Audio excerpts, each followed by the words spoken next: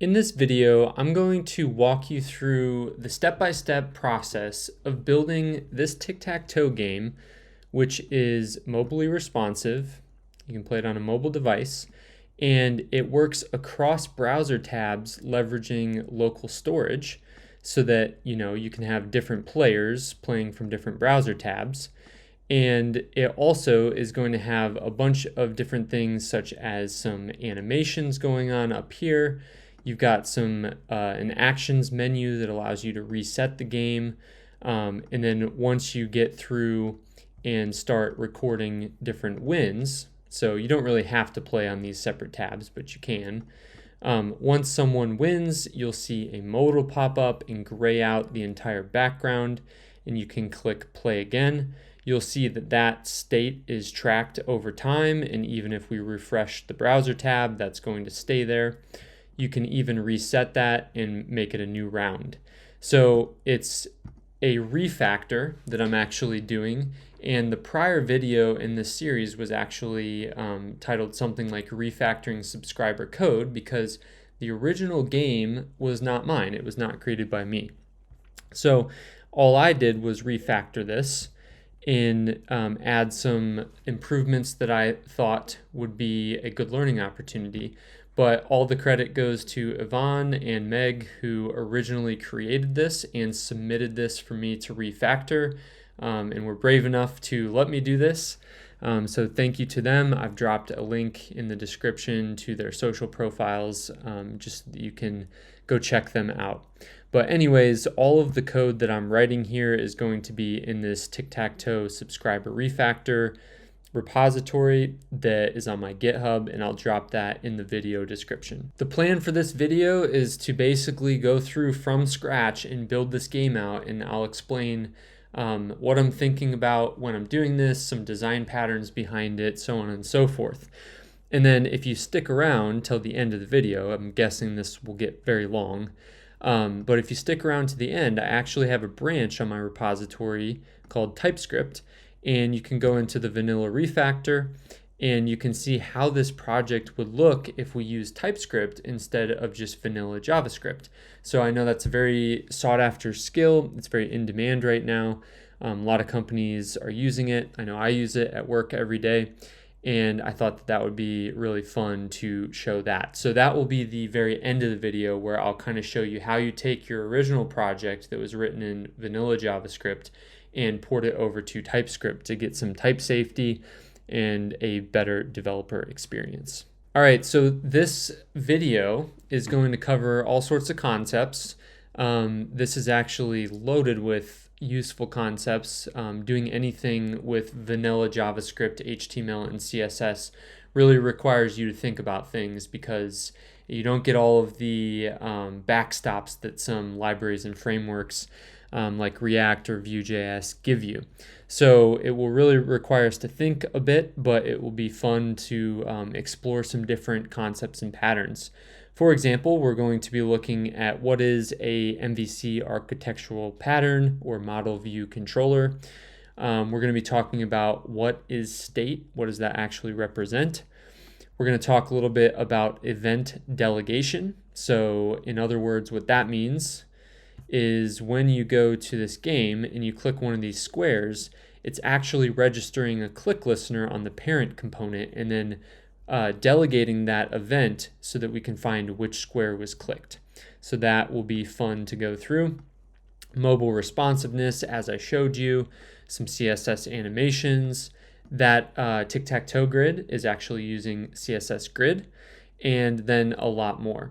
So all of these concepts will be fun to go through, and if you are not familiar with HTML, CSS, and JavaScript, I recommend you go through my full stack, which kind of became a front-end development roadmap, and it's like over 21 hours, and it's all posted on my channel here. And I'm probably going to put this video as the next video in that series, because it is a perfect transition from all of those concepts that we covered throughout that series and applying them in a very real world type of scenario to build this game out. So this is kind of doubling as a subscriber refactor and just a very useful project to build and learn a bunch of cool concepts with. But you definitely have to know HTML, CSS, and JavaScript, at least at a basic level, to get through this video. And I recommend you watch the prior video where I kind of walk through the original project that this was based on. And I kind of talked through what are some of the good things that they did there, what were some of the things that could be improved. And I'll be referencing kind of back to that to kind of show how we can improve on certain things. So I recommend you at least watch the first part of that video or kind of skim through it. Now, I will forewarn you, I've put that this is a beginner to intermediate level video because we are going to be covering a lot of ground here. This will be very challenging to you if you are just kind of starting out.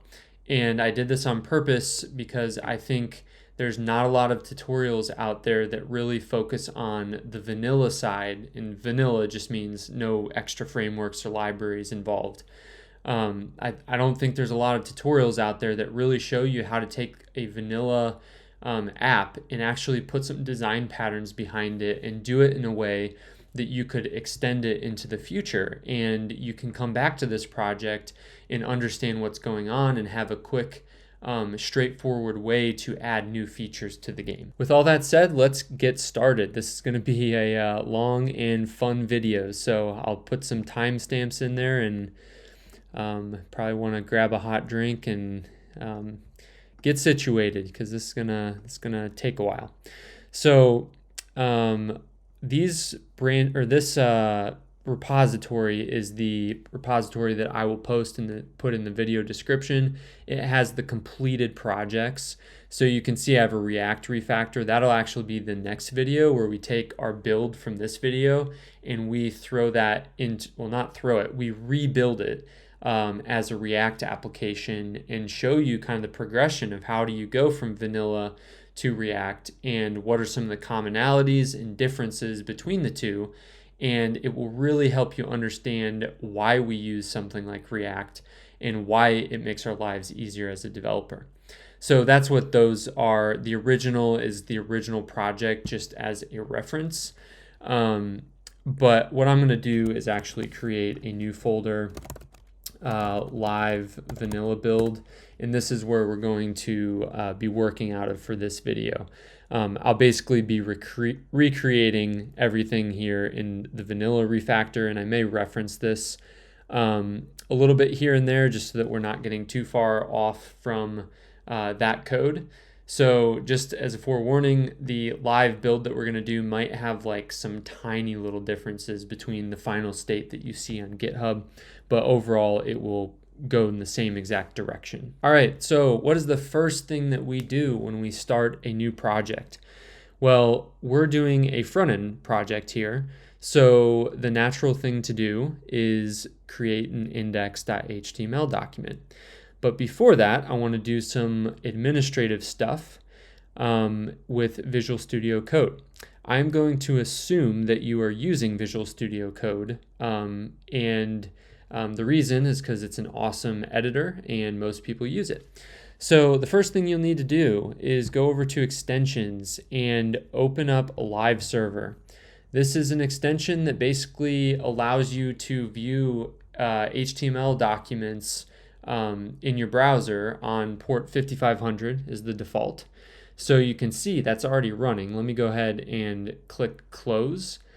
So that'll dispose that. Let me get these windows figured out here.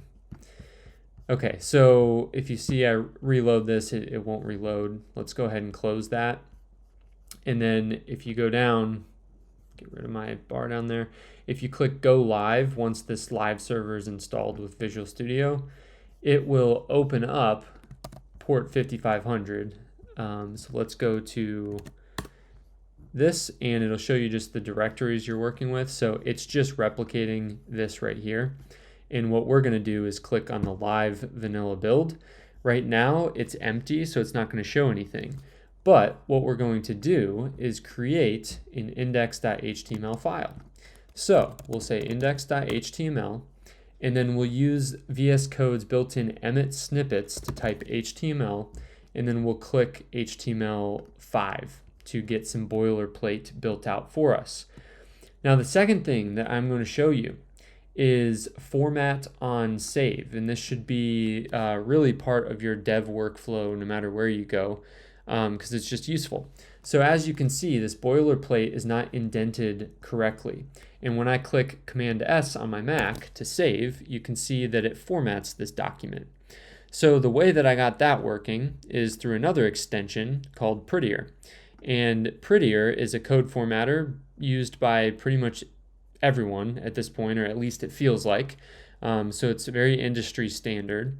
And what you can do is hit Command P, hit the little bracket, or not bracket, whatever that, caret, and type open user settings, and it's right here because I've used it recently. Don't worry about all this stuff.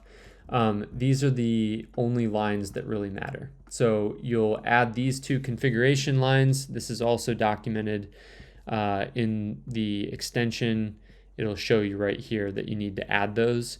And once you've added those, it's going to detect every time you save and reformat the file. All right, so that is kind of the administrative stuff that we're dealing with. I don't think I missed anything, so make sure that you get set up with both of those things. So now that I have saved this, we can go back to our live server, and we should have an empty HTML document. So if you inspect, you can see that here are the elements, and let's just go ahead and change this to vanilla JS T3 for Tic Tac Toe.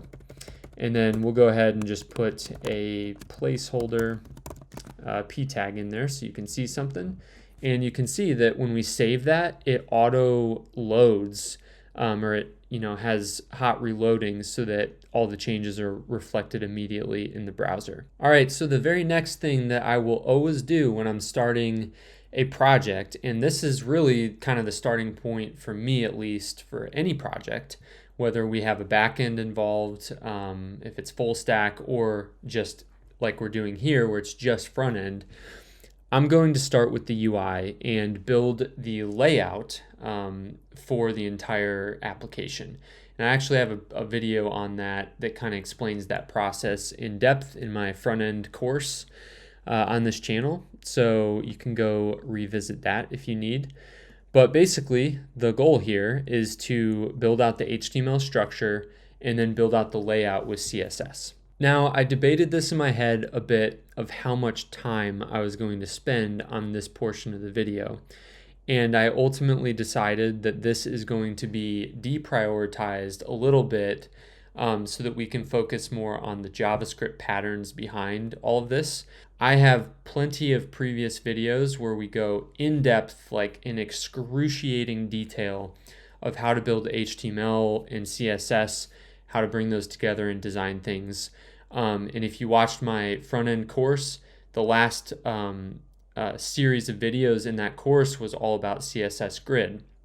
So we're going to leverage that. We're going to use that in a real-world project here, but I am not going to be getting into every last little detail. We're going to take some liberty and do a little bit of copy-pasting from this vanilla refactor that I've already built as kind of a precursor to this video. That said, we're going to take it piece by piece so that you can at least see how it's coming together and the thought process behind that.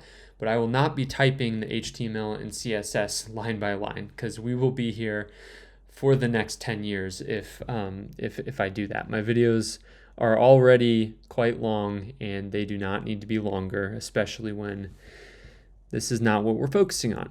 So let's go ahead and do some copy pasting here. So if we look at this index.html, this is the final HTML of this project, the one that we're going for. So the first thing I want to focus in on is the grid. So that's the hardest thing to conceptualize with building this out. And when I say that grid, we're going to actually duplicate this tab so that we have a reference to look at. And my vanilla refactor will give us that complete picture that we want. And so what we're trying to do here is build a grid that has all of these squares here. But then as you can see, there's also these state variables down here. I shouldn't call them state variables, but a little scoreboard that lines up perfectly with this grid. And something a little bit less obvious, up here, the actions menu also lines up perfectly with the grid. And this player 1, you're up indicator, this spans kind of 2 sections of the grid. So really what we've got here and what we need to replicate is a grid that is, let's count it, you've got 3 columns, so 1, 2, 3, and then the number of rows is going to be 1. So this top kind of header section is going to be 1 section of our grid, then 2, 3, 4, and then this 5 bottom one. So really what we have is a, how does this go? Which one goes first? Is it the 5x3 or 3x5 grid? Hard to remember that while I'm talking here on video, but that's basically what we're going to be building. And if I collapse this finished document, so VS Code has these code collapse things that can really help to see kind of how things are structured. So what we can do is collapse everything until it's a lot more clear as to what the grid items are. So you can see that my container has a class of grid, and that grid is going to give us the display grid. So if we go to our index.css and we go to the grid class, you'll see that that is initializing the grid container. And let's go back to this HTML. And then, as we know, if you watched that previous series on grid, is that grid is going to have child elements, which are called the grid items. Now, these are direct descendants of its container. And as you can see, we have 1, 2, and then there's 9 of these squares, and then there's 3 little scoreboard squares there at the bottom. So that's the basic structure, but we are not going to start with all of these different styles and markup. You want to start simple, and the way that we're going to do that is by creating a bunch of divs and just starting with a basic grid here. In order to do that, we need an index.css file. So if you see in the vanilla refactor, we've got some folders for the different types of files. You don't really need that. That was just an organization thing. For this rebuild, I'm just going to try to mirror that. So we'll create a CSS folder and then a new file in there called index.css. And then let's go ahead. This is something that I always do. Let's just throw an all selector and then color red. And that means every text, everything is going to be, or all the text is going to be red. And the reason I do that is just to make sure we're hooked up correctly. So let me close all these files out. This index.html is our starter. You can see I have a placeholder here, and what I need to do is right above the title, we're going to add a link, and we're going to go down and hit enter on the link CSS. And you can see it already knows to go grab the style.css, but that's not what we want because we have a custom directory. So let's go to CSS and select index, save that, and now if this is hooked up correctly, this should be red. So let's go right here, and you can see that it is red and it is connected up. So the very first thing that we need to do is put in a main HTML tag. And the reason that we put the main tag in there is because this should represent the dominant content of the document. Now, if you wanted to figure that out on your own, you can just type in mdn main. So mdn main, and it'll be the first result. And it says it represents the dominant content. If you scroll down here on the usage notes, it says it should be unique for the document. Content that is repeated, such as sidebars, nav links, copyright, should not be within main. So in our case, this Tic Tac Toe board is the dominant content of this index.html document, so we want it inside main. Furthermore, we'll need a div container, which will be the grid container itself. And we want to give that a class of grid, which we will style within index.css. But if you remember, let me hit Command B on my Mac to close out that sidebar. If you remember, on this original, we had the grid class, and then we had all these grid items. So we had 1, 2, 9 more right here, so 11, 12, 13, 14, if I can count basic math right. But basically, we just need a bunch of divs within here. So we can make one, Command C, copy that all the way down. And how many is that? 3, 6, 9, 11. Okay, we'll come back to this if we didn't get that right. But anyways, we've got the skeleton of our grid. And now if we come into index.css, we can make that grid class and say display grid.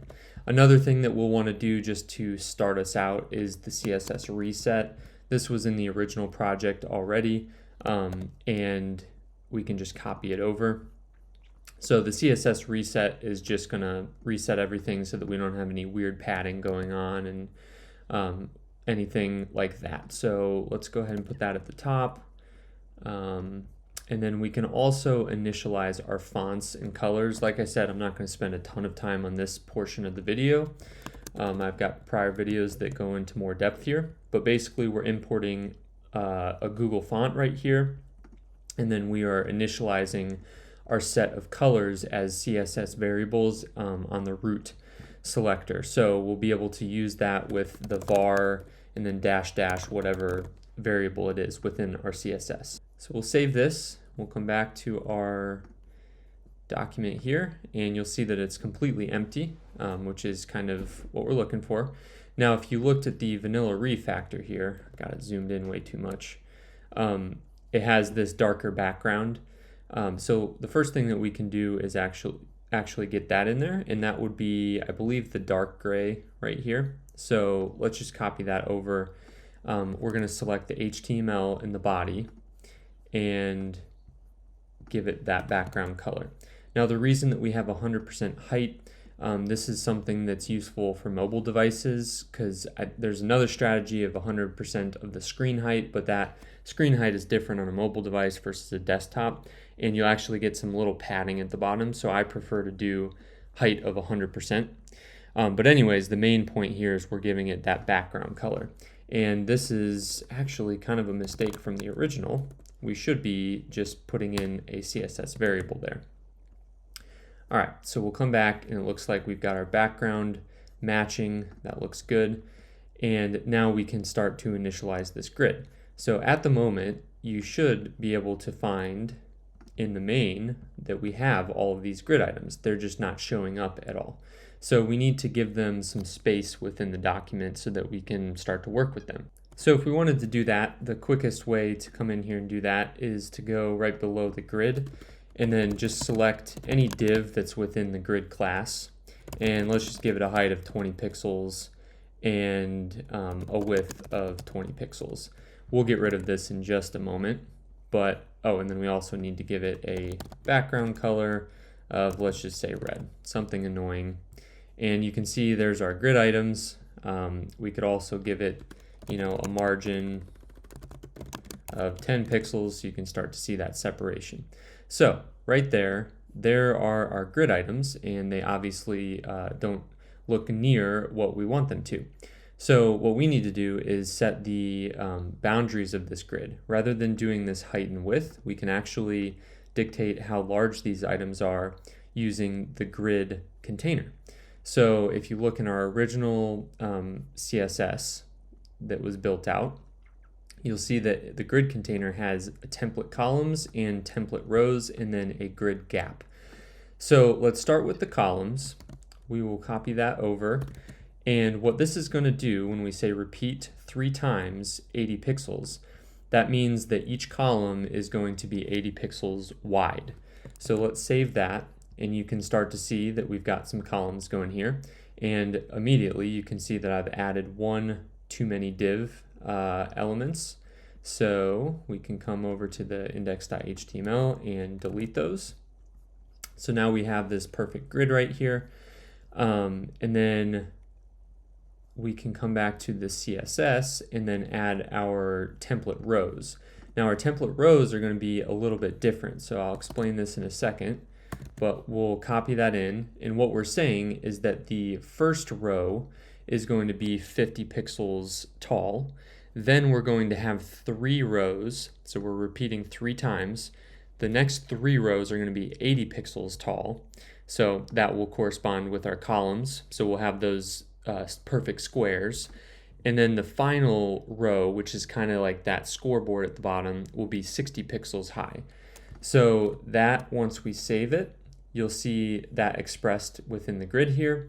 And I believe we actually need more grid items here. I'm sorry, it's hard to count while I'm teaching here, but let's make 3 more.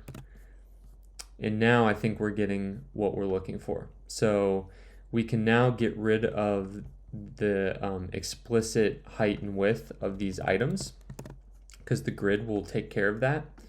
So now you can see that we've got the skeleton of this grid, but let's go ahead and start isolating things. So we want to maybe style the top row as a different color than the main grid and the scoreboard at the bottom. So this will evolve and change, but just to kind of demonstrate the concepts, I'm going to quickly put something in there.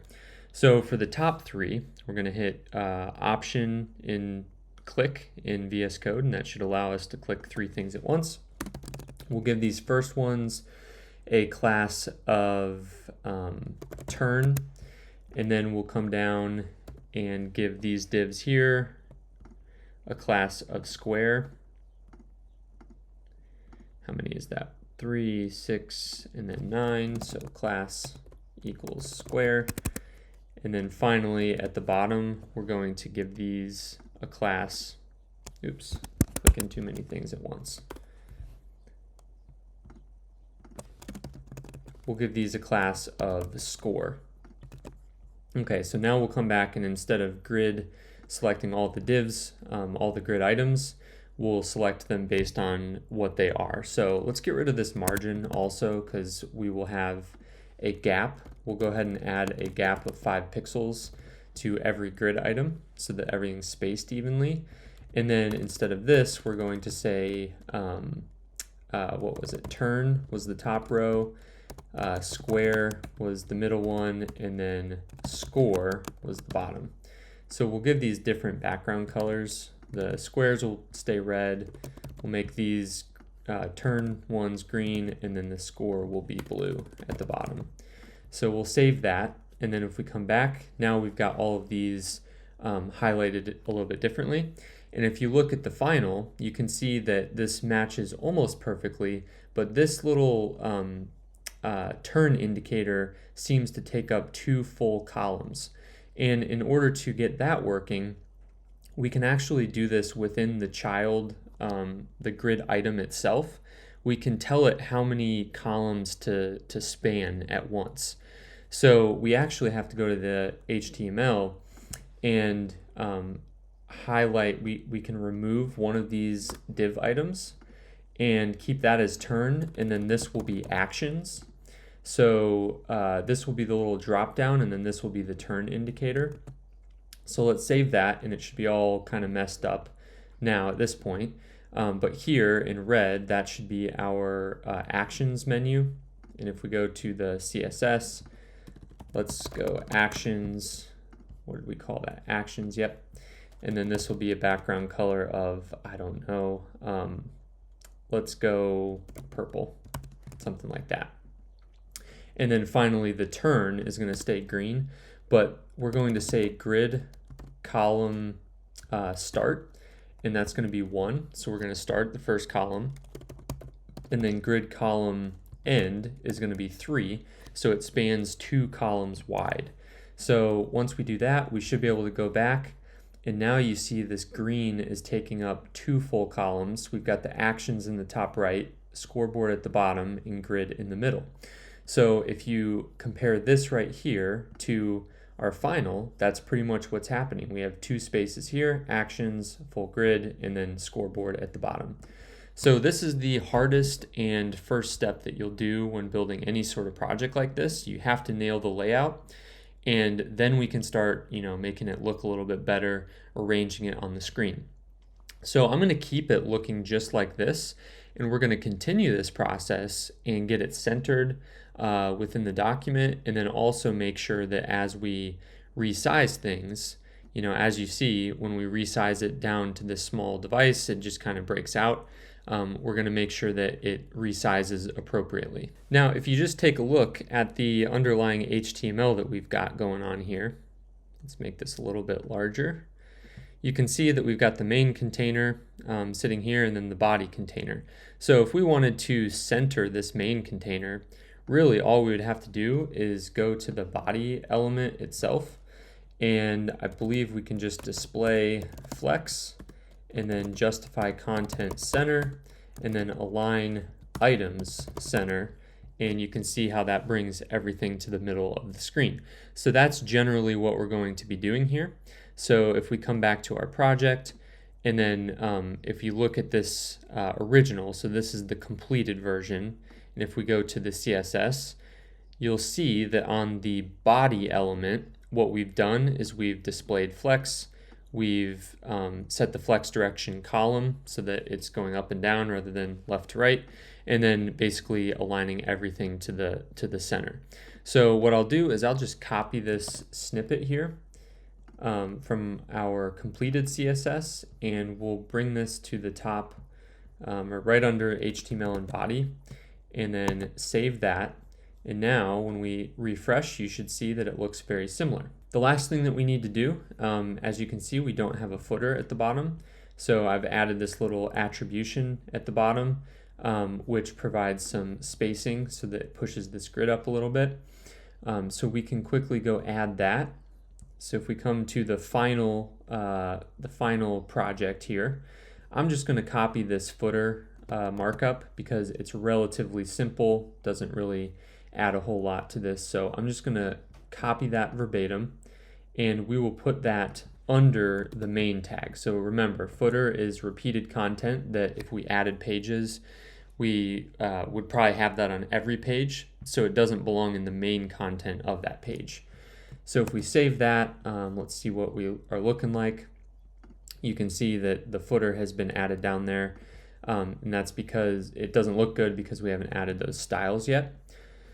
So let's go back to our completed one, and I have a section at the bottom that has the styles just for the footer.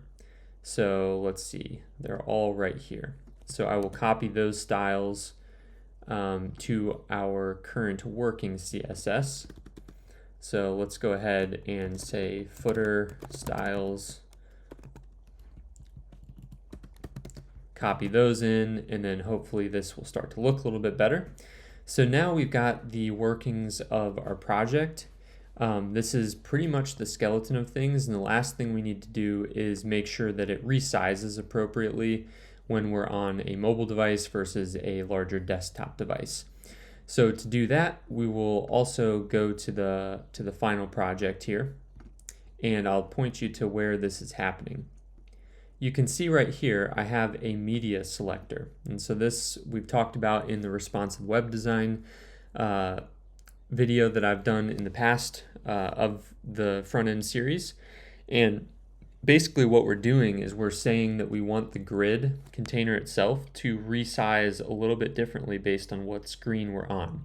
So what this rule is saying is any screen that is 768 pixels or higher, so basically like a tablet or desktop device, we want the grid to have a width, an explicit width of 490 pixels, because we know we have enough space for that.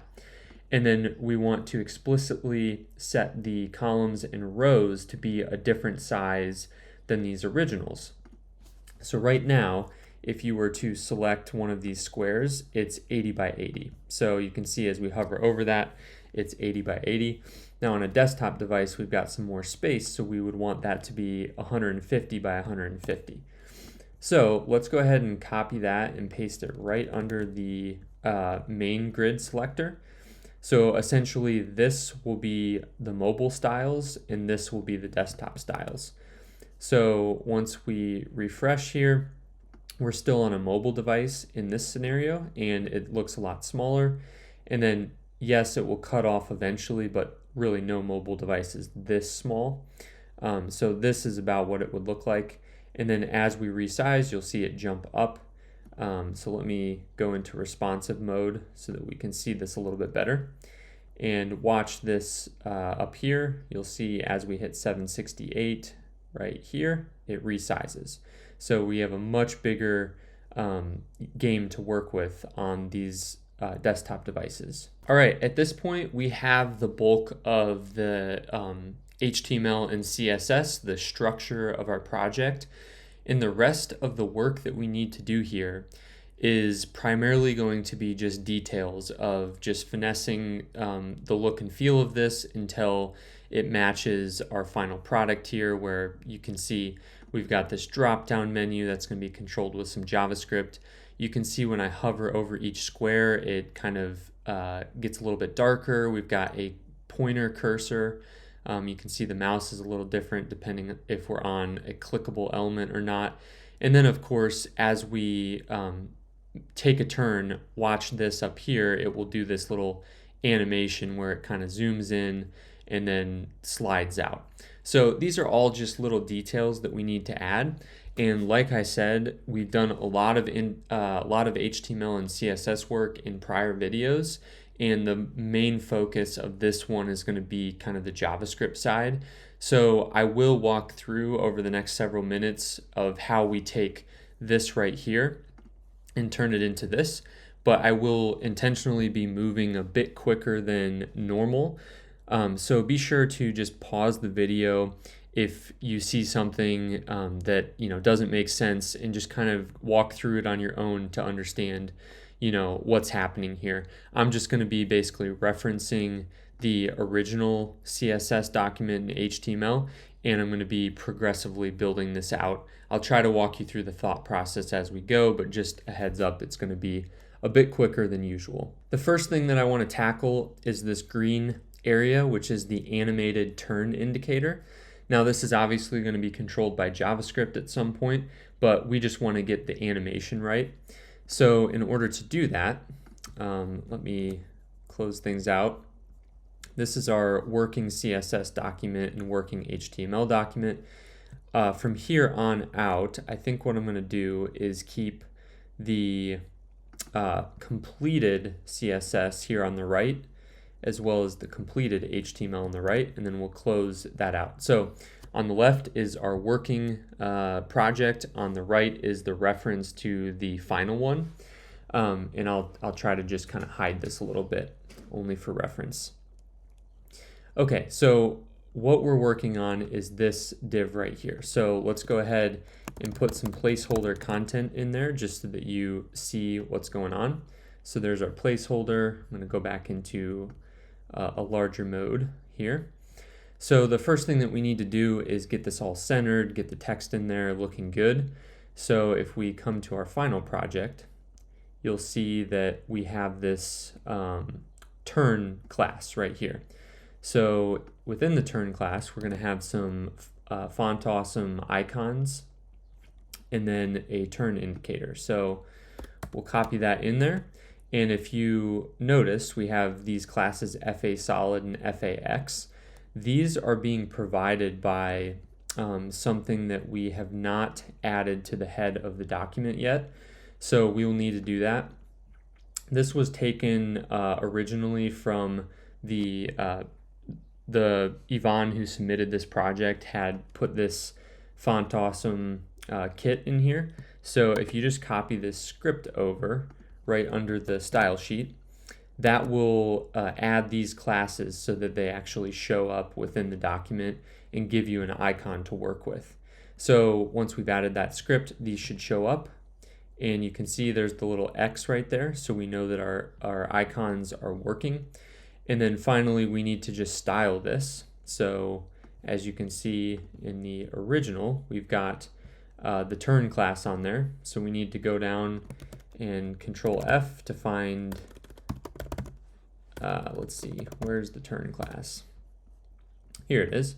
Okay, so we will copy these styles on over. We've got some of them already. Looks like we've got the, so the background color we're gonna keep. We want to actually display this as a flex container. with center alignment of the items and a gap of 20. So that's the only thing that we need to add, and then we need to align self-center. So that's going to tell the grid where to align things. So really what we have here is just some development only background colors. This tells it how to align itself within the grid, and then this is the specification for how the content within this container is going to be aligned. So if we come back over, you can see that it's now looking a little bit better. And if we were to remove this background color, now you can see that things are looking great. This is exactly the alignment and positioning of the final one. Now, obviously there are different colors going on here, but we're going to be controlling a lot of that with JavaScript, so we can move on from here at this point. Just for the moment, I'm going to turn this to, let's make it that yellow text, so we can give it a color and then use one of our variables. And you remember we had defined a variable of yellow here at the top under our root, so we should be able to throw that in there and get that yellow color right here. And then we need to animate this. So in order to do that, this is a little bit more intermediate level CSS stuff, but in order to do that, we need to add some keyframes in an animation to animate both the icon and the text. First though, you can see that we have some selectors for the icon and selectors for the text. So I'm going to copy those over right under turn. So we've got the paragraph text and then the icon text. I'm going to get rid of this animation stuff for just a second and save that. So now you can see that we've got this looking a lot closer to what's going on here. And now we need to do the animation itself. So when we do an animation, you have to first specify the animation's name on the animation property, the CSS property. And you'll give it a duration and then some behavior that you want it to have, and then of course the reference. So for the icon itself, that's what we'll start with. This is going to be the animation that makes it kind of pop in and out, get a little bit bigger and then smaller. So you can see that we have referenced turn icon animation. Now this is an arbitrary value that we have actually defined as some keyframes. So this selector right here matches this. They need to match because right here you were referencing to these keyframes. And what it's saying is that at 0% of the duration, it's going to scale to 100%, and then 25% into the animation, it will scale to 140%, and then once it's finally done, it will scale back down to 100%. So it kind of pops in and then comes out.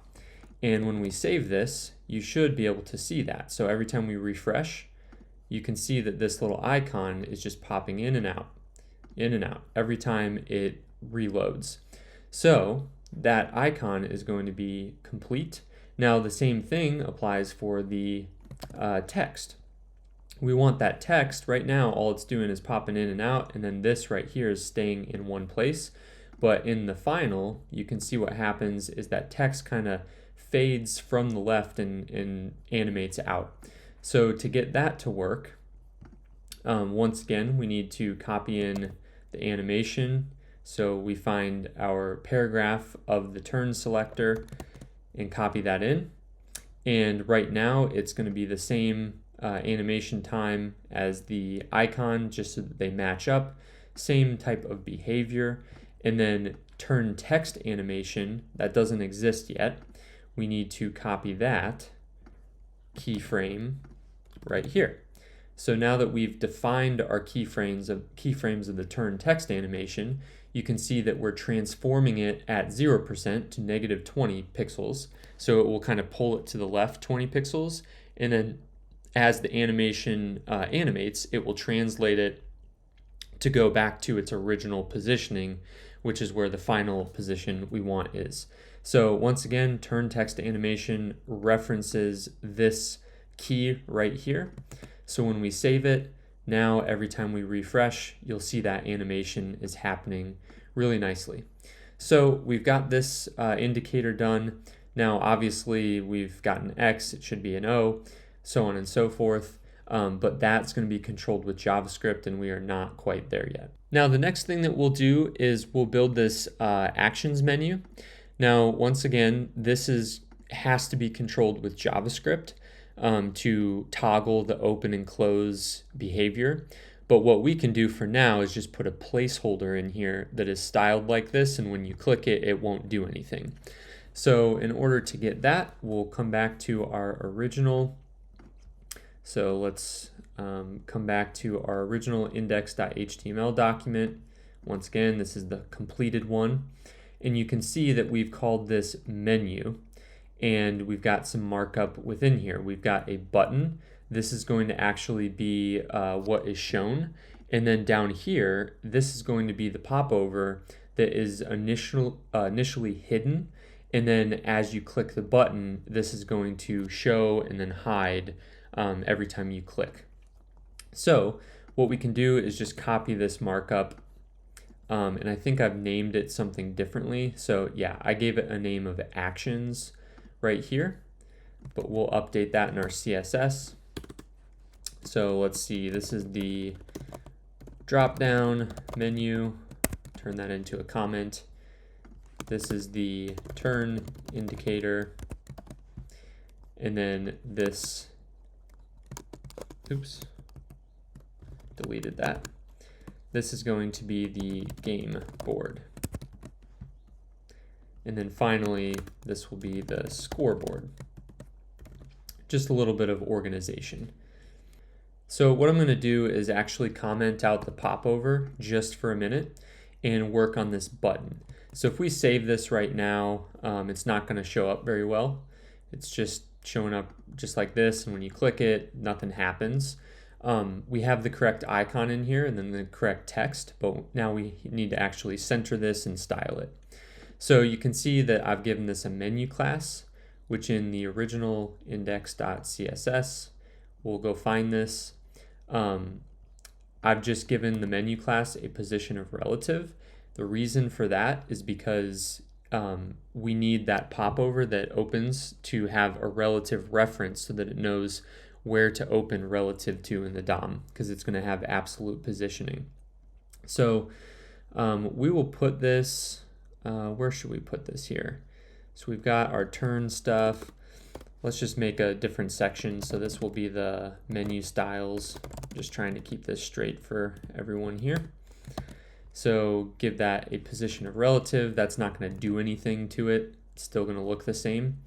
But then once we add the menu items, so if we go back to our markup in HTML, you can see that we should have some items. Those are commented out, so we're not quite ready for that.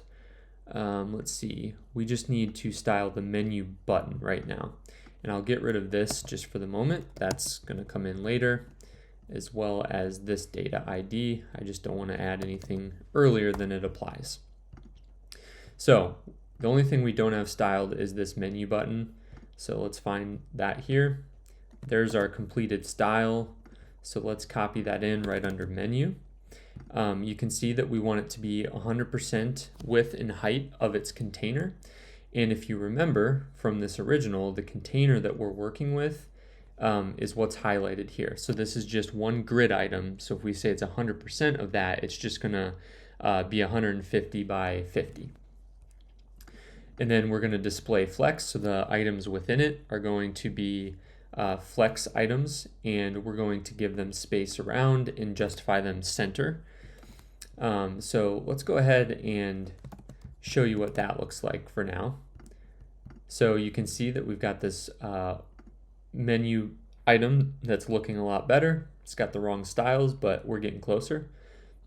So let's come down, uncomment these, and here we're going to give it a background color. I believe this was like a one-off color that didn't fit into the color scheme, so that's why I'm defining it here without a variable. And then we want the text to be white. We want to give it a border and then make that border rounded a little bit. So we'll go ahead and save that, save the HTML, and now you can see that our actions menu is looking exactly the same as this one. Now the final thing that we have to do we don't have JavaScript functionality to this yet, but we can still kind of mock out what this menu looks like. So as we click this and open the menu, we can still build this even though we don't have JavaScript. So to do that, all we need to do is uncomment this div. And at the moment, we haven't styled these classes, so it's going to look very weird. You're just going to see it right below the actions menu. But what we want to do is make this items class. And then more importantly, it's going to be hidden initially, and then our JavaScript is going to be what's responsible for unhiding that. So here's what I'm going to do. Let's go ahead and remove, well, no, let's keep it as is and define the items class. So where is that? Let's search for items. All right, so here are the menu items. I've actually selected any element with an items class that's within an element with a menu class. You don't really have to do that. We could just copy in items directly because we don't have any additional styles going on there. So we've got the menu button that's always going to show, and then the items are going to be these items that you can click once they're expanded. So there's a couple really important things going on here. The first thing is position absolute. So because these items are within the menu class, the absolute positioning is going to be relative to the nearest parent element that has a relative position on it. And as you can see, we've given that menu a relative position. So these items are going to be positioned absolutely relative to that menu element. A little bit confusing, but we've gone over that in prior videos in the series that I built out. So we want to give that absolute positioning and a z-index of 10, which means that it will sit over the grid of items. You don't want that to go behind. So the top, it'll be 60 pixels offset from the button itself. So I'll show you what that looks like. Let's go ahead and just look at those styles right there.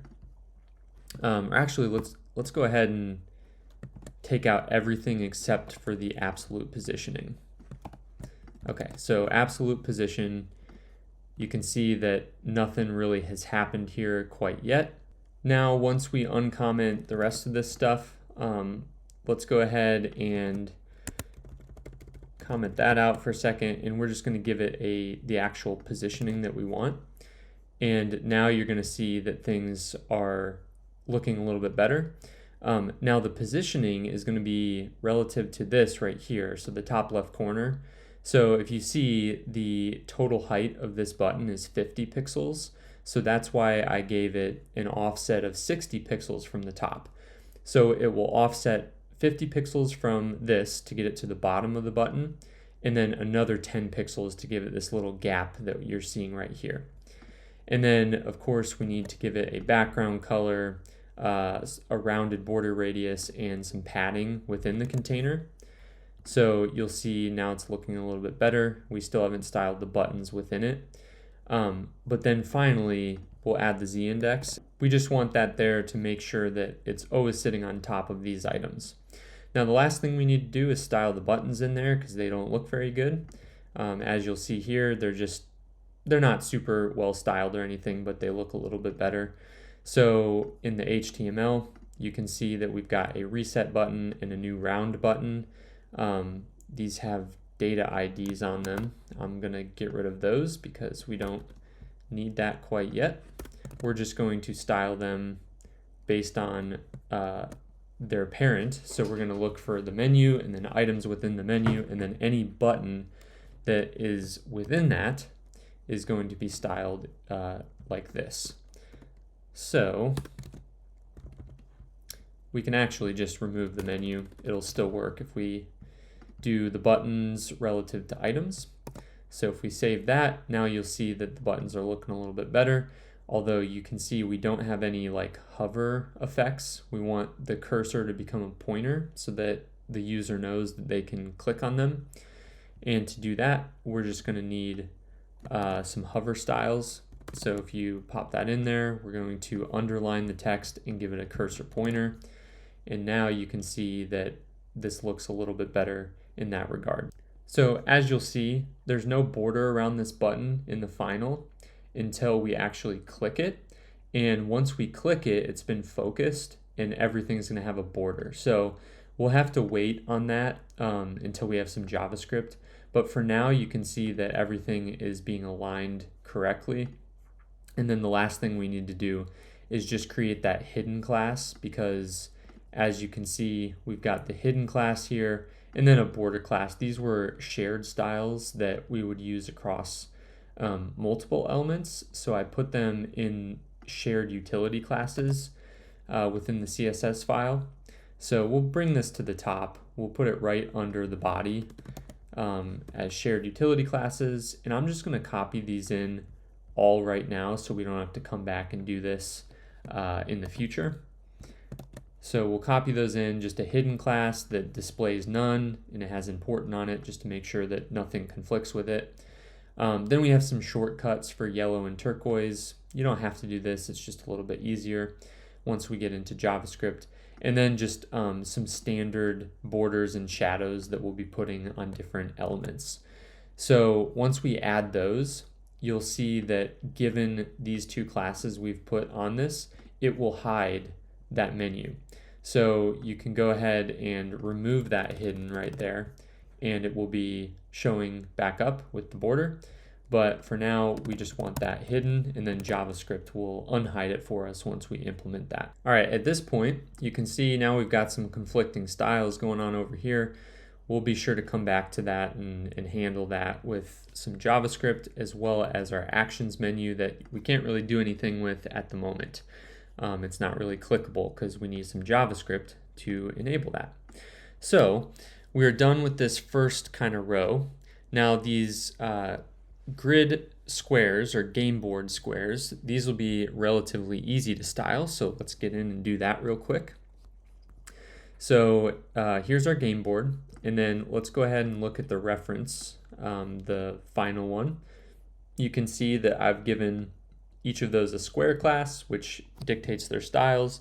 And then we've put a shadow. Remember, we just defined those shared utility classes, and I've defined a shared shadow class that will apply to everything. So that's just kind of keeping the code dry, making sure we're not repeating ourselves too much. So what I can do is now add those in. So once again, I'm going to hold down Option and click through this within VS Code to select multiple at once, and we will add that shadow class. Now, furthermore, we're going to want to give, we don't need the IDs quite yet. That will come when we add some JavaScript. So let's save that, and then finally we can get rid of our background red.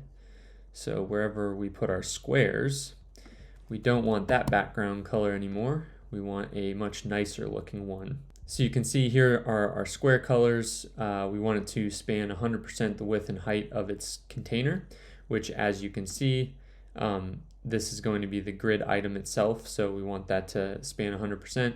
And I don't think that is actually necessary now that I'm looking at this, because the grid will control those. So let's go ahead and just copy this gray background. We're going to put a little rounded border, and then we're going to make sure the content within it's a flex container so that the content is centered within. And then the font size is going to be 3 rems because we want those icons that are sitting within to be extra large.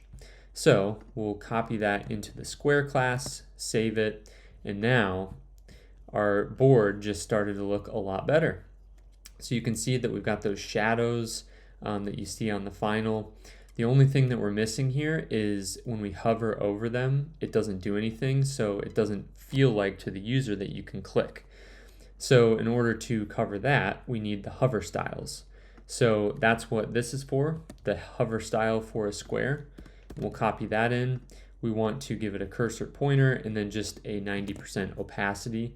So now when we hover, it's going to act like it's actually clickable. For now, we're going to leave the icons kind of off of this at the moment, because that's once again going to be controlled by JavaScript when we actually click these.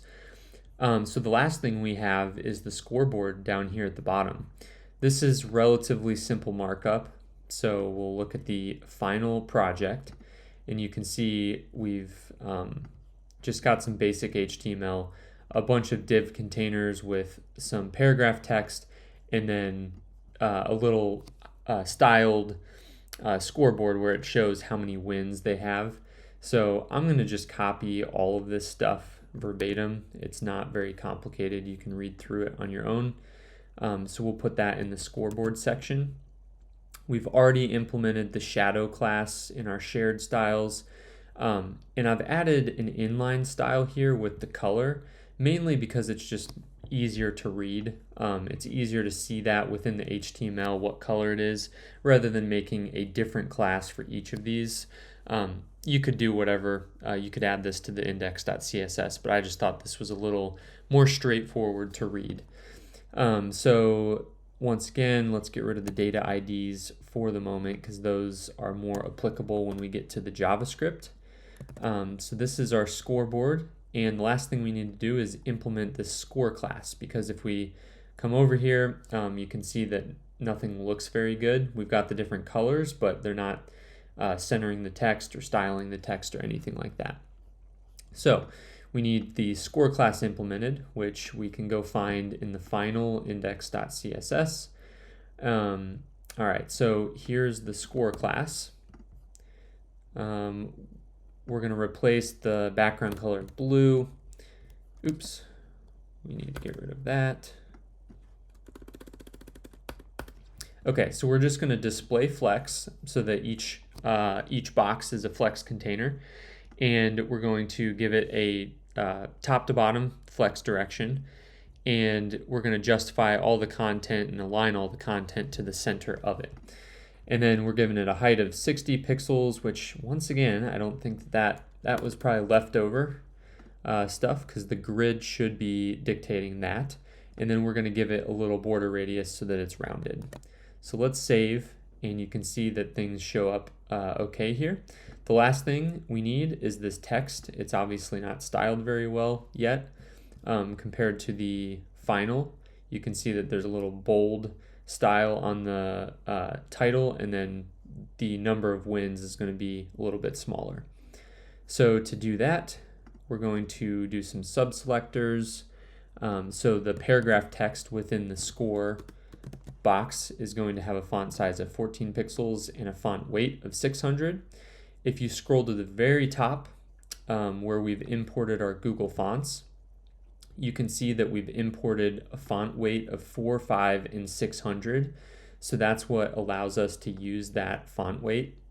If you didn't import that, then this is not going to do anything. So just a note there. And then the span element, so this is where we actually show how many wins the person has.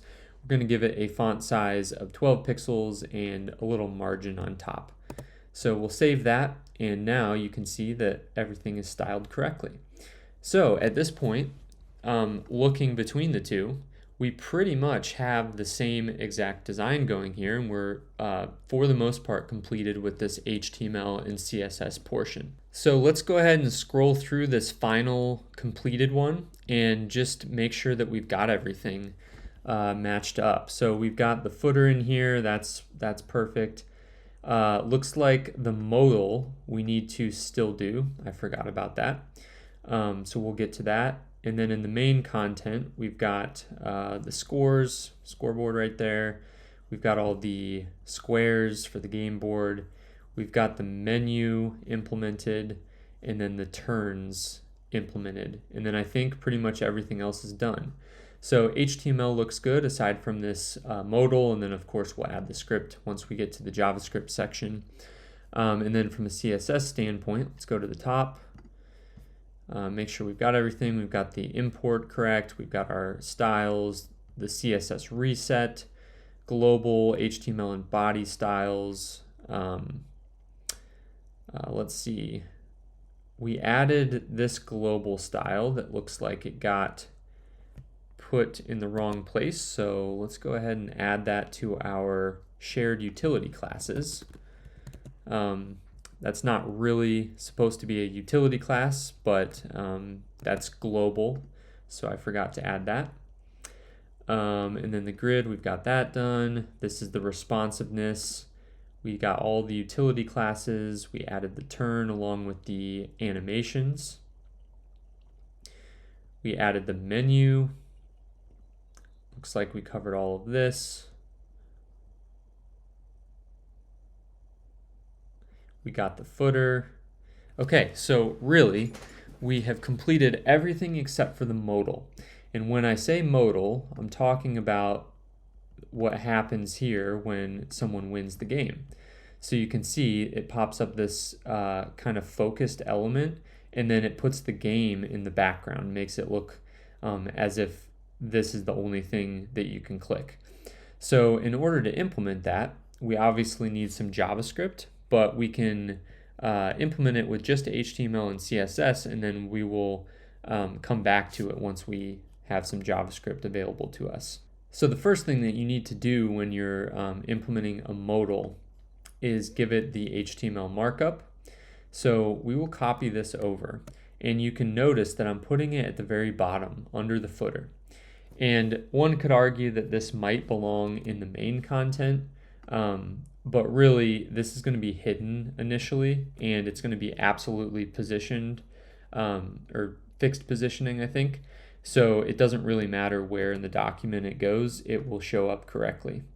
So I think one could make the argument that it goes in main, like I said, but let's go ahead just to stay consistent and put it at the bottom.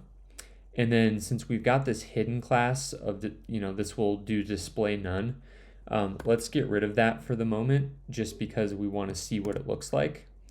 And if we go back to our project, you can see that the modal is right here. It's at the very bottom. It's got this P tag and then a button that says play again. Obviously, this is nowhere near what we want. We want this centered and have a little backdrop. So we've got some CSS that we need to write.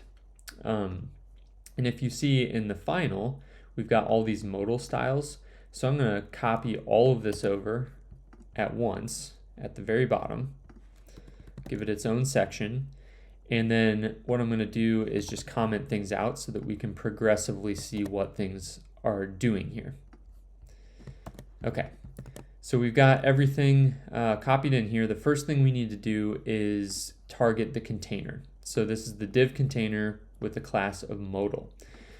So what we're doing here with this modal container is we're giving it a display property of flex and then positioning of fixed.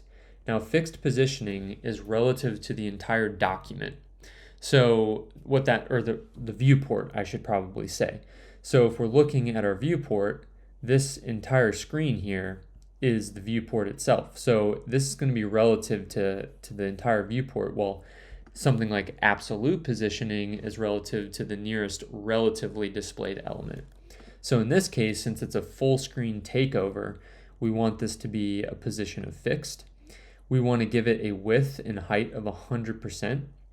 And that will work because up here at the top, we have given the HTML and body a height of 100%, and it's automatically going to span the width of 100% just based on how block elements are displayed. So by giving it just this stuff, display flex, or we don't even need that yet, position fixed, width 100%, height 100%, let's save that. And now you can see up here it has moved. So now this takeover, the modal, spans the entire screen, as you can see. Now we want to take this content and put it right in the middle and give it some styles. So what we need to do is uncomment the justify content and align items, and then also the display flex. So really we need to bring those up, just so that, not for functionality, just so you can see it all together. So display flex, and now you can see it's right in the middle. And then finally, if we give it a background color, it's really going to start to pop out. So this entire modal has this dark background color.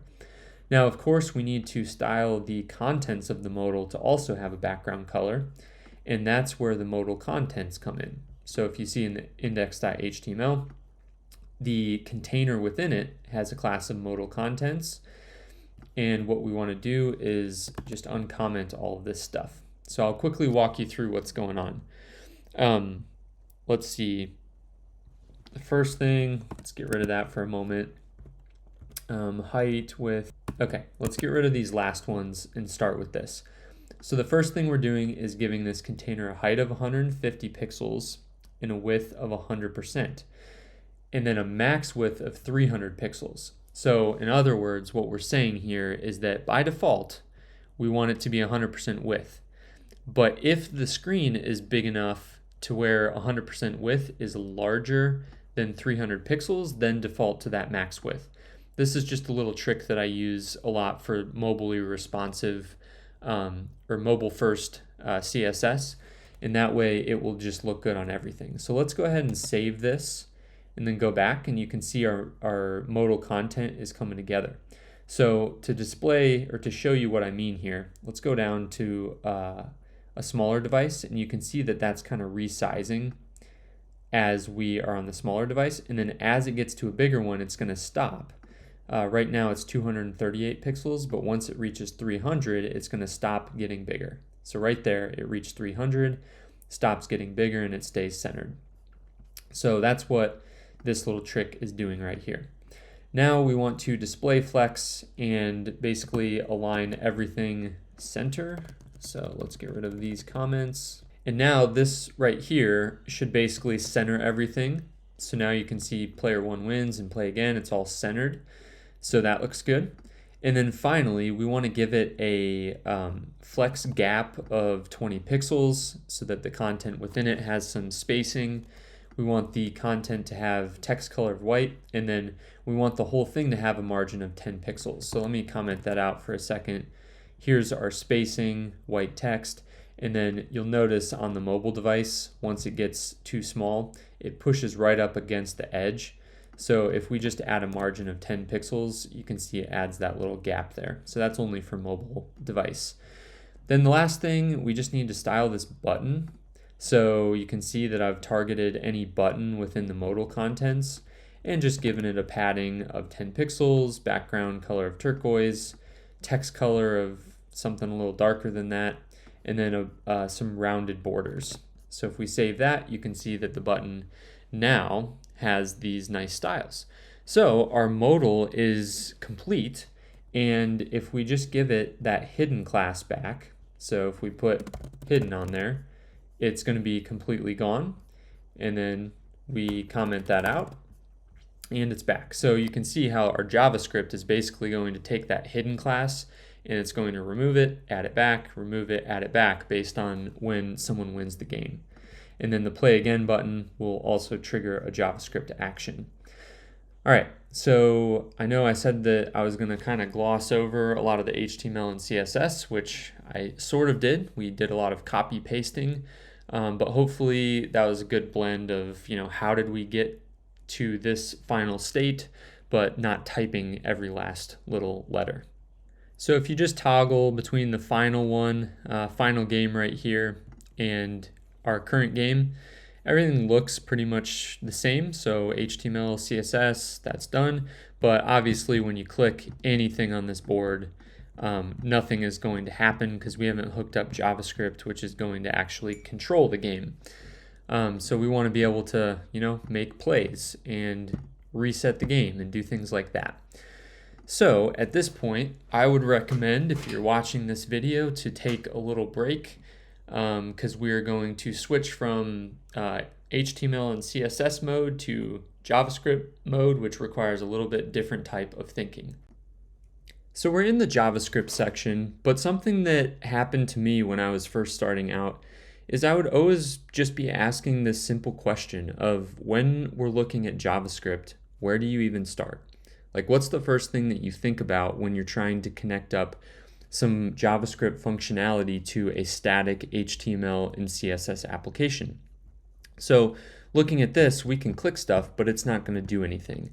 And so the question is, where do we even start thinking about adding these event listeners and all the different state management that happens to make this game work?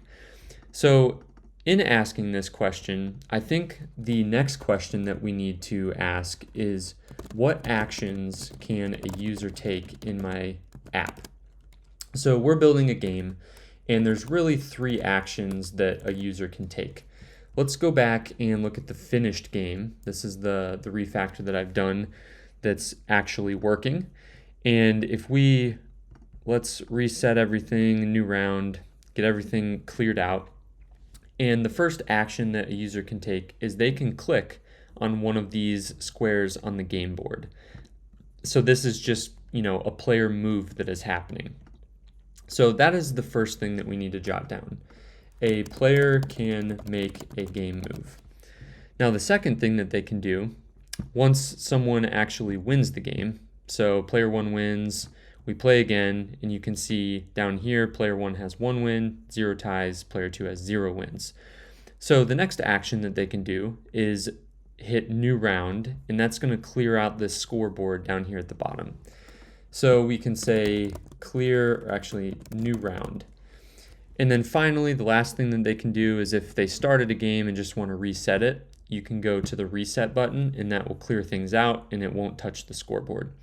So we can make a new round or reset the current game. So I think with any application, any front-end project like this that we do, this is a great first question to ask yourself, just so that you can get a better understanding of these requirements. Now, of course, once we have this question answered, you obviously have to start writing code to make this happen within your static HTML and CSS. So there's a lot of different ways to approach that. And ultimately, where we're headed by the end of this video is to have some sort of model view controller pattern that's going to help us organize our code to make this stuff happen and handle these events correctly. So model view controller is just a pretty common architectural pattern that's commonly used for developing user interfaces. So this is actually me from the future. I was editing this video and realizing that I had created this diagram to kind of give an overview of the MVC pattern, and I didn't actually go through it. So this is the MVC pattern, model view controller, and I wanted to just walk through kind of the flow of this. So as we're building our application, there's 3 separate concerns basically. We have the view, which, as you'll see, this is event listeners that handle either UI only events, so like toggling a menu, as we'll see here, just toggling this actions menu, or we can manipulate the DOM and respond to state changes. And what happens is the store over here is kind of the model, and this is responsible for getting state and saving state and emitting state change events. And this app in the middle is the controller, and this is responsible for kind of orchestrating between state and the view and making sure that state updates and the view updates all in one concise, consolidated place. So I know this probably doesn't make a whole lot of sense, so I'll stop here, but just keep this in mind, come back to it as we go through this build, and hopefully this gives you a little visual representation of this pattern we're using. Now, this is going to be a very challenging pattern to implement straight off, right off the bat, and it's not going to make a whole lot of sense. So what I've decided to do is almost a contrived example where we basically start with a more naive approach where everything kind of sits in one file and we don't have really any architectural patterns behind this. And we're going to progressively iterate on that and get to that MVC pattern that's a little bit more stable. So we'll call this the video progression. We're going to start with, a naive approach, all in one file. Then we're going to refactor and iterate as we go. And then finally, we're going to end up with MVC pattern that is, and this is very important, it is going to be easier to debug later, and it's going to be easier to extend and add features to later. Now, these are really important parts of building software because anytime you're building software, you're going to have users that expect things to be improved and fixed and extended. You want to add more features. So, for example, in our basic Tic Tac Toe game, you might want to add some leaderboard over here to the left side or the right side. And you might want to be able to add user logins and registration and whatnot. And being able to do that is going to be very difficult if we haven't planned out a little bit of architecture and a little bit of software design behind what we're doing. In other words, everything in one file is going to quickly become unmanageable. With that said, I think we can go ahead and get started. Now, just thinking about this a little bit, let's enter this down so we got some more room. What actions can a user take in my app? We've defined these, and what I want to kind of point out is that these pretty directly, did not mean to do that. These pretty directly map to event listeners on HTML elements. So in each case, when we look at this, we have individual elements. So reset is going to be some sort of button. New round is going to be a button. And then each of these squares on the game board are going to be like a button or a div or something like that. And every HTML element has event listeners that you can hook up. And then when that event happens, you'll put in some JavaScript logic that will maybe manipulate the DOM and update some sort of persistent state in local storage or session storage, so on and so forth. All right, so I think that's enough planning for the moment. We're going to kind of come back to this whiteboard a little bit to plan out some more features as we build this out, but I want to get started just to kind of jump in. So if we're looking at our HTML document, we have to ask the question, how are we going to add JavaScript to this? Well, theoretically, you can put JavaScript pretty much anywhere in this document, but you will always see a best practice of putting that JavaScript at the end of the body tag in almost all cases. And the reason for that is because when we are loading an HTML document in a browser, the browser has a bunch of code that's running in the background that actually has to read through this HTML document and parse it and parse all of the elements there and all the styles, attaching those to the elements, and it has to actually paint that to the screen. Now, this is called the critical rendering path, and I would say this is a more intermediate to advanced concept that you can kind of check out on your own. But the point of this is to say that when we load this HTML document in the browser, it's actually going to make a network request to get the document. You can see that over in the network tab. You'll see this first 200 GET request. Let's make this a little bit larger. This is the initiator, is the document, and it's of type HTML.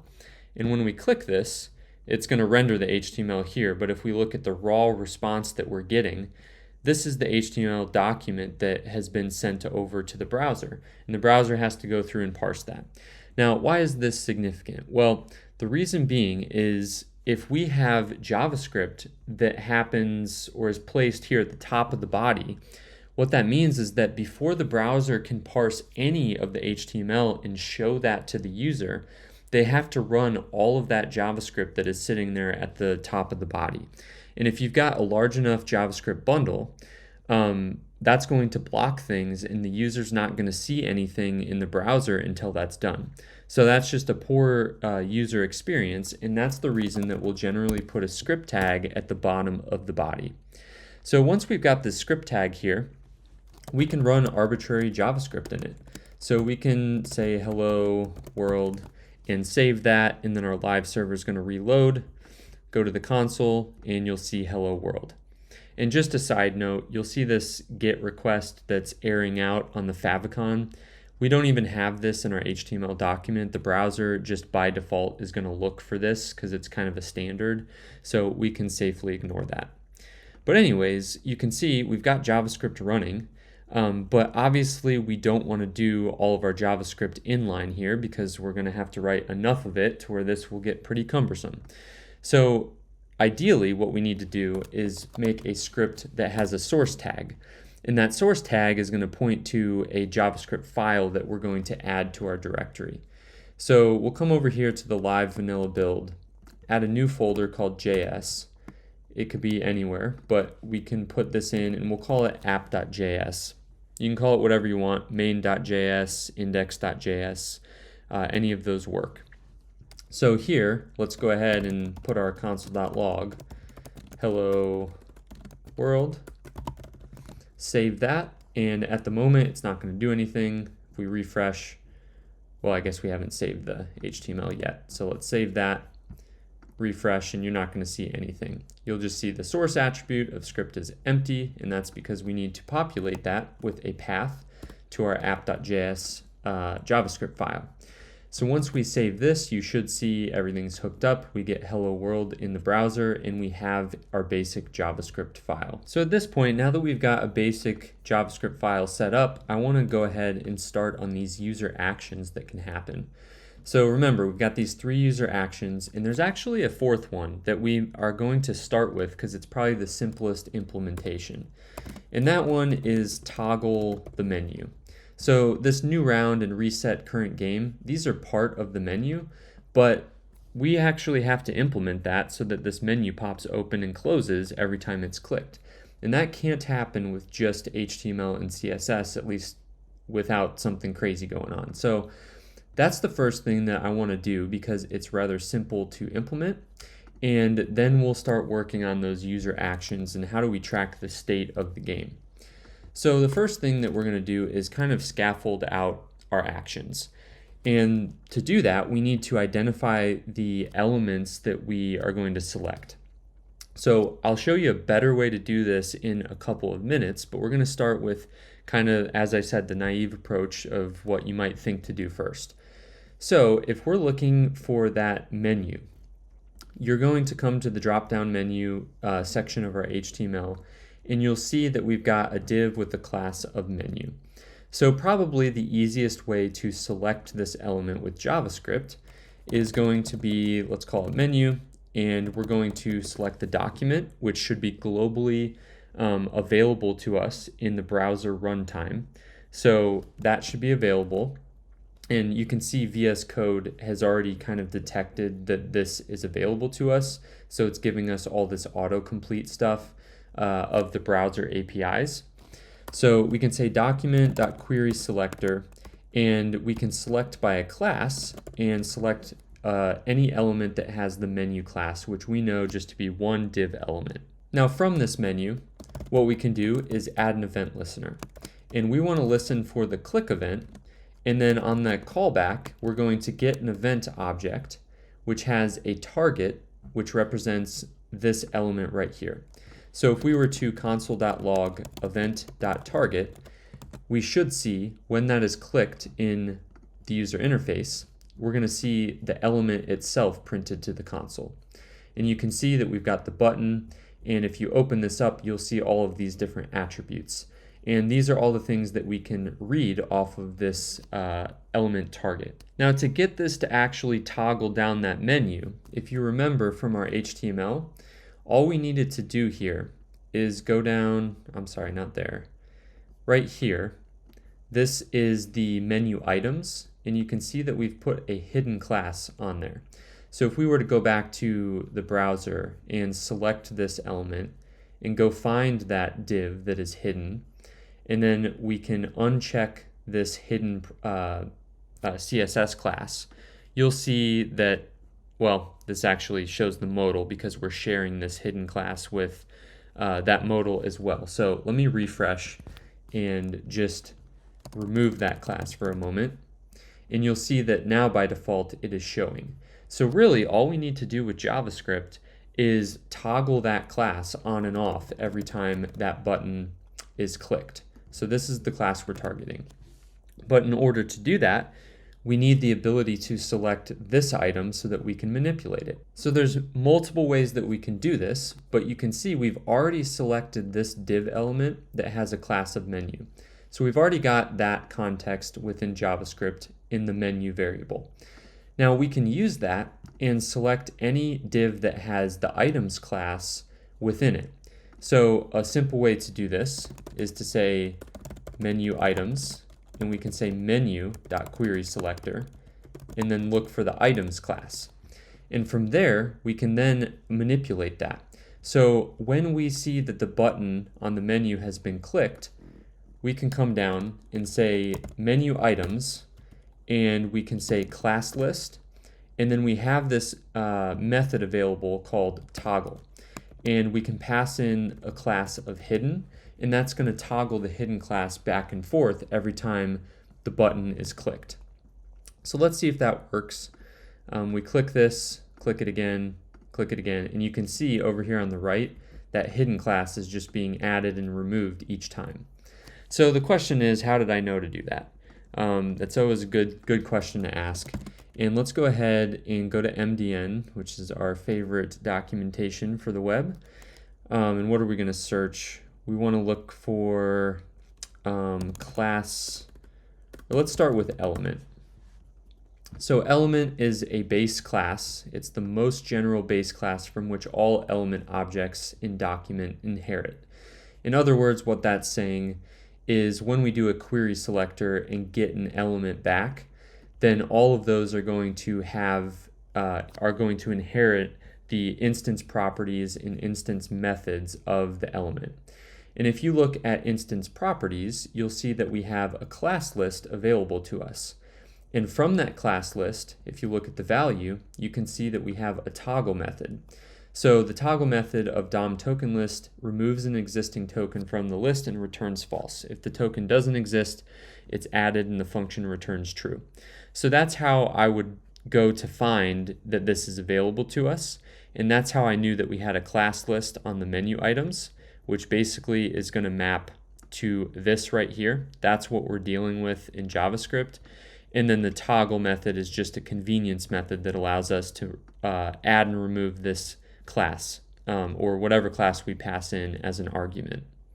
So just with a couple lines of code, we now have some functionality in our application. We can toggle this actions menu.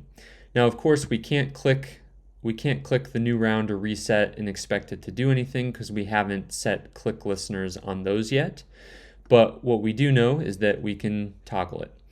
Now, there's already something wrong here, and there's nothing terribly wrong, but I'm going to start making a list over here. If we can remember where this is, we'll say, let's zoom in a little bit, make this a better font. So best practices when developing user interfaces. All right, so the first one that we're going to talk about here is global scope and namespaces. So if we go back to our application, there's something that's a little bit wrong here and could cause you problems in the future if your app gets bigger and you start splitting this across multiple script files and using similar variables. So let's say that we went ahead and added another script to our index.html. So let's copy this down. We'll say second app.js. And over here, we're going to add a new file called second app.js that we'll delete in just a minute. And I'm going to define a variable called menu. And this is just going to be some object, some JavaScript object. Okay, so we've got in our second app.js a variable called menu. In our first app.js, we also have menu, but they represent two different values. So the question becomes, which one's going to win? Which one's going to take precedence? So let's go in here and click our button again, and it seems to be working okay. So let's go back here and flip the order of these scripts and save it. Now let's click here, and this is no longer working. And the reason being is because we have a redeclaration of the menu variable. And so it no longer knows what to do because we're trying to set an event listener on a constant object variable because they're conflicting. So as you can see, this is already a bit of a problem. And the problem here is not that we're defining two variables of the same name. That's totally acceptable within, programming. It's the fact that we're declaring the same name in the same scope. Furthermore, we're putting it all in the global scope.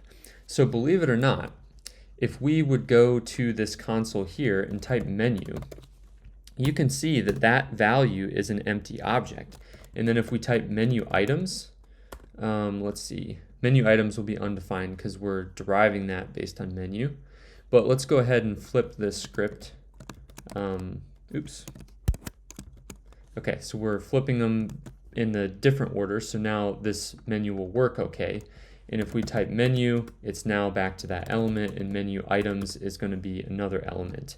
So you can see that these are available in the global scope, which is usually not a great idea. So something that you're always going to want to do when you're developing applications is make it into a namespace. So when I say namespace, all I'm referring to is one variable, that a single name that we can encompass and store, basically put a closure over all of our other variables so that it's not going to expose all these different variable names in the global scope. So a way that we can do that is just defining a variable called app. And this will just be a basic object to start with. And within this app, we're going to store some of our selected items, and then we're also going to add an initialization method. So the first thing we'll do, let's get the menu and menu items on within this namespace. And something that's really nice to do is put a prefix in front of that. So we'll just put a $. That's a pretty standard convention that people would use. And so this will be a property of this namespace. And this is where we're going to put all of our selected HTML elements. Okay, so right here we're going to call it menu, and we can say document.querySelector looking for the menu class. And then we will also put menu items. But now we no longer can derive this based on menu, because at this point in the initialization of this object, we don't have menu available to us. Now you could try to do something like app.menu in reference, or sorry, app.$.menu, and then query selector, and then look for items. So you could try that, but if we save that and go to the document here, it's going to say uncaught reference error, can't access lexical declaration app before initialization. So in other words, we can't reference it here because it hasn't initialized yet. So a quick solution to that is to just replace this. Instead of deriving it based on that element, we'll just look for it in the document. There's only one element with a class of items, so that should not conflict with anything. So we've got our selected elements. We're looking a lot better here. And now if we go back, and let's go back down in our index.html and flip the order to where it was broken before. And now if we refresh, it's going to say menu is not defined. What are we doing here? Oh, I'm sorry, that's because the event listener is no longer going to work. So let's comment that out for just a second. And things should work now. You're not going to get any namespace errors. This menu is not going to conflict with this menu because this is has a closure over it with app as the namespace. So let's get rid of second app. That was just for demonstration. We'll delete that. And then in the HTML, we can delete that reference. So we're back to where we started. And now what you'll see is if we go to try to access the menu variable, it's not going to be available. So I guess there's a built-in called menu bar, but menu is not available. But if we go to app.$.menu, that is how we could access that element that we've selected. So now all we have is a single namespace called app. And theoretically, we could define that same variable in a different file and it would conflict, but it's much less likely and much easier to track all the variables we're defining when we only have one namespace that's covering everything else that we're defining. So the next thing that we'll do to make this a little bit better, we could of course uncomment this down here and say app.$.menu.addEventListener and save that. and then we come here and it's going to say menu items is not defined. I'm sorry, because I have to reference app.$menu items as well. And we're going to toggle this and it'll work just fine. Now there's one improvement we can make, because right here we're doing this in the global scope.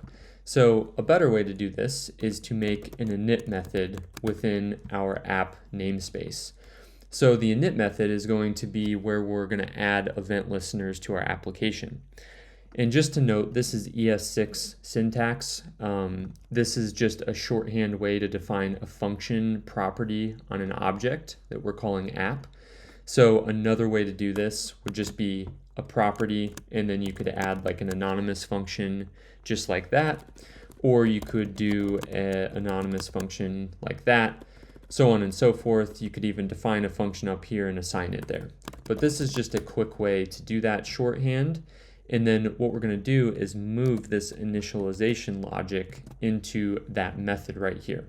And what that does for us is now it allows us to control when our app is initialized. And what we can do here is if we save this, this is no longer going to work because we haven't initialized our app. But a nice way to do this is say document.addEventListener, and we'll wait for the document to fully load. And you can see in the documentation, VS Code populates. Actually, this is not for the load event, but this is basically waiting for the entire document to load so we know things are safe to use, and select. And then from here, we can have a callback function that we'll call app.init. So another way of doing that, we could call it like this, so app.init, and save it. And if we do this, it's not going to work, and I believe the reason is this should be window instead of document. So let's try that. Looks like it works. Let's go ahead and look at the reference here. So MDN document. So we can look at the document here, and then let's look at the events reference. So listen to these events using addEventListener on the document, and it looks like the load event is not available there. But if we look at the window, if we can find that, so let's look at window and then events here. And this is where we're going to find the loaded event, I believe. And you can see here in the load and unload events reference, here's the load event we're listening to, and that's fired when the whole page has loaded, including all dependent resources, such as style sheet images. In other words, this happens when all the HTML is in the document and we can start selecting it safely. So that's why we're listening on the window here. And basically we're just listening for the load, and then we're initializing our application, which will select these elements and add that click listener to our menu. Now a shorthand way to refactor this, rather than this syntax, we can just remove this and remove the call. And that's a more concise way to write that. And we'll have the same exact functionality, just like this. All right, so we have a basic toggle menu that's working. But the next thing that we need to do is kind of start on this game and working on the state of tracking the different moves that a player can do. So let's first scaffold out kind of the events that we're going to have to listen to and the elements that we're going to have to select. And then we will come back and fill in that logic with an actual implementation. So as you know, init is where we're going to register all of these event listeners to handle these user events. So what we can do is first define the elements that we are going to trigger those events on. So let's go back to the game. And the first two are pretty easy. We need to target the reset button and the new round button. So one way that we could do that, you can see that we've got two buttons, reset and new round. So there's no selectors on either of these buttons. So what you could do is just add a class, but one thing that I'm going to show you here to refactor, and we're going to do this as we go, is add a data ID. So this is a much more stable way to select elements when you're querying them in the DOM. So if you go to MDN and type data-star, you will see this attribute, which is global attributes form a class of attributes called custom data attributes. This allows you to add proprietary information to be exchanged between HTML and its DOM representation. In other words, we can give data ID or data whatever we want to define, and that's going to allow us to have a stable selector. So let's come back first to Excalidraw here. So we've got global scope and namespaces, and now let's talk about stable selectors, data star attributes. Okay, so what do I mean by that? If we go to index.html, we could select these buttons indirectly by looking for the menu div and then looking for items and then getting the index of the button to select which one we want. But a more stable way to do this, let's start with menu up here, is to just add a data ID. And we're going to call this menu. So let's save this document and go back to app.js and update our query selector here for menu. So instead of selecting the class, we're going to select something, we'll put some brackets, which says we're selecting an attribute called data-id, and that will be equal to menu. So let's save that and see if things are working okay in our app. And it looks like they are. We're allowed to select that. And let's break it on purpose. So take out that U just to break things. And now it's going to say uncaught type error, app.menu is null. So you know that this is working. And we could also call this whatever we wanted. So data custom selector, just to demonstrate. And you could update this to say custom selector. And that's going to work just fine. We'll still have that being selected appropriately. So data ID is just a convention that I've always used, and I think it's a good succinct one that you can use as well. So we're going to put a data ID on each of these elements that we want to select, and the main reason for doing this is to have stability. So if you changed the name of this class for menu, or if you rearranged the HTML elements in the future, you don't want all of your JavaScript to all of a sudden break because you changed a style element of your document. You don't want to couple those two pieces together. And so this is a way to keep things a lot more stable. So we'll come down here and add a data ID for this of menu items. And then we'll add a data ID for this reset button. Same thing here. Oops. New round button. Okay, so now we have selectors that are a lot more stable for all those, and we're going to register them here. So we need two more. We need a reset button and a new round button. And we're going to just copy these query selectors so we don't have to rewrite that every time. And then we'll replace this with menu-items is what we named it. This one we called it reset button, and this one was new round button. So if we got that right, we should have all of these being selected, and we should see no errors within the document. And you don't see any errors other than this one we know about, and this is working fine. So this has been updated correctly. At this point, it should be relatively simple to add the rest of our actions here. So we've already got the event listener for the menu toggling. Now we're going to select the reset button and add an event listener. We want to wait for a click on that and then open up a callback function that receives the event. And we'll just say reset the game. That'll be our placeholder for now. We can just copy this down, almost do it verbatim. Instead of reset button, it will be new round button. And we'll say add a new round. So we've registered those click listeners. And now if we open up the actions, it'll toggle. If we hit reset, it will reset the game. And if we hit new round, it will add a new round. So we've got these hooked up okay. And then the last thing that we need to do is register a click listener on each of these squares. Now, there's a better way to do this than what I'm about to show you, but the way that I'm about to show you is probably the most intuitive and the simplest way to do it.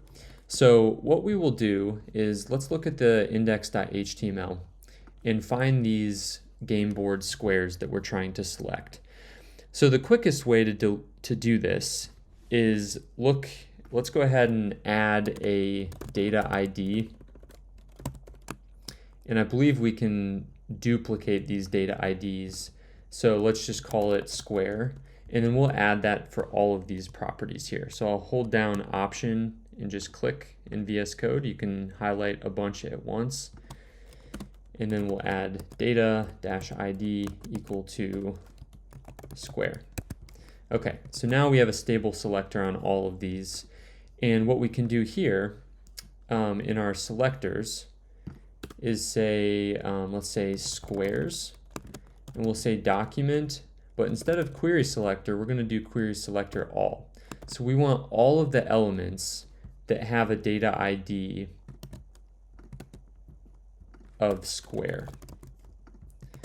And if we go to the init method and just console.log app.$squares and look at that in the DOM, you can see that we have a node list which has all 9 of those squares represented here. Now the last thing, we don't have a unique ID on each of these. We of course have an index to our array, but it would be nice if we just had an ID so that we had kind of a coordinate to map this to. So one way we can do that is to just click here and go down to each of these and give it a basic HTML ID property or attribute. Okay, so I'll start all of them with 1, and then we'll just go down and replace all these.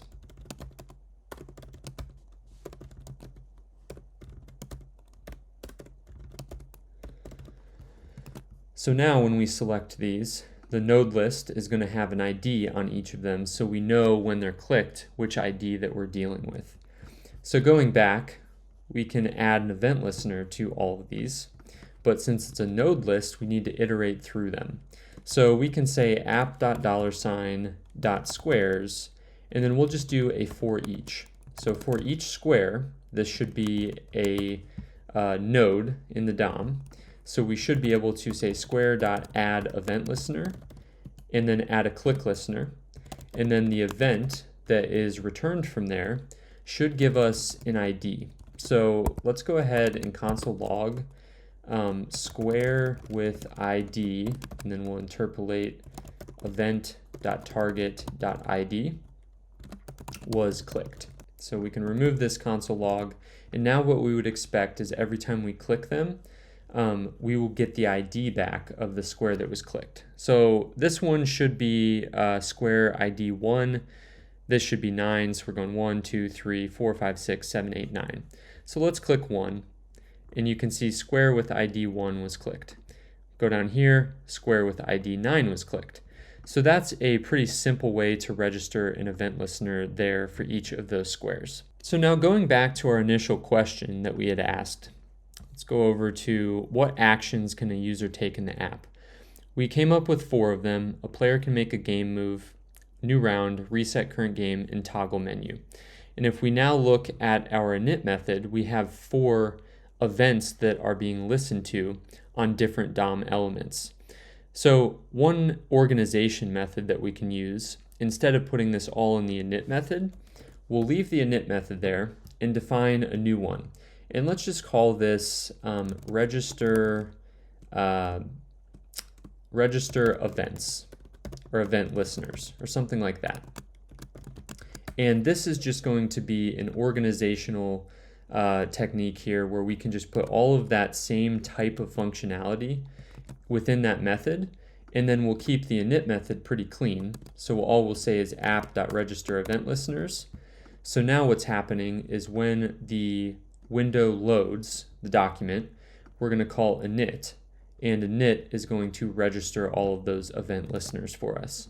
And if we go back to our app, we should be able to toggle this, reset the game, new round, and then click any of these squares and get an ID returned from the squares. So at this point, we have a template for our application, and we've stubbed out some methods that we're going to need to implement. So as you can see here, we've got this one done. This is toggling the menu. So we'll call that done. I'll just add some comments here so we can track. This one is going to be a to-do item because we have not implemented what happens when we reset the game or add a new round. And then this bottom one is also to-do, but this is probably what we're going to work on next. But speaking of what to work on next, that is a really good question as you're building an app like this. How do you know what comes next? Well, in this case, we can kind of go through the process of elimination. With these actions, reset and new round, those are not going to be possible to implement until we have a functioning tic-tac-toe game that we can actually reset. So let's go back to our notes here, and I want to take a minute to go off of this point here. Let me get my arrows worked out here. I'm not super familiar with how to use this quite yet. So we're going off of this point of player can make a game move. So the next question we've got to ask is, what is a game move? Well, there's a couple considerations that we'll have to think about here. One being, how do we determine who is up? Who is the player that is up next? So let me add that as a requirement here. Who is currently up? The next thing we want to know is, did the latest move cause a tie or a game win? And then we also want to know who won, or was it a tie? And then what else can we think about here? Let's go to our final refactor, the one that's actually working here. Up here, this is our question of whose turn is it. We need to know that so we can display that. We also need to know that so we know which icon to display when it's clicked.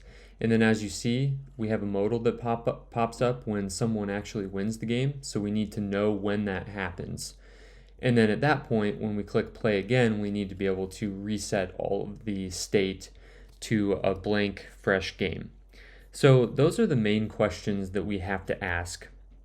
So who is currently up? This is for the turn indicator icon to play. And I think that's pretty much it. So we'll take these step by step because it's kind of tough to think through all of this at once. As you get more advanced in building these things, you can probably map all of this stuff out from the beginning. And that's kind of my first step when I'm building this, is trying to map out what does the state of this application require and what do I need to track. One thing I'll add here is also the question of what state do I need to track. So we'll talk about this concept a little bit here in a minute, but I'm going to kind of organically talk about this throughout the rest of the video because it's quite challenging at times if you're not super familiar. So when I say state, I'm really just talking about, what does the current state of the game look like? So that might be things like current player, might be total wins by player. We can also track total, can't type here, total ties, and then prior game history. Those kind of things are the things that we'll want to track. And to do that, we're going to just build this, step by step, and we'll eventually come to some sort of model that we'll use to track that state. So not going to talk too much about that at the moment. Let's dive in and start building this out, and you'll start to see how this makes more sense in a minute. So the first thing that I'm going to do is try to implement a basic move. So in other words, I want to display an icon in these squares when they're clicked. We're obviously already registering event and getting the ID of the square that was clicked, so that is useful to us, but we need to change the DOM or the UI when that happens. And to do that, the first thing I will generally do is go to the HTML and just mock something up. So just figure out how to statically display that for the first time. So I believe all we're going to need to do is put in an I tag with a class, and then that's going to be one of our Font Awesome icons. So let me just check my references right here to see which icon we're dealing with. Okay, so it really should just be FA solid is the base class, and then it's going to be FAX or FAO. So we'll simulate both of those here just to make sure that our game board is going to display things correctly. So FAX and FAO, and you can see that we've got those displaying correctly. So this is the right size. Obviously, these are not the right colors. If we were to open up our CSS, if you remember from earlier in the video, we had some of these shared classes here at the top somewhere. And in these shared utility classes, I gave us a yellow and a turquoise class, just so that things are a little bit easier to deal with and easier to remember. So what we can do is just pass in yellow and then turquoise into that class list, and then our X's and O's will be the right color. Now, obviously, you can see we've got mismatches just about everywhere. We'll get that worked out in just a moment. So if we're trying to do this with JavaScript, obviously we can't just statically put in these different icons. We're going to basically build these elements and add them as children to the appropriate div that has been clicked. So what I'm going to do is open up app.js again, and right down here in our event listeners for each of the squares, I'm going to just copy over this HTML and add it as a comment. And that's just for reference so that we can look at it and translate it into JavaScript. So we've got FAX and then FAO. These are the two that we're dealing with. So we can get rid of those here in the HTML. And then in app.js, we know which ID was clicked, and the event itself carries a target which represents the individual square that was clicked. So what we could do, just to start us out, is actually derive that, or not derive, but create this I tag. So let's call it an icon, and we can say document.create element is one of the built-in browser API or DOM methods, and we just need to give that a tag of I. So we've created the element, and then we can say icon, or I'm sorry, not redefining it. We can say icon.classList, and then I believe we can just add an array of tokens, and that would be the classes themselves. So we would want to add FA solid, FAX, and then let's say yellow. So we're just kind of hard coding an element. We'll hard code a yellow X in this case. And then from here, we've created the element, but we need to insert it into the target that was clicked. So really what we could do is just say event.target.replace children, and then I think we can just pass in the icon. So that should work. Let's go ahead and click. And you can see something's going on, it's not working. So let's inspect. You can see there's some sort of content in these div elements, and it looks like our icon class or icon element has been added, but the class list has commas. So we need to not do it that way. We're not supposed to pass an array, I guess. Maybe we're just supposed to pass multiple arguments. Let's try that. Okay, so that's working better. And now you can see that the content within here, or where did we go? The content within the one we clicked has the correct class list now. So now, anytime we click any of these, we're going to get a yellow X. And obviously this is not useful yet. We're just filling them up with X's. And if we click them twice, we also can have problematic behavior because we're not checking to see if there's an X already there. We're just adding it no matter what. So that is problematic, but at least we've got something working here. So ideally, what we want to do is know whose turn it is, and then depending on that turn, we'll choose either FAX or FAO, and then the yellow or turquoise color.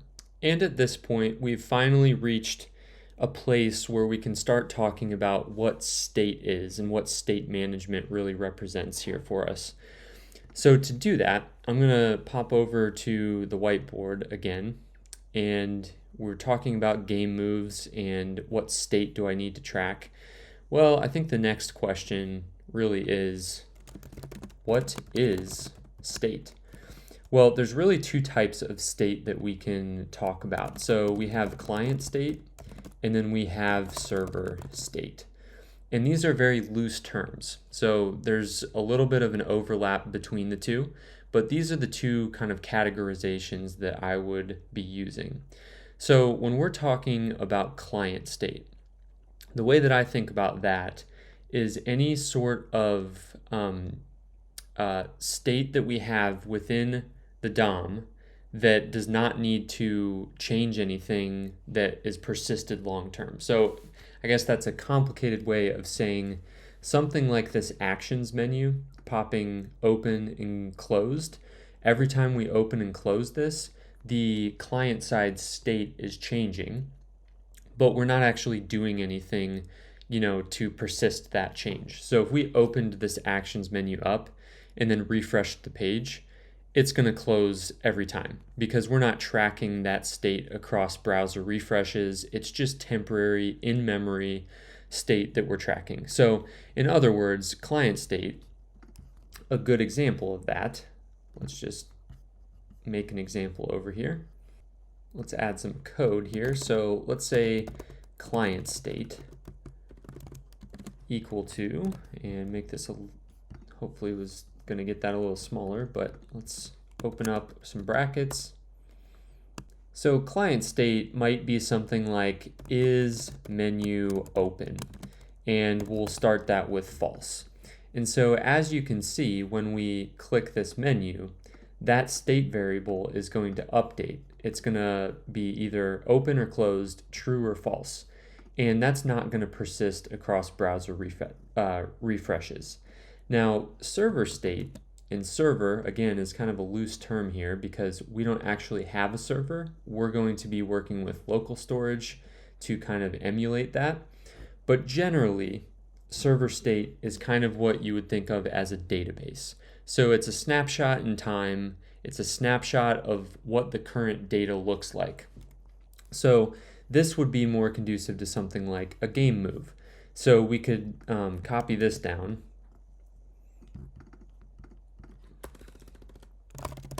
And we could say server state could be something like current player. And let's just put an ID in there. Let's say player 1 is the current player. And then we could also add things like, we've got the current player. How about the history of games? So we might have an array filled with all the different games that we had played in the past. We could also track things like,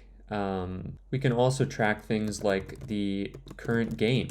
So this might be an array of game moves that have happened, and that way we can track across browser refreshes, who has moved in which square. So these two types of state we're going to need to track, and we're going to eventually refactor this to be a little bit more stable. But as I said in our kind of game plan over here, in this video progression, we're doing everything in one file as a naive approach, and then we're going to refactor it to be a little bit more stable. So what that looks like for us in terms of state, I'm just going to create a state property on the app. Okay, and to start out, state is not going to be persistent across browser refreshes because this is just a variable, and every time we refresh, this is going to be reinitialized and reassigned. So the first piece of state that we want to track is current player. And for now, I'm just going to keep things very simple, and we're going to say that each player is represented by a number. It's going to be either 1 or 2. So we'll say that player 1 is going to always start the game. So we'll track the current player, and that alone will allow us to decide down here in our event listener which icon that we need to put in the square. So obviously we need to update that state each time a move happens. So if we were to, we'll leave this console log here, but every time something is clicked, what we're going to need to do is say the current player is going to be equal to app.state.currentPlayer. Now you don't need to save that to a variable. I'm just doing that to kind of be a little more clear here. And then we're going to say if the current player equals 1, we're going to add a certain element to the DOM. Otherwise, we'll just assume there's only 2 players here. We'll add a different one.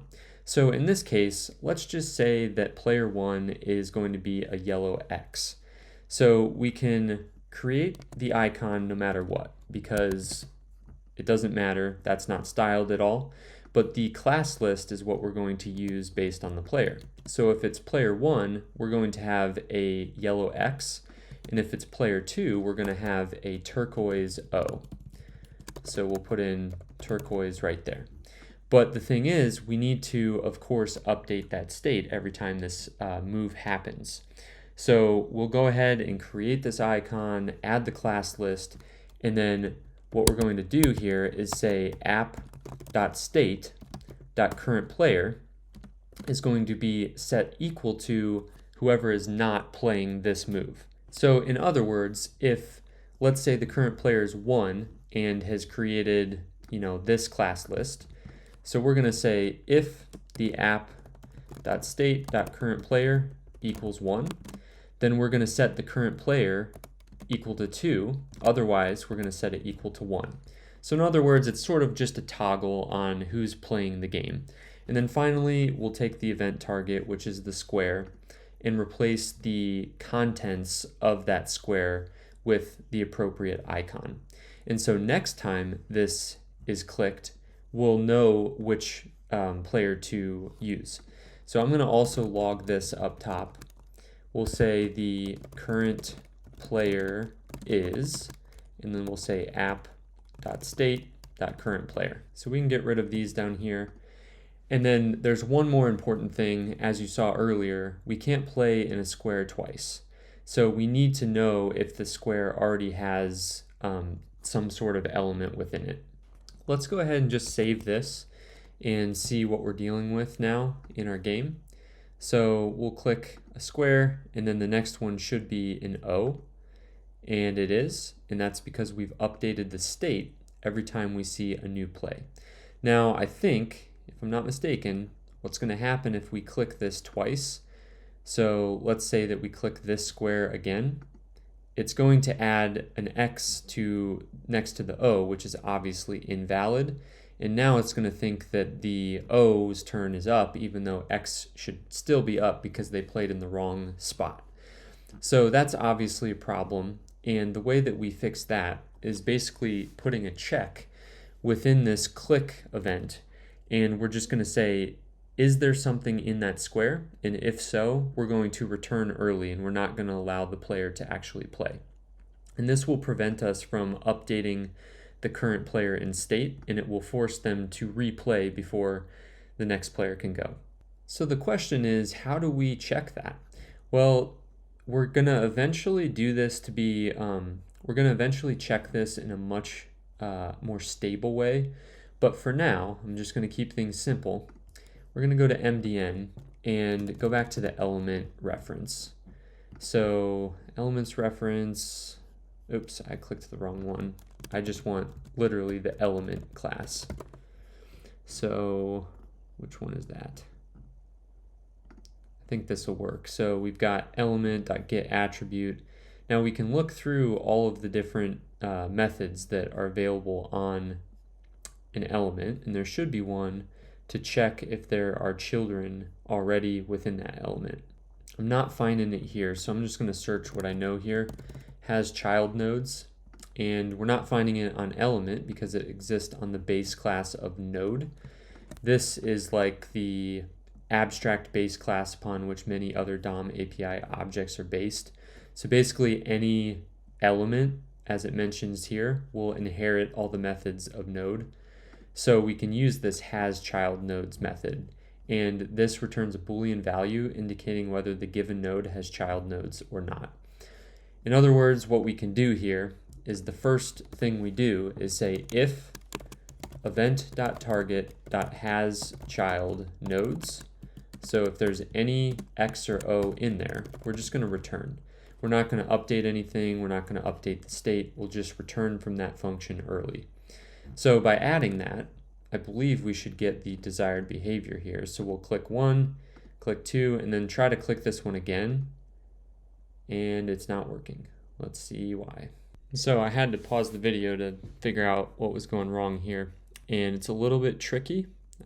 Bad programming on my part, but basically what happened here is when we clicked on the icon itself, you can see if I specifically click on one of these icons, it's going to continue adding icons.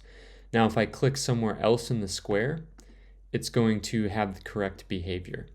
And what's actually happening here is the event target, so right here, is going to represent what was actually clicked. So the element that was actually clicked in the DOM.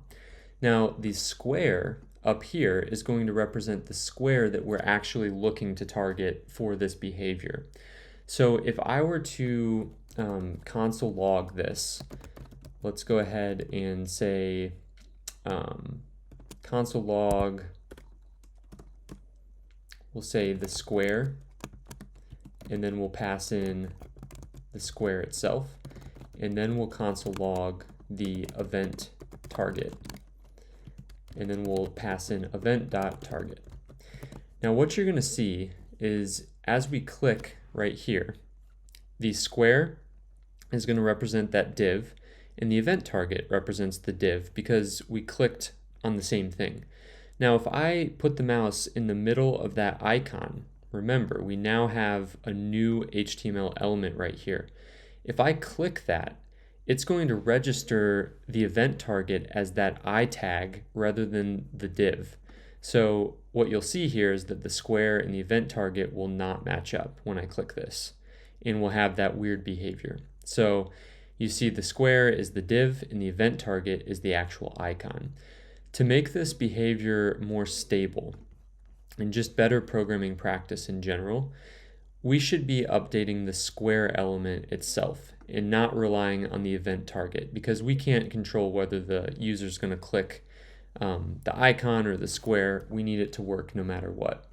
So let's remove these console logs, and then instead of checking whether the event target has child nodes, we're going to check if the square has child nodes. And then furthermore, where we're replacing the children down here, we don't want to replace the event target's children. We want to replace the square. So that will make all of this behavior a lot more stable.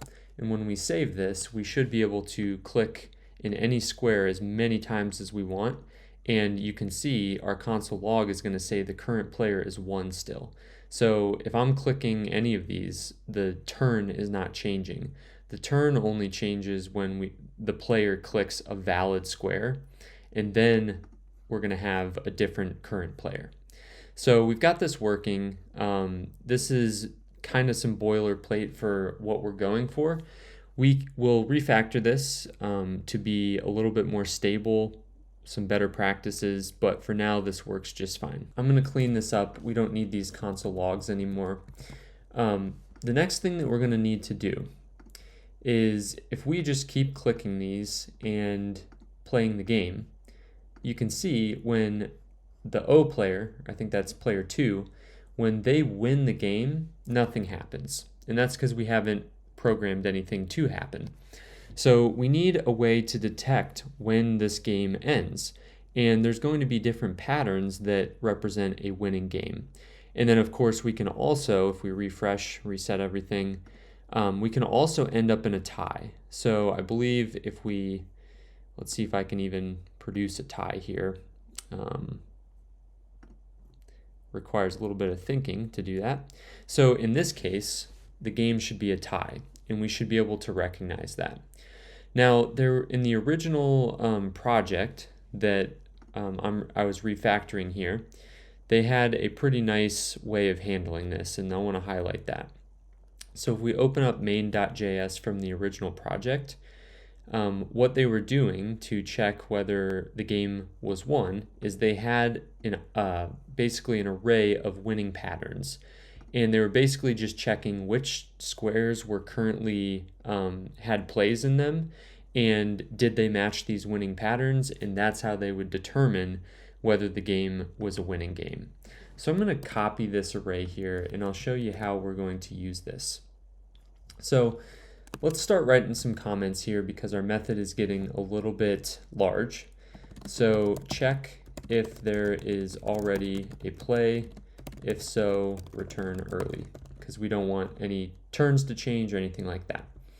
Then we'll come down here and we'll get the current player. We'll create the icon, and we will add that icon to the div right down here. And then the next thing that we need to do is, well, let's actually put a comment here. Determine which player icon to add to the square. And then finally, check if there is a winner or tie game. Once again, we're going to refactor all of this, so I know it's getting pretty busy in this method. We're going to refactor it. I'll show you a better way to do this. For now, we're going to paste in those winning patterns. And so the question becomes, how do we know the current state of this game? How do we know what squares have been played in and which ones have not been? And furthermore, which player has played in each of the squares?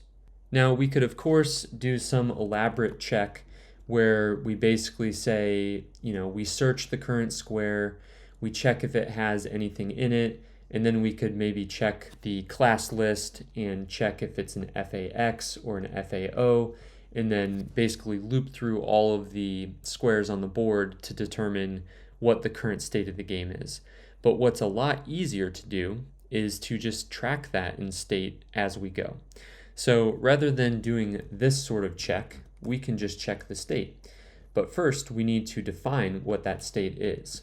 So what we'll say is that we need to track an array of game moves. And those game moves are just going to be the player that has played. So what it might look like is something like this, where we have, we need to track the square itself too. So we're going to say the square ID is going to be 1, and then the player is going to be 1. So that move right there would represent if player 1 clicked this top left square. So we basically are just tracking a square ID and a player ID in the moves array. So let's empty that out. That's going to be our default state, is an empty game. And then down here within this event listener, as you can see, we're updating the current player in state. But what we also want to do is we want to push a move to state. So app.state.moves, and then we want to push a new move that is going to be an object with a square ID. And let's just reference the square itself, or we could also say we'll just say the square.id, and this needs to be a number, so we'll add a little coercion there to make that a number type. And then the player, we'll just call it the player ID just for consistency. That's going to be equal to the current player of the game. So we've already updated the current player right here to be the next player, so we need to actually put this state update right above that so that the current player is right. So we'll say, I don't know why we're checking this right here. We've already extracted that there, so let me refactor that real quick. And then we can put current player right there. And then just for us to see what's going on here, I'm going to console log app.state after those updates have happened. At the moment, this isn't going to change any of the behavior. We're just tracking another state variable. So let's click something, click another, and you can start to see we're building up state. We're building up an array of moves. And you can see that square ID 1 has a move from player ID 1, so the X.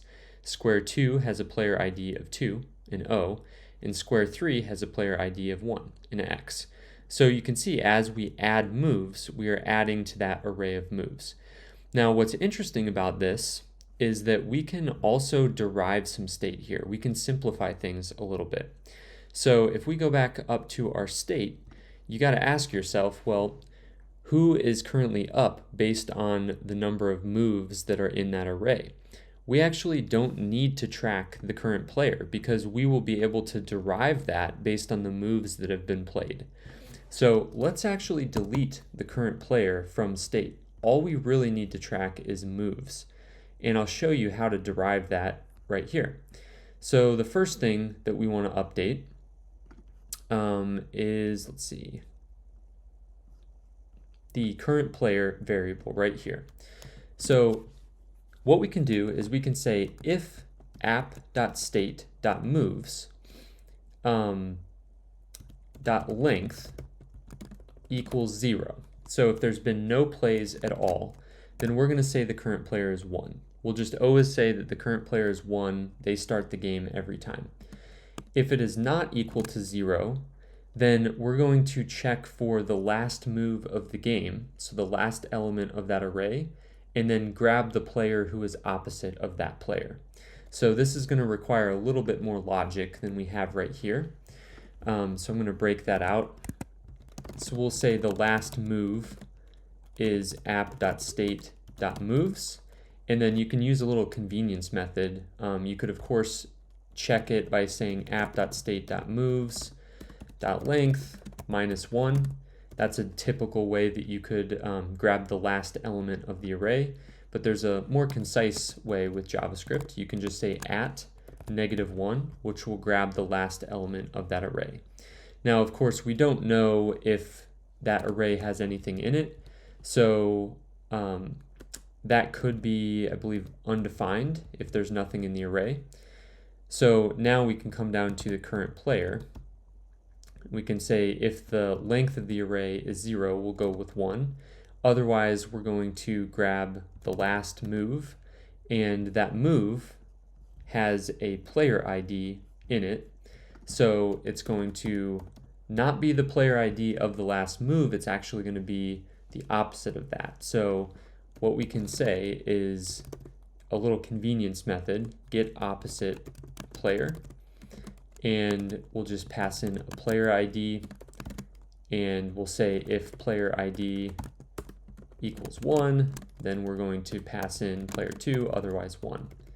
So we'll say get opposite player of the last move. Sorry, this is getting a little complicated. We'll break this out into some helper methods later. But basically what we're doing is we're finding the last move. We've got a helper method that gets the opposite player, and then we're checking to see if there's any moves. If there is, if there's not any moves, then player 1 is up because it's the beginning of the game. Otherwise, we're going to get the opposite player to the last move that was played. And that will give us our current player, and that way we don't have to track any of that state. And that should flow down to here where we're checking and adding moves to the game. So let's save that and see if it works. You can see that we're alternating, and we can click on these as many times as we want, and it's pretty stable. Now there's one more thing that we can do now that we're tracking the game moves. We don't really need to check whether the square has child nodes because that's really relying on the DOM itself. It would be better just to express what we're trying to do to check the state of the game. So let's say we need a helper method called hasMove, and what we're going to do is just define a function that takes a square, or actually a square ID, so that'll be a number, and then we're going to just basically return, or we're going to say existing move is equal to app.state.moves, and then we're going to look for that square ID in that array. So we're going to call find, and we're going to look at the move and check if the square ID matches the square ID that we're passing into this helper function. And then we're going to return the existing move does not equal null. And that's another way of saying does not equal undefined or null. So we could also say does not equal double equals undefined. Okay, and that will give us whether there's a move. So now we can replace this with has move, and then we can just pass in the square.id and make sure that's a number so that it's comparing the same type. I think if we got this right, we should be able to click squares multiple times and it will not do anything, which is telling us that our check has worked okay. So at this point, I know that we've done a lot of refactoring and it seems like for nothing, but the goal of this is whenever you're tracking state within an application, you want to keep it as simple as humanly possible. And the reason being is, as we've seen down here, where we're actually updating the state to the current player, which, by the way, we can get rid of now because we're deriving that information.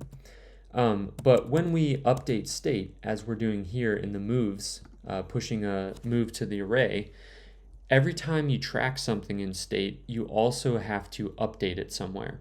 And the more things you track in state, the more updates you're responsible for, and therefore the more possible errors that you're going to introduce to your application.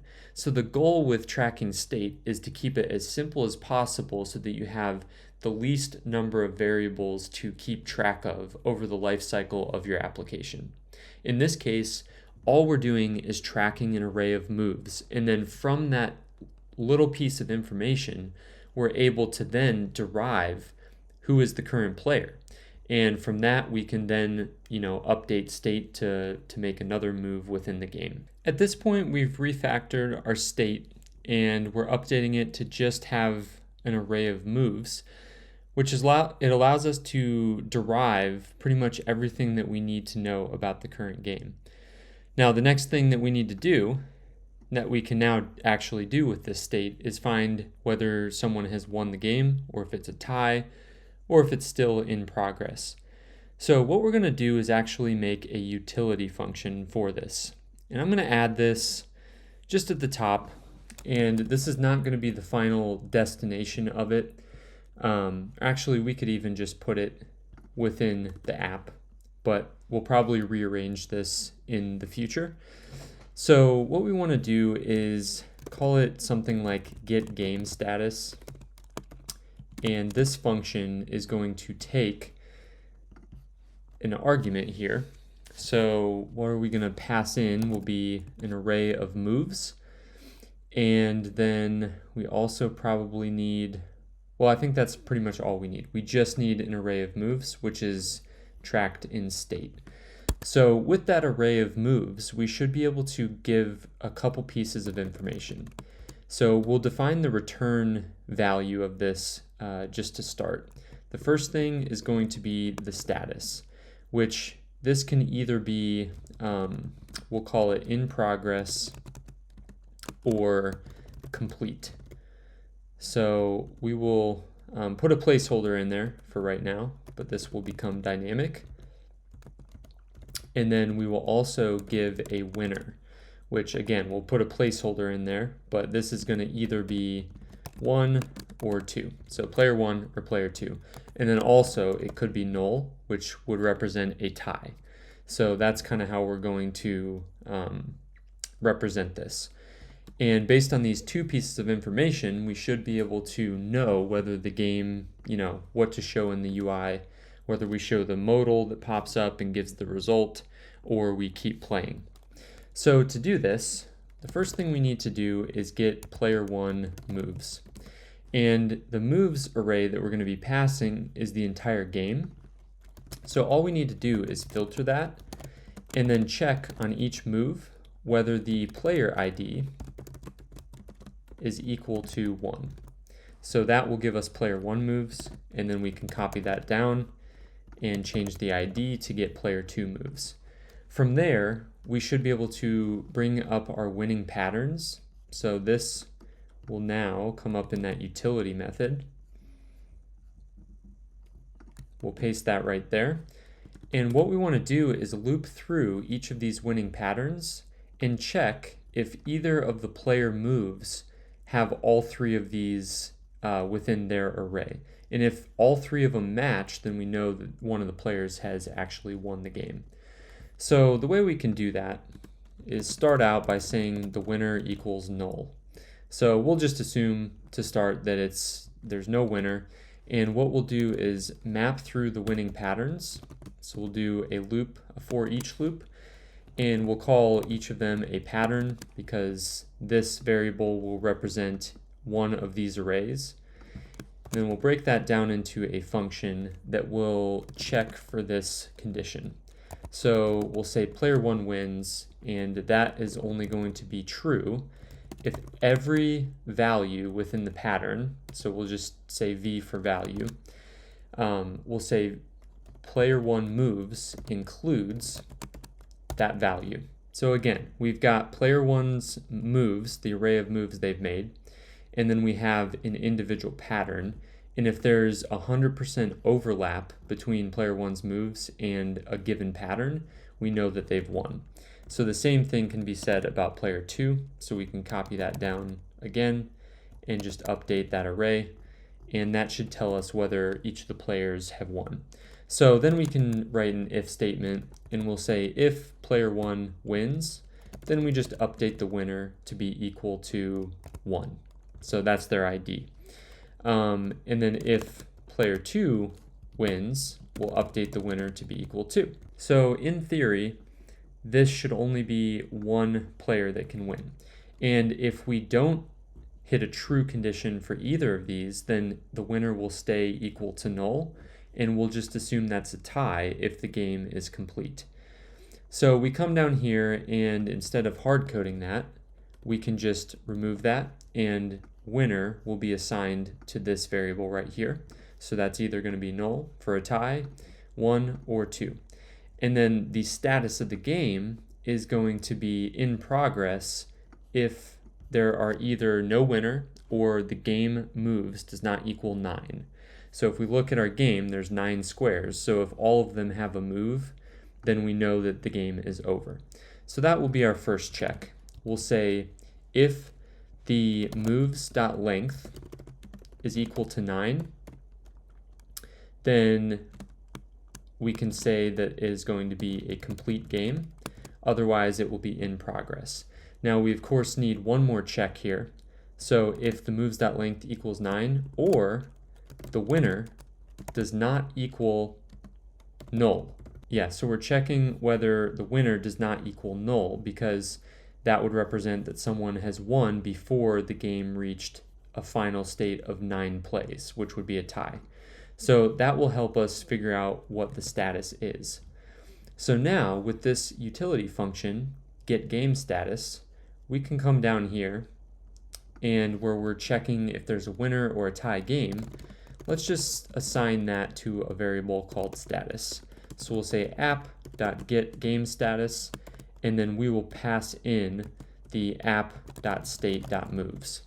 And that's going to represent the newest array of moves that has been played. Let's console.log that status just to see what we're dealing with. And let's play a couple moves.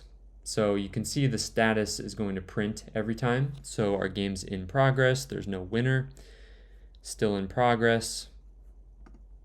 And then this click right here should change the status. And you see that it doesn't, and we'll have to check out why, because that should have updated to complete and populated a winner of player 1. So let's go ahead and check that, see what is happening here. Just to debug this, let's go ahead and just do a classic console log. This will be quite a few logs because we're going to be printing on every pattern here. So let's just console log the pattern, and then player 1 moves and player 2 moves, just so we can get that in one big object. And then we'll play all these moves, and then right here, this is where we should be getting a different result than we're getting. Oh, and I can already see what's happening here. So what we did wrong, what I missed, is when I was filtering the player 1 moves, this is just going to give me the entire move. So if we print that out to the console, what you'll see is in this array, we're printing an object with a square ID and a player ID. And when we're comparing that down here in the every utility method, we're actually comparing a number, which is the key of the square, to that object, which will never equal each other. So what we really need to do is actually add a map utility at the end, and we're going to map that move to be a number value that is equal to the square ID of those moves. So now if we print this out into the console, player 1 moves, this should represent an array of numbers now, as you can see, representing the coordinate of the plays. So this should be 1, 2, and then 1, 2, 3. And now you can see that the status is complete and the winner is equal to player 1. So our utility method seems to be working. Let's reset the game and try to tie the game. So let's mix this up here. Oops, I accidentally won. It's kind of hard to tie this game. Okay, so now we've got a tie game, and you can see that the status is complete and the winner is null, so that should tell us that it was a tie game. So now we can implement that logic down in our event listener. So down here at the bottom, where we're just console logging the status, what we'll say is if the status equals complete, then what I'm going to do is just make an alert in the browser. So we'll say if the status, this should really be status.status. So we should probably rename this variable. We'll say game, and this will be game.status. And now we'll say if the game has a winner, then we're going to alert player winner wins.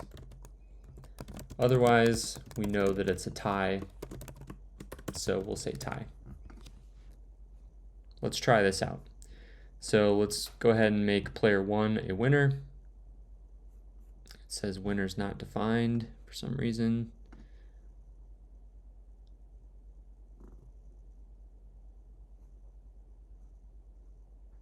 And that's because I'm not referencing it correctly. Try that one more time. And there we go, player 1 wins. So kind of small, but you can see now we've got the essential functionality hooked up. And at this point, I think the next step is to trigger that modal to open when someone has won the game or there's a tie. But before we do that, let's just recap what this big long event listener is doing. So first, we're looping through each of the squares on the game board, and we are adding a click listener to that square. When that square is clicked, all this code is going to run. So the first thing we'll do is check if there's a move already present within that square. If there is, we're going to exit early and not do anything because someone can never play twice in the same square. Once we get past that, we know that there is a valid move. So we're going to check who moved last based on the state. We're going to then get the opposite player of that last move and set the current player of the game. We will then take and create an icon, and based on the player who is up, we'll add an X or an O as an icon, and then we'll put that in the DOM and we'll add that icon to the square. We'll also push a new move to the state so that we're tracking the history of moves in the game. We'll then check the game status after that move has happened, and if the status is complete, we then know we can do something and open a modal to explain whether someone has won or if the game was a tie. And now our goal is to open that modal and give the user an action to actually reset the game and start over. If you remember from our index.html, when we built this a couple hours ago, you'll see down here with the modal, we just have that hidden class sitting on there. And if we remove that and save the file, you'll see that we get this dialog to open, and it's going to cover the screen with a play again button. So the things that we have to do is, number one, we have to trigger this to actually open and then close when we're done with it. And number two, we have to add a click listener to this button right here so that when someone clicks play again, the game state has reset and, everything goes back to the beginning. So let me add this hidden class back because that's our default state. And as I said, this is going to be refactored at some point. We've got a lot of code all sitting in one place, which is going to be hard to follow long term. But at the moment, we're just putting everything in one method, keeping it simple so that we don't have to refactor anything quite yet. So the way that we're going to do this is first add a selector to this modal. So just like we've done up here with, let's see, we've given data IDs to the elements that we're going to select and control with JavaScript. So we'll do the same thing with this modal. Let's just call it modal, and then the modal contents, we'll also give it a data ID. And we'll set that equal to modal contents. And what we're going to do here, let's see, we're not going to put it there because we don't really need to control that. We need to control this text element. So data ID equals modal text. And then this will be the data ID modal button. So you don't really need to add these data IDs to all of them because really you could just select the modal and then grab those elements dynamically. I'm just being pretty explicit about it just for clarity. So let's go ahead and select these within our app because that's kind of what we've been doing, just collecting all of these elements that we've selected. So let's copy this down and we'll name this one modal. This data ID will be modal, and then we'll say modal text and modal button.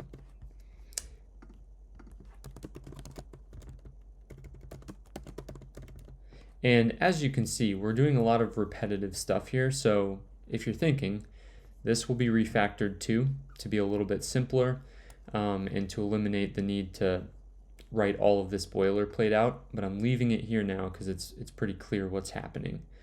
So now that we've got these three, we can pretty much control them down here in this check on the game status.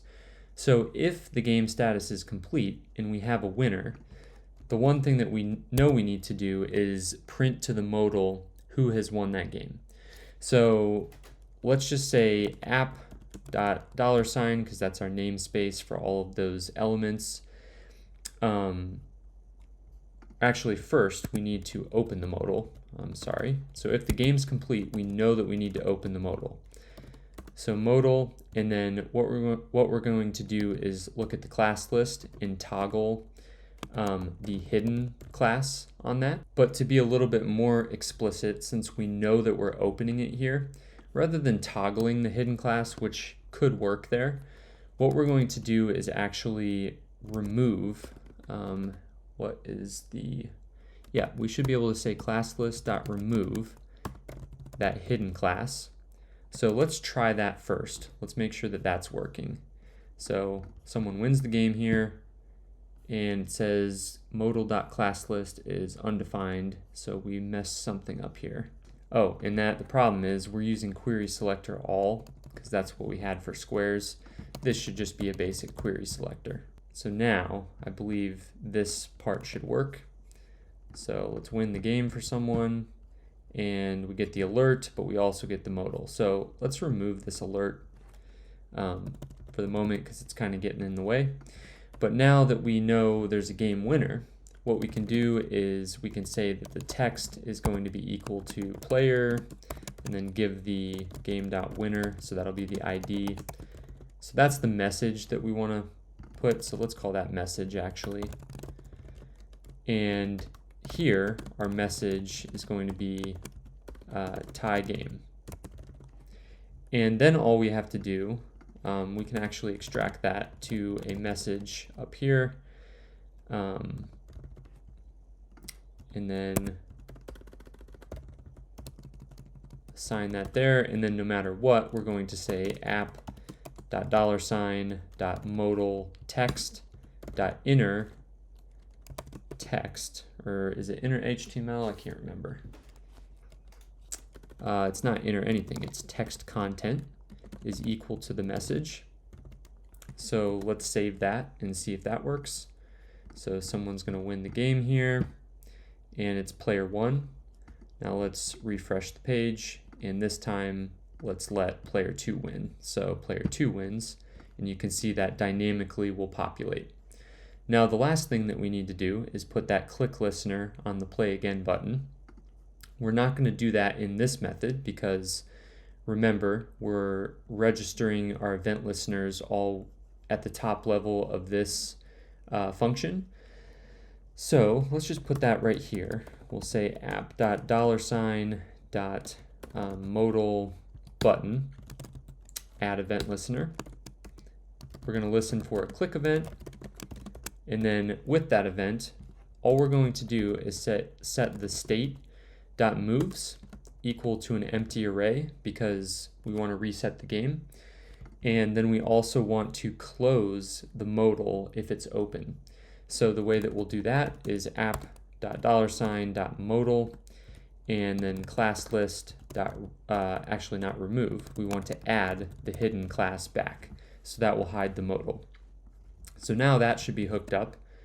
And if we go through the game, someone wins, and we click this button, it closes it, and you can see there's still game moves here because resetting the state doesn't actually change the UI quite yet. We will refactor that at some point, but at the moment it does not.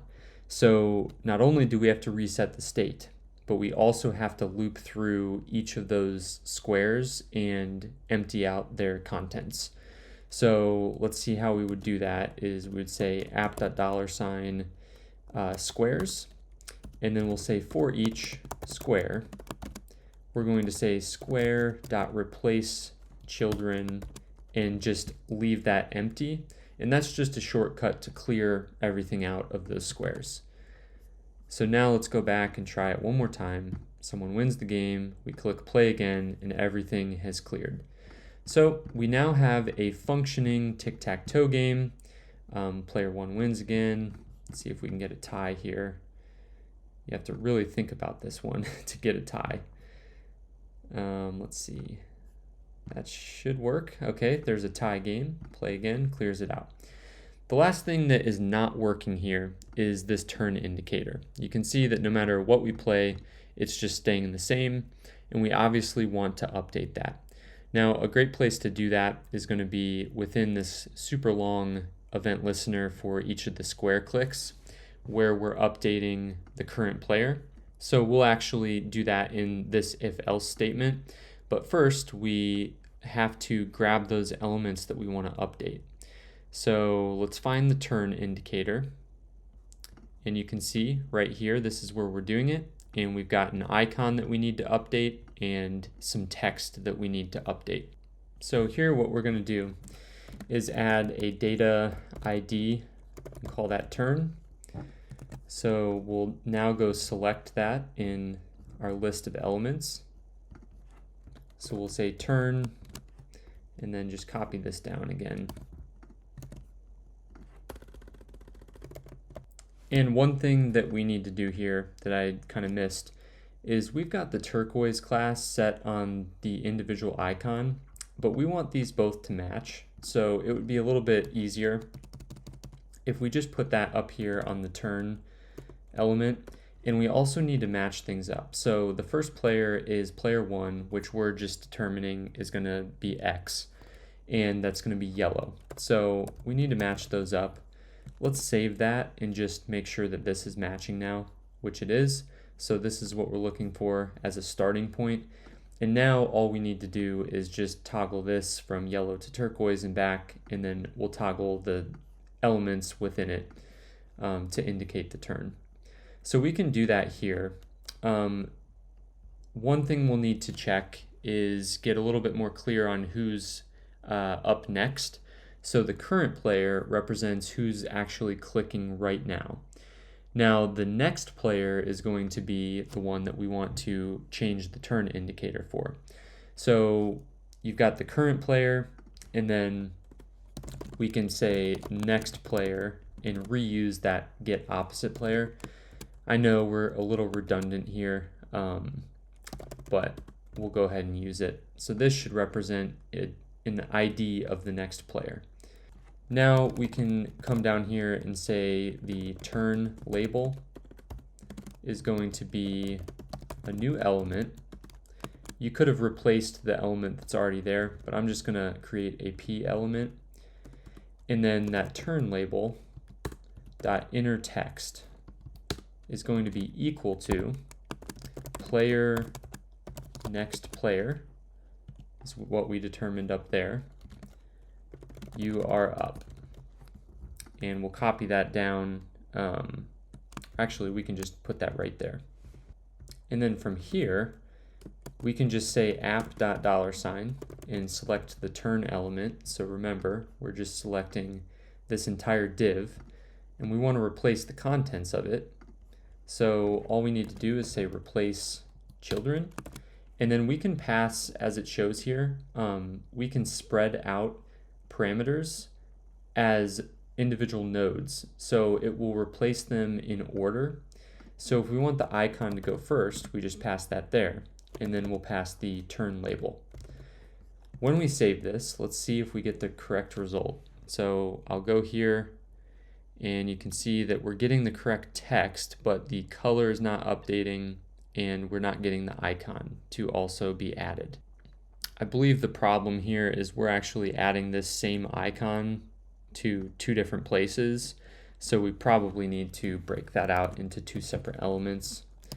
So we'll say turn icon, and then this will be the square icon. So those will be two separate elements. And down here, we'll pass the square icon, and then here, we'll pass the turn icon. And we, of course, want these same exact colors here, I believe. Or actually, no, these need to be opposite, because once again, we have the next player is going to be the opposite color of the current player. So we'll say the square icon,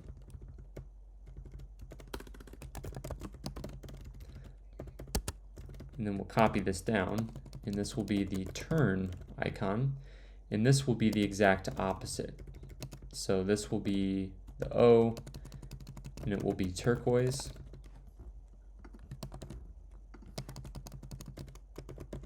And this will be turn icon with an X that is yellow. Once again, we are going to refactor this. It's not going to be this confusing and verbose here in the future. So hopefully this works.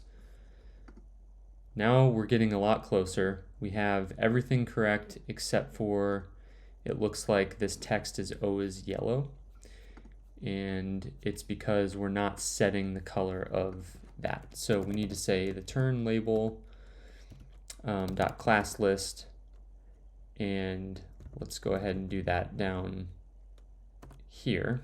So turn label dot class list, and we'll set that equal to turquoise to match what we're making the turn icon right here. And then we'll copy that down and make this one yellow if it's player 2. So now it looks like we're getting everything correct. So if we play an O, now X, player 1 is up. If we play an X, well, we've got to play again, but you can see that that is updating correctly. Now, as you noticed, if we end the game and player 1 wins, you'll see up here player 2 is up next, and that's their turn. And if we click play again, that's not going to reset. So we need to remember to reset the turn. And since we've coupled all of that turn logic within this event listener, we have no easy way to do that up here when we're resetting everything. So at this point, we've reached a place in our code where we've got a lot of stuff going on right in this method that we would like to be able to reuse in different places to like reset the state and whatnot. But right now it's very hard to do that. So the next segment of this video is going to be taking this code and refactoring it to look a little bit cleaner and be more reusable and easy to follow. So we'll go through that. But as of right now, we have a working game for the most part, as long as we refresh things and we can determine who wins the game. So once again, we'll refactor things, then we'll start talking about keeping this state for the scoreboard and then moving into the MVC pattern. So as we talked about, we've got the naive approach all in one file. That's what we're still on. We've been refactoring, iterating as we go, and then we'll end up with something pretty clean that we can reuse and extend into the future. So we've reached a point where our code is getting a bit confusing, and if we continued to add this functionality, so if we were trying to reset this turn indicator when the game ends, remember we've got a problem here, it doesn't reset. And then we also have to be able to reset the whole game and reset the round, track all of this state, the history of the games. There's a lot to do here, and given our current code, it's going to be very confusing to do because we've got all this stuff in one method. There's all sorts of stuff. We're updating state, we're updating the view, all in one spot. So this is where a pattern comes in and helps us out a bit. I waited until this point to mainly simulate a real life scenario where generally you're going to start off in one file just to understand the logic that you need within your application. And then as you go, you have to refactor to keep things clear in your head and to make the code maintainable. So at this point, we understand what patterns we actually need here. And that makes it a lot easier to introduce something like an MVC or model view controller pattern. Just as a side note, the MVC pattern is really relevant to something like Ruby on Rails. So if you typed Ruby on Rails and you go to the documentation, you'll start to see a lot of these patterns. And if we were, I'm introducing this not because I think you need to use Ruby on Rails, but more so because it's kind of the premier example of a framework that leverages this model view controller pattern and has gained a lot of popularity. So if we go to the docs, let's see if we go to the API maybe. That's probably not where we want to go.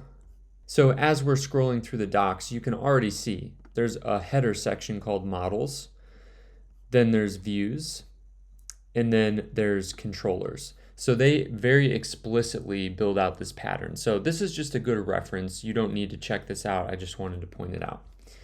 So enough theory here. Let's get into this.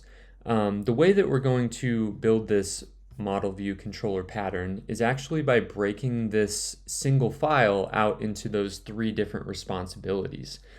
And that kind of brings us back to our best practices. So whether or not you're using a model view controller pattern, there's other patterns that you could use. The main point here is that we want to separate logic by responsibility. In other words, this is the separation of concerns principle that is just a good programming principle in general. It's something that you would always want to try to aim for no matter what pattern you're using. So let's jump back over. We've obviously got quite a bit of functionality here that we don't want to have to completely redo. A lot of this is good stuff that we've worked out, but we do need to refactor this into a couple files. So in our JS directory, I'm going to add a new file, one called the view.js, one is going to be called store.js, and this will actually represent the model. I'm just calling it store because it kind of represents the storage that we're using. You could call it whatever you want. So we'll call that store. And then app.js, this is really going to be our quote-unquote controller. It's not a super explicit adherence to the pattern, but we're getting very close, and The goal of a design pattern is to make things easier for you, so you don't need to follow it so rigidly that everything matches up one-to-one. As long as it's useful, it is going to be okay. So as we go and build this out, I'm going to be kind of looking up here to my other screen because I've actually, as you know, I've already built this app out in preparation for this video, and I just want to make sure that this live build that we're doing matches up with the final code that you're going to see in the GitHub repository that is linked in the video description. So that's all I'm doing, just making sure that I'm naming the methods the same, so on and so forth. So what we need to start with, I think, is going to be, let's go ahead and do the view, because that is what most of this logic we have in our application is pertaining to at the moment. So let's open up View, and we're going to be jumping into some object-oriented programming concepts here. So that's just another way of saying we're going to be working with some JavaScript classes, and specifically ES6 syntax for classes. I'll try to point out some of the syntax that I'm using and what it means. But if you are not at all familiar with classes and what they are and how they work, I would recommend brushing up on that, pausing the video, and just reading a couple, overview guides just to get yourself a little bit up to speed. That said, I will try to explain things as we go, and I'm not going to assume that you have any sort of advanced knowledge here. So we'll walk through it together. So the first thing that we need to do in our view is define that class that we're going to be using. Now we can call this a class of view, and that's really all the syntax that we need. We of course will use a constructor. This is kind of the initialization of the class, and it belongs on, it's available on any class that you use. And then furthermore, we're going to start to bring over our methods. So there are things that are available on the class instances called class properties, and that's where we're going to store those elements that we had defined earlier. So we'll just initialize the $sign to an empty object, and we'll start populating that here in a second. So the first thing that we want to do in our class, and we'll do this in the constructor because we want all of these elements to be selected when the class is initialized. So we'll go back to our app.js, and we'll take all of these selectors that we've used, and we will assign them in the constructor. So we'll have to update some of the syntax here, but really we'll just click down and select a bunch at once. And what we'll say is this $sign dot whatever the variable is, because we are basically referencing, when we say this, we're referencing the class instance itself. And on that class instance, we have defined a property, which is the $sign. This could be any variable. We're just using a short namespace for easy way to access. And so what we're doing is we're saying the class instance, the property that we want, and then the another nested property that will represent the element itself. So now instead of colons, we'll need to set those to equal signs.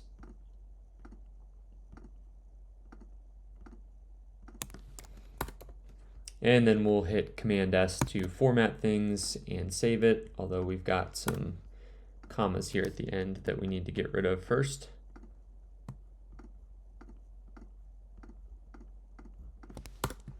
Now we can save it, and it prettier will format this for us.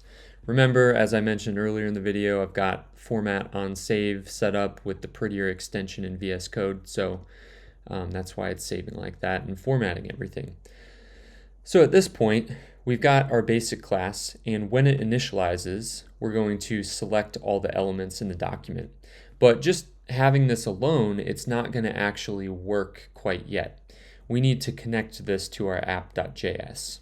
Furthermore, we're not going to really need this namespace anymore because we're going to be working with, we may use the namespace, but we're going to be moving pretty much all of this code out.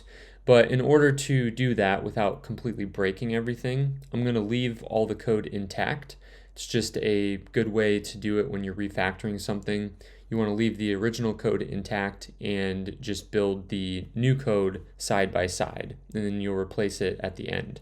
But since we're not going to have any of this code here anymore, what I'm going to do is build this side by side, and we're going to just make a standalone function called init. And yes, this is in the global namespace, but this should really be the only thing, this and maybe one other variable that we'll put in the global scope. So that should be fine. And what we'll do in the init method is basically initialize the class itself. So we'll say the view is going to be equal to new view. So that is going to make a class instance of this class right here. And then what I'm going to do just to test things is console.log view.$, and then let's just say turn, because that was one of the elements that we selected. In other words, we're just testing to make sure that this was initialized correctly. Furthermore, we want to duplicate this event listener. We will eventually remove this once we've refactored everything, but for now, we just want to use this init method when the window loads. So let's save that and then go back to our browser. Let me get these tabs organized again. Okay, so we'll go to our browser here and go to the console, and it's going to say uncaught reference error, the view is not defined. And there's a good reason for this. It's because we have not imported that script. Now, obviously, app.js has been imported right here at the bottom, but we would also need to import the view.js for that to be defined. And if we come back now, you'll see that our console log worked because that's now defined. But let's go back and flip these. Let's put them in a different order. So we first load the view and then we load the app. Does it still work? Well, the answer is yes, and I believe that's because of hoisting that happens with JavaScript. But what's confusing about this is we've got these two separate files with different variables, and they kind of reference each other, but that can get confusing when you have more and more files. So one solution to this that will help us out quite a bit and allow us to just import one script is to use ES6 modules. So instead of adding this additional script import, which gets messy once you have 5 or 6 scripts, we're just going to import app.js. And then we're going to set a type attribute on the script, and we're going to name it module. What this is going to do is it's going to tell the browser that this script is an ES6 module. And now in pretty much every major browser, ES6 syntax is supported as well as modules. So this is a nice way to handle imports and exports. So now in app.js, rather than just referencing this view class variable, we can import that. So at the very top of our file, what we'll do is we'll say import view from view.js. Now right now this is not going to work. And it's not going to work because we haven't exported anything from this module. What we need to do is put an export, and then we want to export this as the default export so that we can reference it in our file just like this. Now if we left out this keyword of default, we would need to put this in brackets and reference it just like this. So if we did that, this should work. If we go to the browser, you'll see that this is being printed out, which is what we're doing here at the bottom.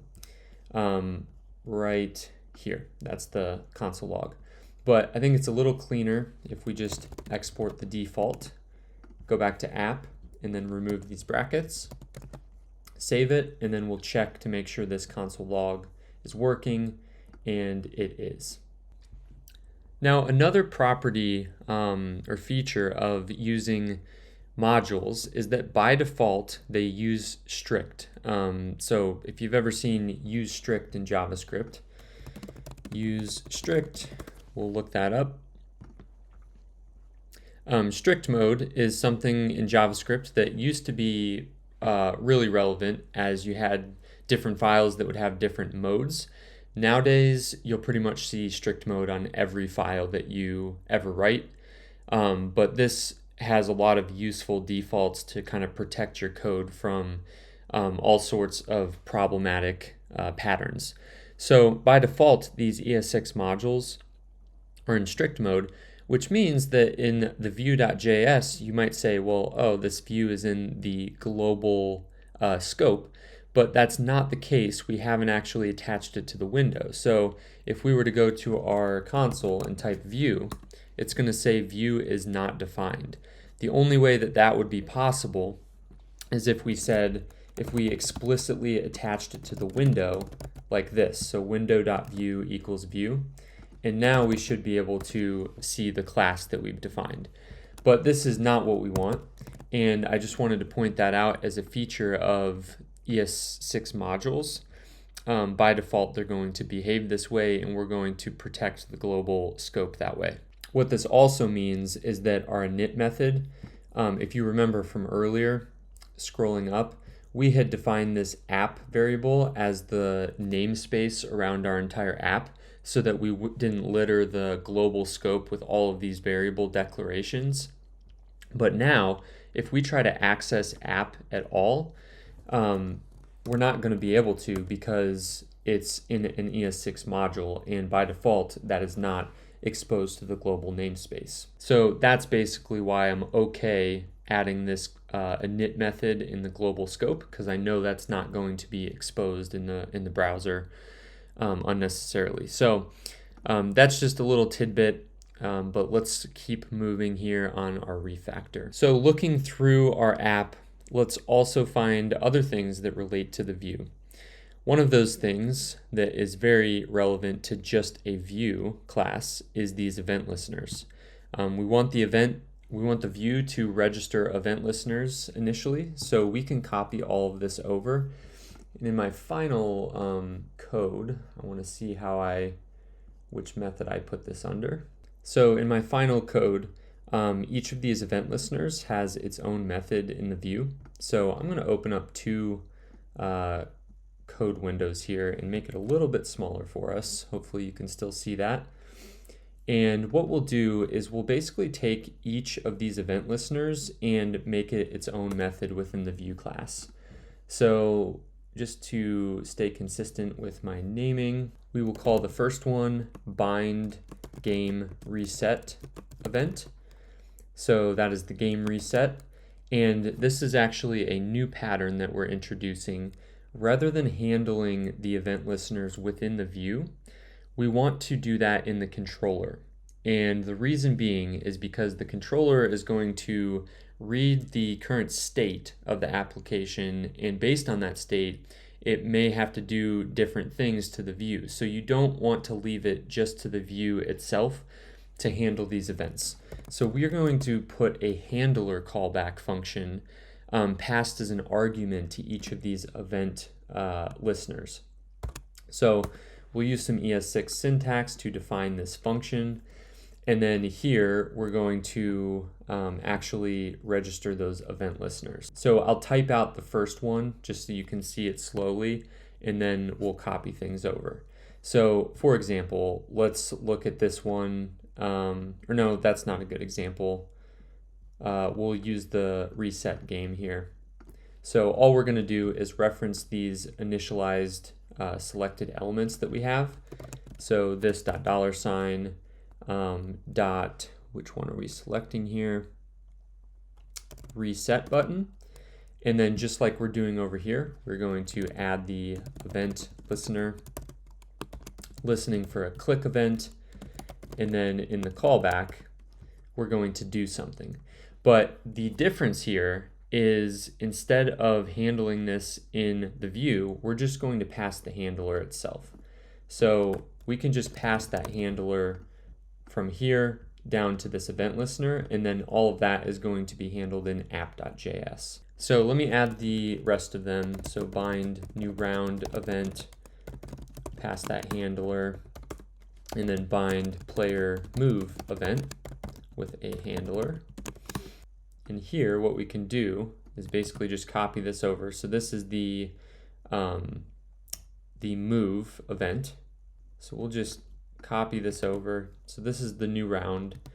So we just add this $, and that should work okay. But of course, we want to handle this elsewhere, so we'll pass the handler from the function parameters, or arguments, I mean.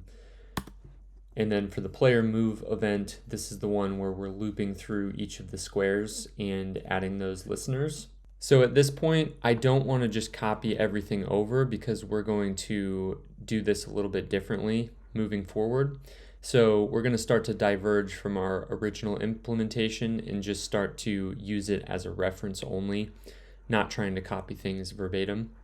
So what we want to do here is select those squares, and for each of those squares, similar to how we're doing it here, we'll want to bind an event listener. So we'll say square.add event listener, listening for a click, and then we're passing this handler right here. Now let's talk about event listeners that are going to be view only things. So you'll notice that I skipped over here on the left, I skipped over this one right here where we are clicking on the button to reset the game, although that should probably be added here. But specifically, let's look at this one where we're just toggling something in the UI. So remember, we just have this actions menu that's opening and closing. This is not going to affect the state of the game whatsoever. It's purely a view client only piece of state that we're tracking. And therefore, in terms of responsibilities, the view can handle 100% of that. It doesn't need to change any state or anything. So we can actually register that in the constructor and keep it entirely encapsulated here. So we'll call this section UI only event listeners.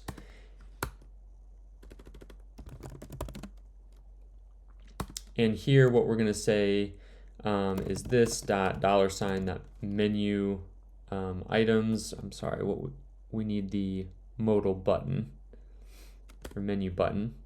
Yeah, menu items. And then we're just going to toggle the class list. So we'll say menu items.add event listener, listening for a click.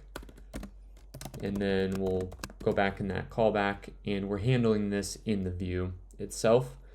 So we'll say this $menu items class list toggle hidden. And we're going to actually improve this handler just a little bit for some reusability, but let's start with that. And at this point, I think it's time to kind of comment out this app that we had before. So we're going to be resetting a good amount of functionality for the time being. Oops. So we'll just go through this whole app here, the whole thing, including the load event, and comment that out. We'll keep it here for reference, but it's all commented out at this point. So all we have now is just the view. So let me collapse all that because it's just going to be easier to see, and we'll save this. And now let's see what the UI looks like. So right now I can't really do anything. I can click stuff, but nothing is going to actually happen. Now the reason nothing is working is because I actually grabbed the wrong thing here on the right. Let's bring this over so we have a full screen. In our new view class, I'm actually adding a click listener on menu items. It should just be menu, because if we go back to our index.html and look for that, we want to register the listener on menu, or probably more specifically, we want to add a data ID and call this menu button. So let's go back to our view. We've got the menu items, and let's add one more, menu button.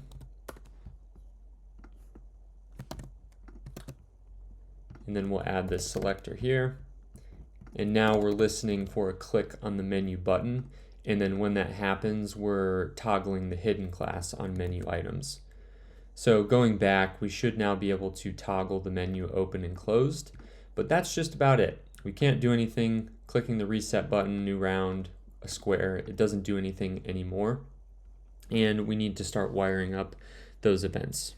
Just to show you the pattern that we'll be using, you can see that we have methods to bind these event listeners. But remember, by default, when this class is initialized or instantiated, these methods are not going to run because they're just methods of the class.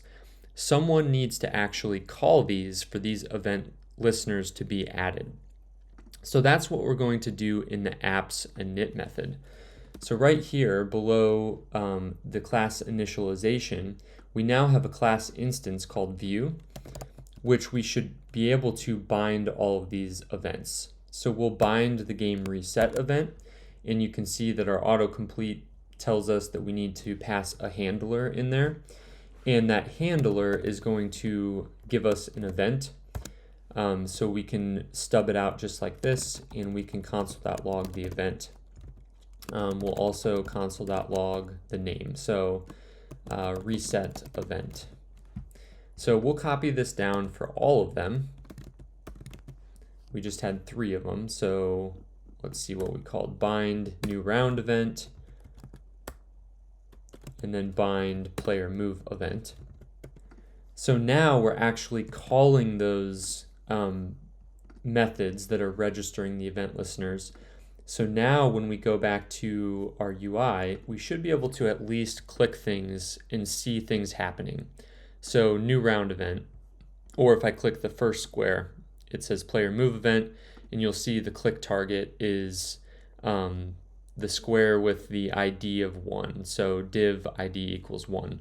Or if we click down here, we'll see an ID of 9. Now with this pattern, we want to keep our controller logic, which is in this app, as simple as possible. We want this to really just orchestrate what happens to the state in the view, but we don't want to add a lot of logic to this file. Most of the logic needs to happen in view.js or store.js, which we haven't created quite yet. I will get to this and show you why we have this. But let's continue with the view and start implementing some of these methods here. I think a good place to start is to go back to our app, open up our original implementation, and let's go ahead and go down to this big event listener that we have. Or no, we'll start with these littler ones. And just so that we can see this better, I'm going to uncomment everything, and we're just not going to initialize it. So I'll uncomment the whole app, but because we're not initializing it here, we can delete that.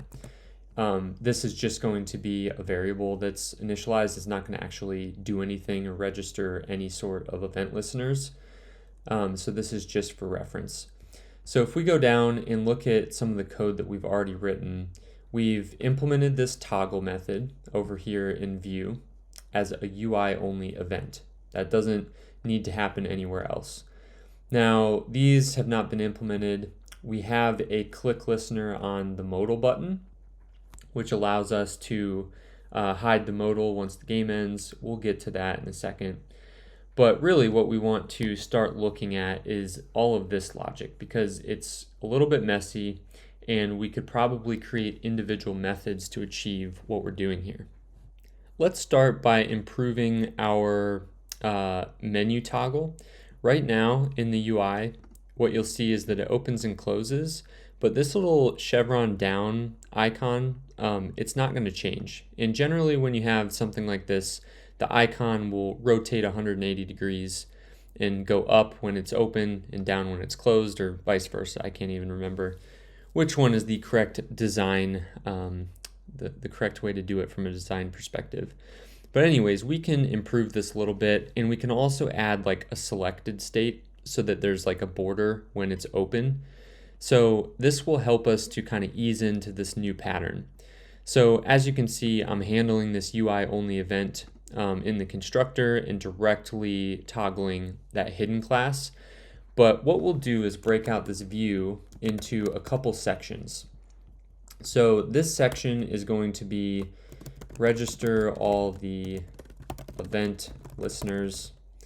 Then the next section is going to be some utility methods. So DOM helper methods. And that just means we're going to have some methods to change the UI in some way. And the first one we'll define is toggle menu. And that's going to be called, we're going to move this logic into that method. And then we will just say this.toggle menu and call that. So we've just refactored it a little bit, and we're going to add some stuff to this. So let's make sure it works. If we click this, it toggles the menu OK, and we're set. But now we want to add something a little bit better to this. So what I want to do is first add a border when the menu is selected. So we're going to say this.menu button, because that's what we're going to put the border around. And then let's toggle on the class list a border, which if you remember from our styles index.css, we have the shared utility classes and we've got this border class. So we can just toggle that to get a border on it. So now if we click, you'll see that when it's open, we have a border, and when it's closed, there's no border. So that's just kind of a nice addition. You could probably achieve this with CSS, but I thought it'd be nice to just demonstrate some JavaScript. And then furthermore, we want that little icon to flip up and down depending on the open or closed state. So to do that, we need to actually create a different icon based on that state. And what I'll do is define that in a variable. And from here, I'm going to, let's see, I'm going to grab from the menu button. So the menu button is going to be this right here. And you can see that I've got an icon down here at the bottom.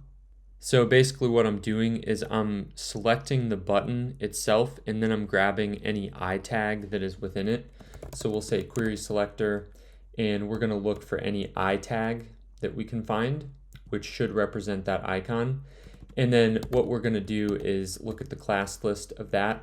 And since we're using font awesome, we can just toggle FA chevron down and then also chevron up.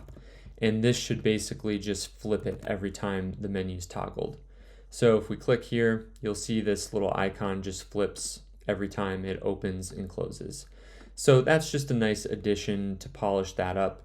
But more importantly, it demonstrates in a pretty simple way how we can define all of these DOM helper methods. And then within our event listeners, we'll just call those to basically change the DOM and change what the user is seeing from a view perspective. Before we go to the next set of event listeners, I want to do one little refactor here and add a utility method for selecting elements.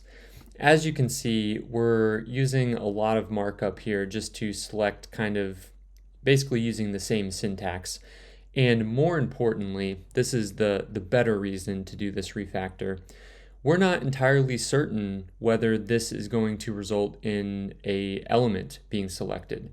We can put these selectors in and check them over and over again, but we really have no assurances that what we have attached to this list of elements is going to actually be valid selected elements. So what we can do is at the very bottom of this class, we can add a few helper methods.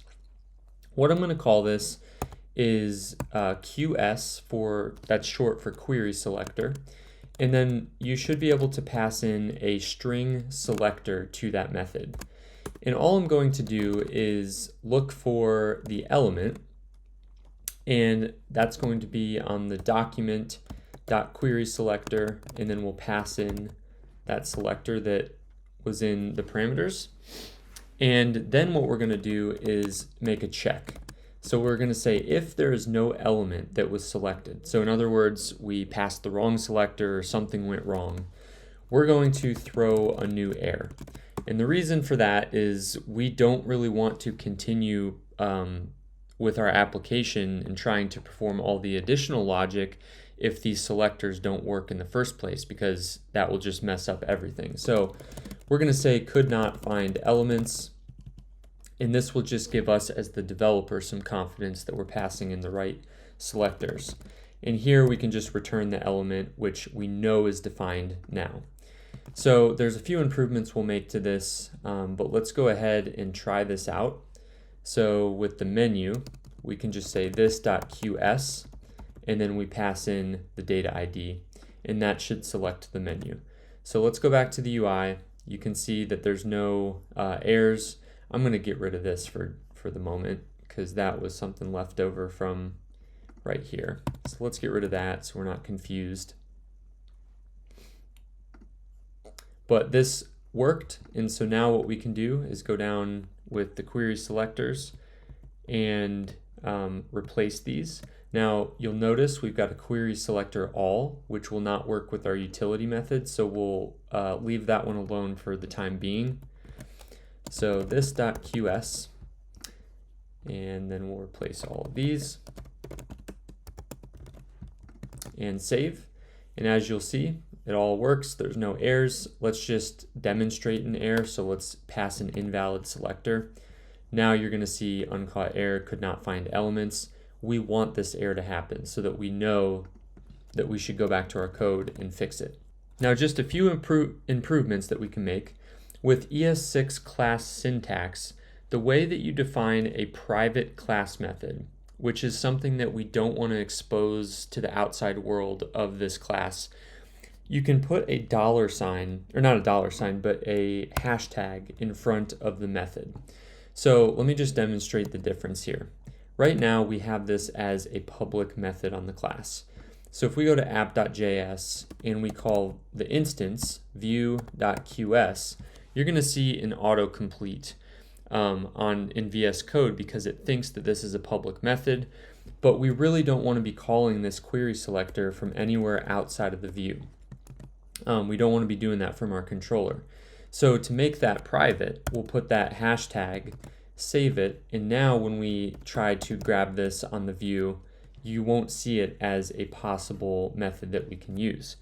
Now I think you can override this. I'm not sure if it's enforced at runtime, but it's just a good practice to keep everything private that you don't need outside that class. We can also do that for the toggle menu. So we'll put a hashtag there, and we need to now update the calls to this. So this.toggle menu, or actually we may not. Let me check this. Let's go to the UI. Yep, okay, we need to update that. So we'll say hashtag toggle menu, don't know what just happened. And then query selector, so this.query selector. Just highlighting them all. And let's grab the right one there. And then the last thing we need to do is implement this query selector all as a safe method. So one thing I want to do with the query selector is enable us to add like a parent element that we can pass. So basically this will just give us some flexibility so we don't always have to search on the document. So we'll say if there's a parent argument, we're going to search from the parent. Otherwise, we're going to search from the document. So just a quick little refactor there. Then we're going to copy this whole method down. We probably don't need the parent for this one, but we'll call this query selector all. And in this one, it's going to be the same thing. We're passing a selector, but now we're just going to use a different DOM method. So if there's not an element list, we're going to throw could not find elements, otherwise we're going to return it. So now we can replace that query selector all with this dot query selector all. Save it and make sure we don't have any errors, which we don't. And then finally, let's just make a different namespace for squares because it represents a node list, while these just represent individual elements. So we'll just make another namespace, a double $sign, which will represent the ones that we're picking as a node list.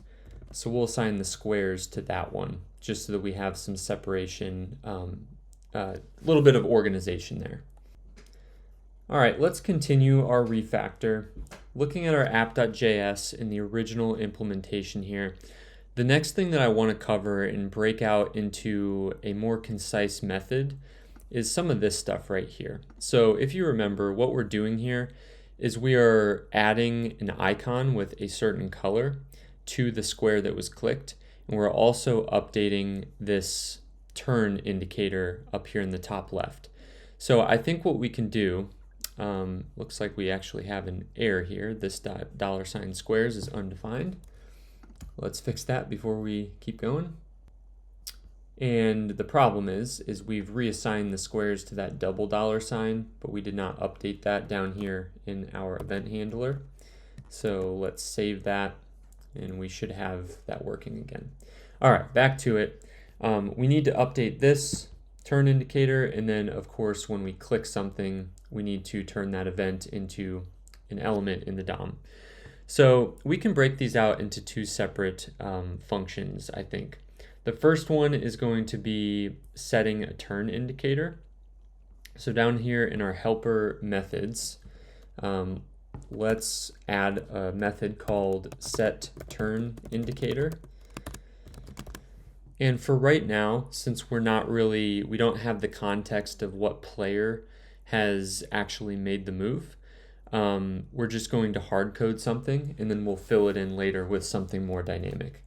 So the first thing that we need to do is just look back at what we were doing before. We were basically creating a turn icon and a label, and then giving some inner text to the label and setting a color on the icon. So we'll do that same logic in the set turn indicator. I will put a player as an argument, but we're not going to leverage that just quite yet. It'll just be kind of a placeholder. So what we need to do is create an icon. We can say document.create element. We want an I element, and then we want a label, which is going to be a paragraph element. For now, let's just assume that player is going to be either equal to 1 or 2. And we'll style it according to that. We're going to update that in the future, but just for now, we'll assume that. So for the icon, we're going to look at the class list, and we're going to add a certain color class based on the player. So if player equals 1, we're going to call that yellow, otherwise it's going to be turquoise. That is similar to our logic here. So if the current player is 1, we were calling the square icon was the yellow, and we're doing the opposite for the turn icon. But this gets a bit simpler because right here we're tracking basically two pieces of state. We're trying to see who was the current player that made the move, and then for the next turn, we're trying to decide who's the player after that. So we're mixing a lot of things, and it's a little confusing.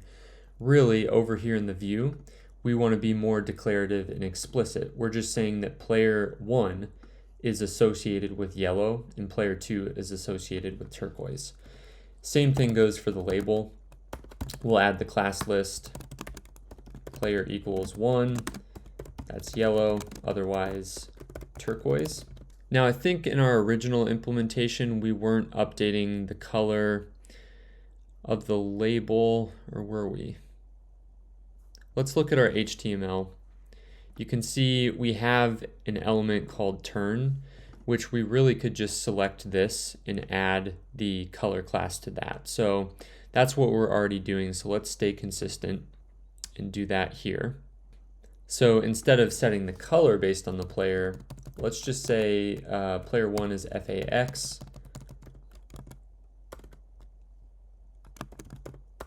And then for the message that we're adding, we need to set the text content. So let's delete that. So if it's player 1, FAX, otherwise FAO, we need to select one more element. So turn div, and I think we already have this. It should be at the top here. So right here, we've selected the turn element. So we'll say this.$turn.classList, and we are going to add the color based on the player. Now there could be an existing color, so we'll have to do two calls here. So add and remove. So we'll say if the player equals 1, we're going to add a yellow color. Otherwise, we're going to add a turquoise. And then what we're going to remove is if it's the player is 1, then we want to remove any turquoise class. And otherwise, we want to remove any yellow class. So this just makes sure that we remove the unwanted one and add the wanted class. This down here, we're setting the actual icon that we're rendering. And then the label, we can set the inner text of that. And we'll basically say if it is player 1, we'll say player 1, you're up. Otherwise, we will say player 2, you're up. Now at this point, this isn't going to do anything because we just kind of created these elements in memory. We actually have to commit those to the DOM. So what we need to do is select the turn div that we had modified up here with the classes, and we need to replace children. So that will just replace the child elements with first the icon and then the label that we created right here. So let's save that.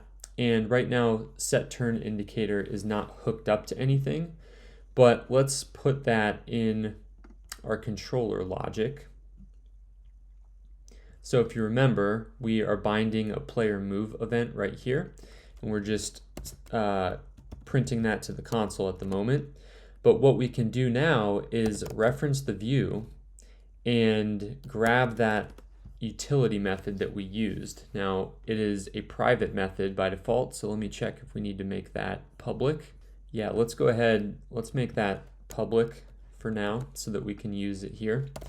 So we'll say set turn indicator, and for now we're just going to hard code the player ID. We're not tracking any state yet, so we're going to always say that we're going to pass in player 1. So let's save that and see what happens. If we click a square, it's not doing anything, and we need to find out why. So let's inspect the HTML. If we click this square, it just looks like it's not doing anything. Okay, so now every time we click one of the squares, we'd expect this to update to player 1. Now it's already player 1, so you won't see a change. So let's go back, and instead of setting it to player 1, we'll set it to player 2. And when we click, it now changes that to an O, but we're not getting the right colors. We're getting the right text, getting the right icon, but not the right colors. Oh, okay, so our problem here is that by default, our class of turn, so this one right here, is setting the color. And then we're adding this turquoise class later, which is not getting over, it's not overriding that. So a better way to probably approach this, we'll go back to our CSS. And instead of making that turn have this initial color, we will handle that with the class. So let me show you what I mean. So I'll remove that from turn in CSS. And then if we go to the HTML, you'll see I'm just passing yellow as a class to style the initial icon and message.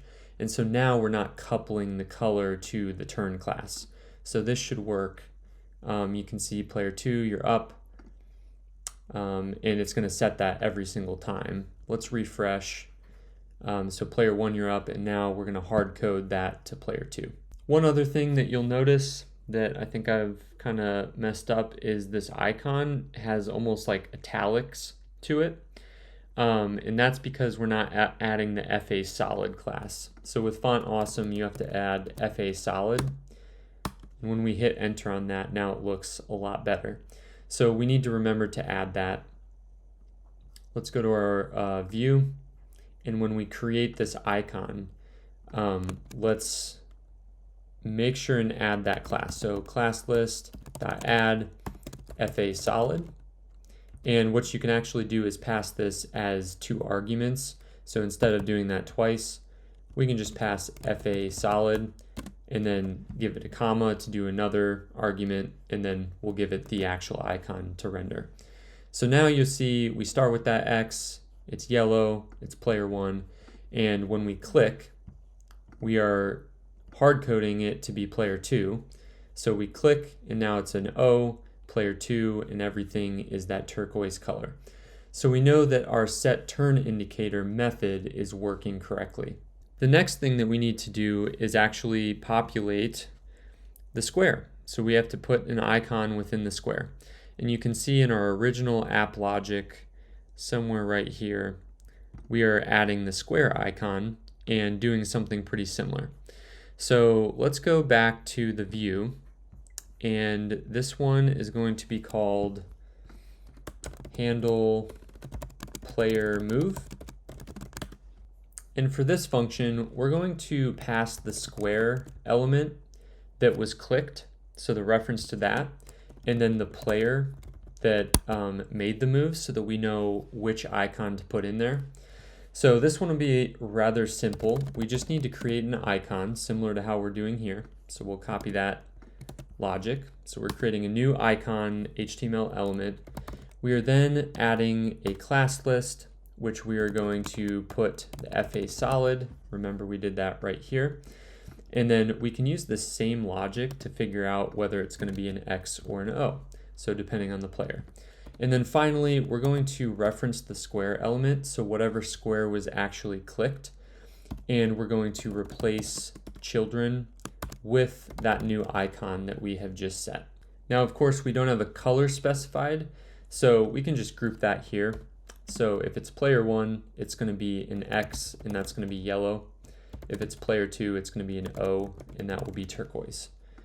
So let's save that, and now we will call handle player move in our controller. So now you can start to see what the controller is supposed to be doing.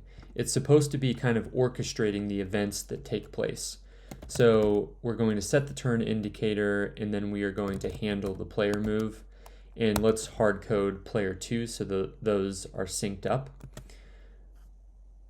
So now when I click this square, we would expect that this turn indicator will turn turquoise with an O, and this square will, or actually, now that I'm thinking through this, we want the player move to be player 1, and then the turn will be set to the next player, which will be player 2.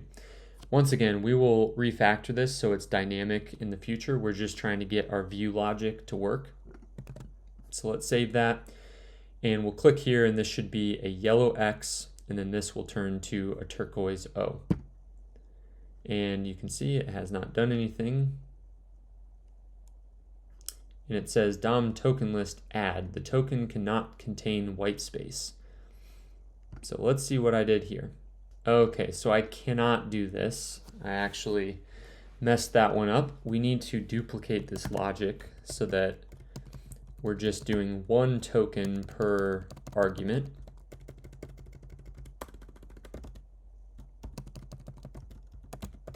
So just a little refactor there, and that should probably work.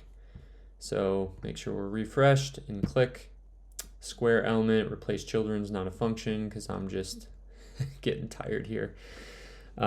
We can't just pass in that one. We need to pass in the event target. So this will represent the square that was clicked. And so we want to pass that into our method. And hopefully third time's a charm. As you can see, it did work finally.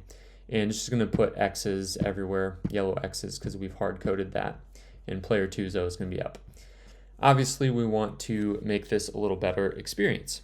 So at this point, we have reached a place where we need to address this file, store.js, because we are doing some, view logic, but right now we're hard coding which player is up.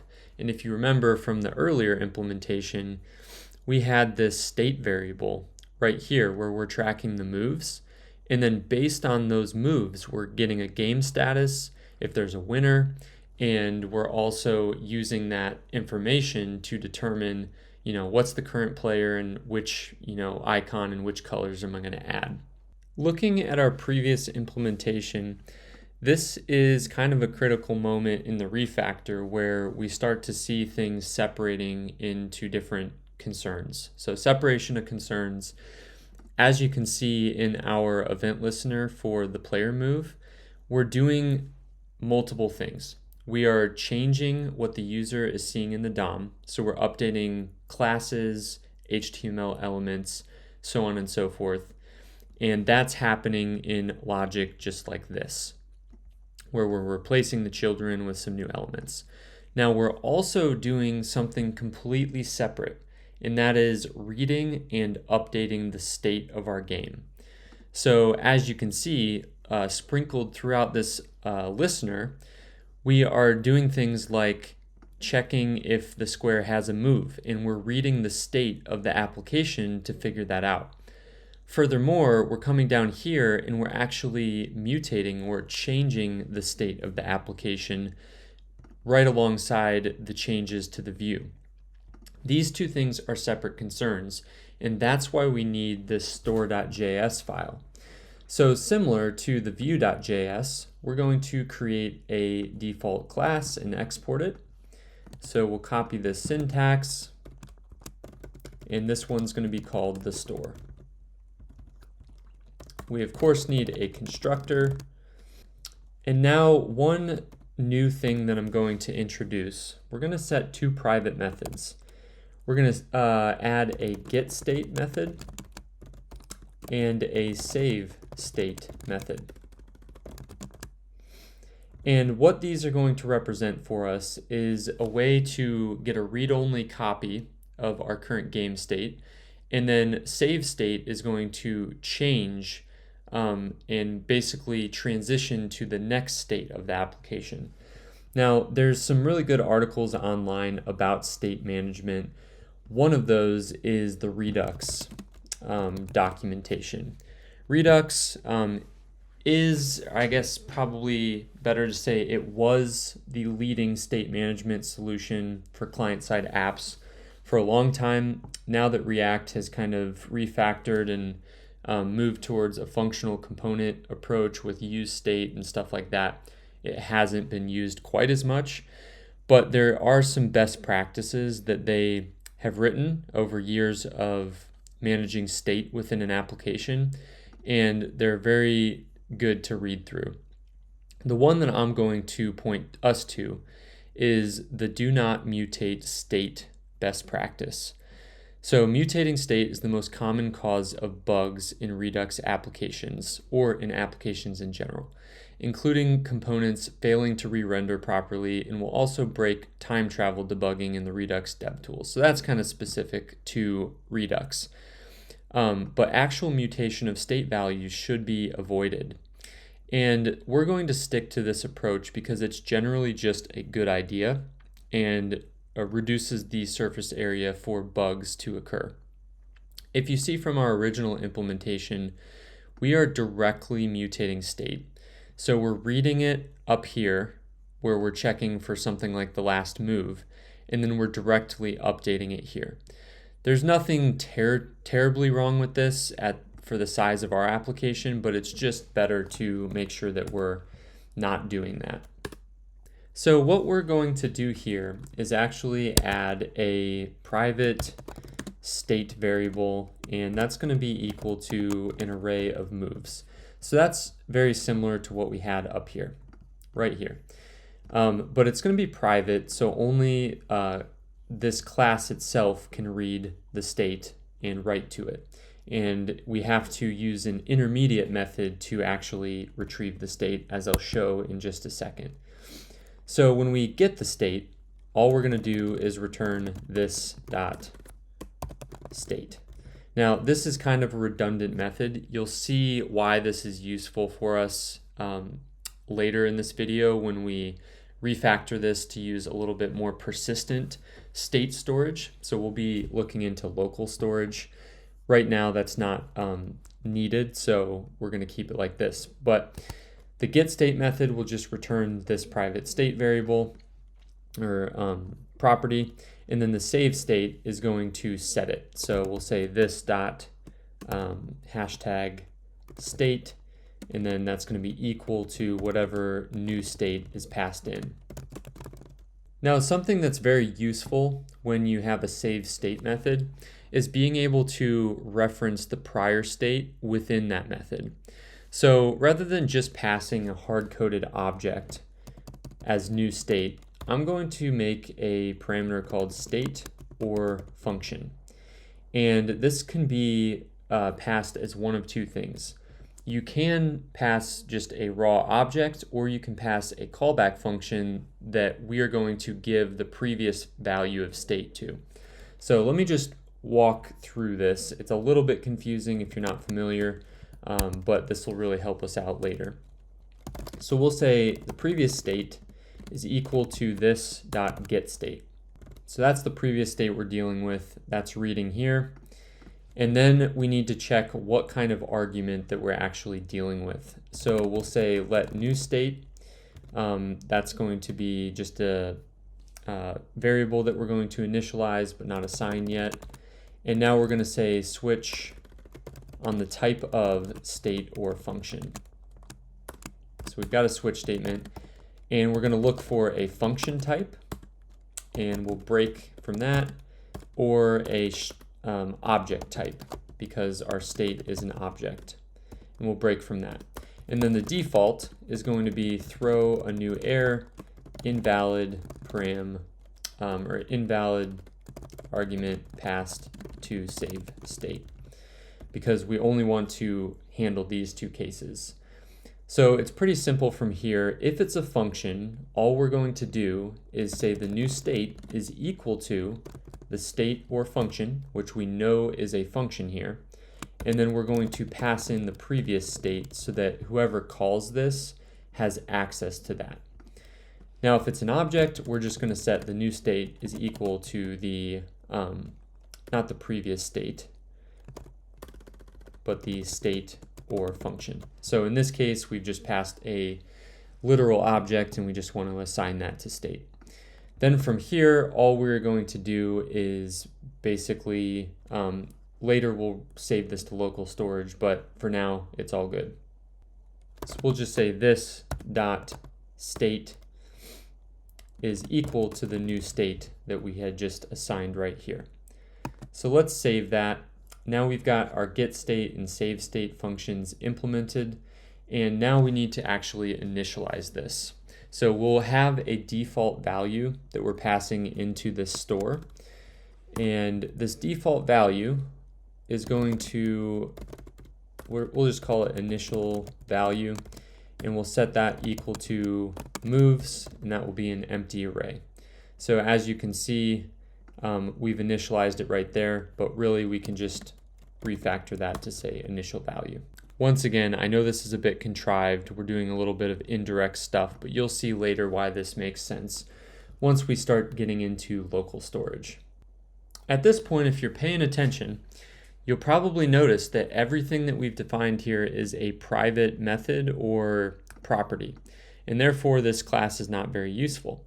So what we want to do is expose a getter method that allows us to read the state, and then our application can take that state that we've read and do something with it. So if you'll see in app.js, one of the things that we had defined was get game status, and we just passed in the moves that was, in state, and that's going to give us things like the status of the game, if it's complete or in progress, and then if there's a winner, it will define that. So this is something that we'll need, and we can define that in the store. Now, something I like to use when we're just reading a read-only value from a class is to add a getter method. So if we add the get keyword followed by something like game, and then we define a method, this is going to be evaluated at runtime. And basically what we can do here, where we initialize the store, which we still need to do. So store equals new store, and that should have auto imported things for us. So import store from store.js. So when we initialize that, now store.game is a property that is available. So let's just console.log store.game right now, and we'll just return dummy value. So let's go back to our UI, and you can see that it prints dummy value. Now, just to demonstrate, if we remove that getter, it's going to break. We're just going to get a function called game. So we would need to go over here and actually call that as a function to get the dummy value that we're looking for. So that's why I like to just use a getter, because you don't have to call anything. You can just add that get keyword, and then this acts as a property on the class instance. So as you can see in our handler for a player move, we are hard coding right now the player that is up. So we obviously want to get that from the state of our game or from the store. So to do that, we're going to update this class property to basically derive some state. So the goal with saving state, as we talked about earlier, is to keep it as simple as humanly possible, and then we're going to derive as much as we can at runtime from that. So that just makes it so that we only have to update a small piece of state, and then we can just dynamically get the rest. So I'm going to basically take this method that we had defined earlier, get game status, and I'm going to kind of refactor this, make it a little bit simpler. And the first thing that I'll do here is define our list of players. This is going to make things a lot easier for us. And I'm just going to copy in from the completed app so we don't have to type things out, and then I'll explain what we're doing here. So down here, I think at this point I'm going to collapse our app because we're, once again, not using this. We're just using it as a reference. So here we're going to define the players of the game. How I've decided to represent these players is just a tuple or an array of players, and we'll just know that the 0 index is player 1 and the 1 index is player 2. Now, what we're doing is basically adding some configuration here. So this is a configuration array that's saying we have got 2 players. This is the name of player 1. They're going to be the X icon, and they're going to have a color class of turquoise. Likewise, player 2, O, in color of yellow. So this is going to help us with our internal logic quite a bit, and I'll show you what I mean here in a second. So before we even touch the store anymore, let me just pass in players and then the first index. So that would represent player 2. Obviously, this is going to break that method because we're not expecting an object. So if we click stuff, it's just not going to work correctly. But if we go to the view and go down to that method that we had defined, so set turn indicator, this player now represents that object. So now that we're passing an object as the player, this logic here gets a bit simpler. But the problem is, if you look at our index.html, we're defining the color on that top level, which means we have to add and remove classes. So really we would need to pass in player and then opponent. And then here, what we would do is say player dot, let's see, color class. And then this one would be opponent dot color class.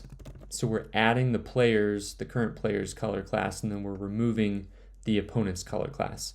Now, a bit simpler way to handle this, I know I'm kind of going back and forth here, but let's go back to index.html and remove the color property from this outer div. And instead, let's just initialize the color property of this each element within.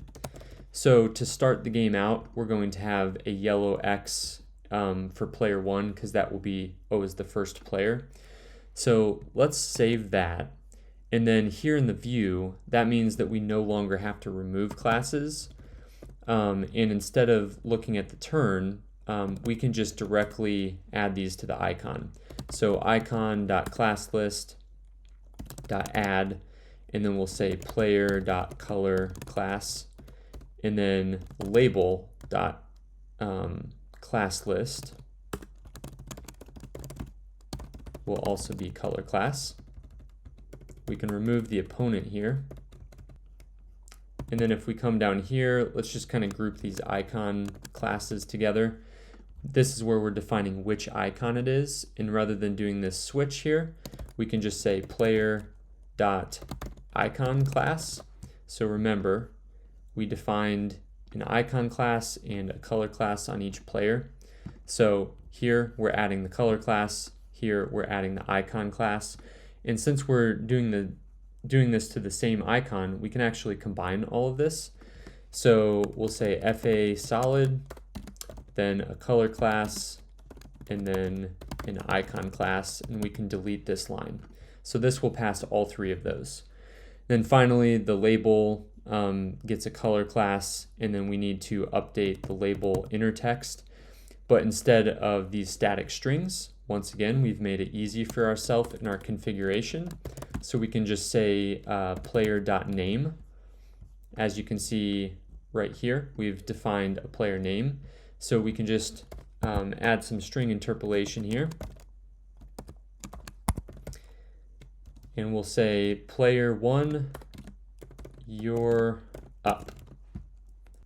And then finally, we're getting the container and we're replacing it with the icon and the label. So now that we've done that, we should be able to see this working.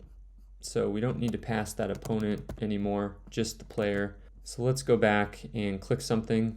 So this should be turquoise, not yellow. So let's see what's happening here. We're passing in players index of 1. So we're basically passing this object. We'll bring that over to the view just so that we have a reference to see what we're passing. So that's the object that is being passed in this case. And we are grabbing the color class, which is defined as yellow, and the icon class, which is O. So that's our problem. Our configuration object is actually different. Let's check the final implementation, so the vanilla refactor. You can see that the X is turquoise and the O is yellow. So I actually had things backwards this whole time. I apologize. The O should be yellow and the X should be turquoise. So I think this is intended behavior. Let's delete that. And then instead of player 2, we'll pass in player 1. And let's see, that is working a little bit better. We've got a blue X, and then if we load by default, we need to update that as well. So this should start as turquoise. This should start as turquoise. So player 1, you're up. A turquoise X, is that the same thing we get here? Let's reset. Yep, we get a turquoise X. So we're starting in the right state. And then as we click something,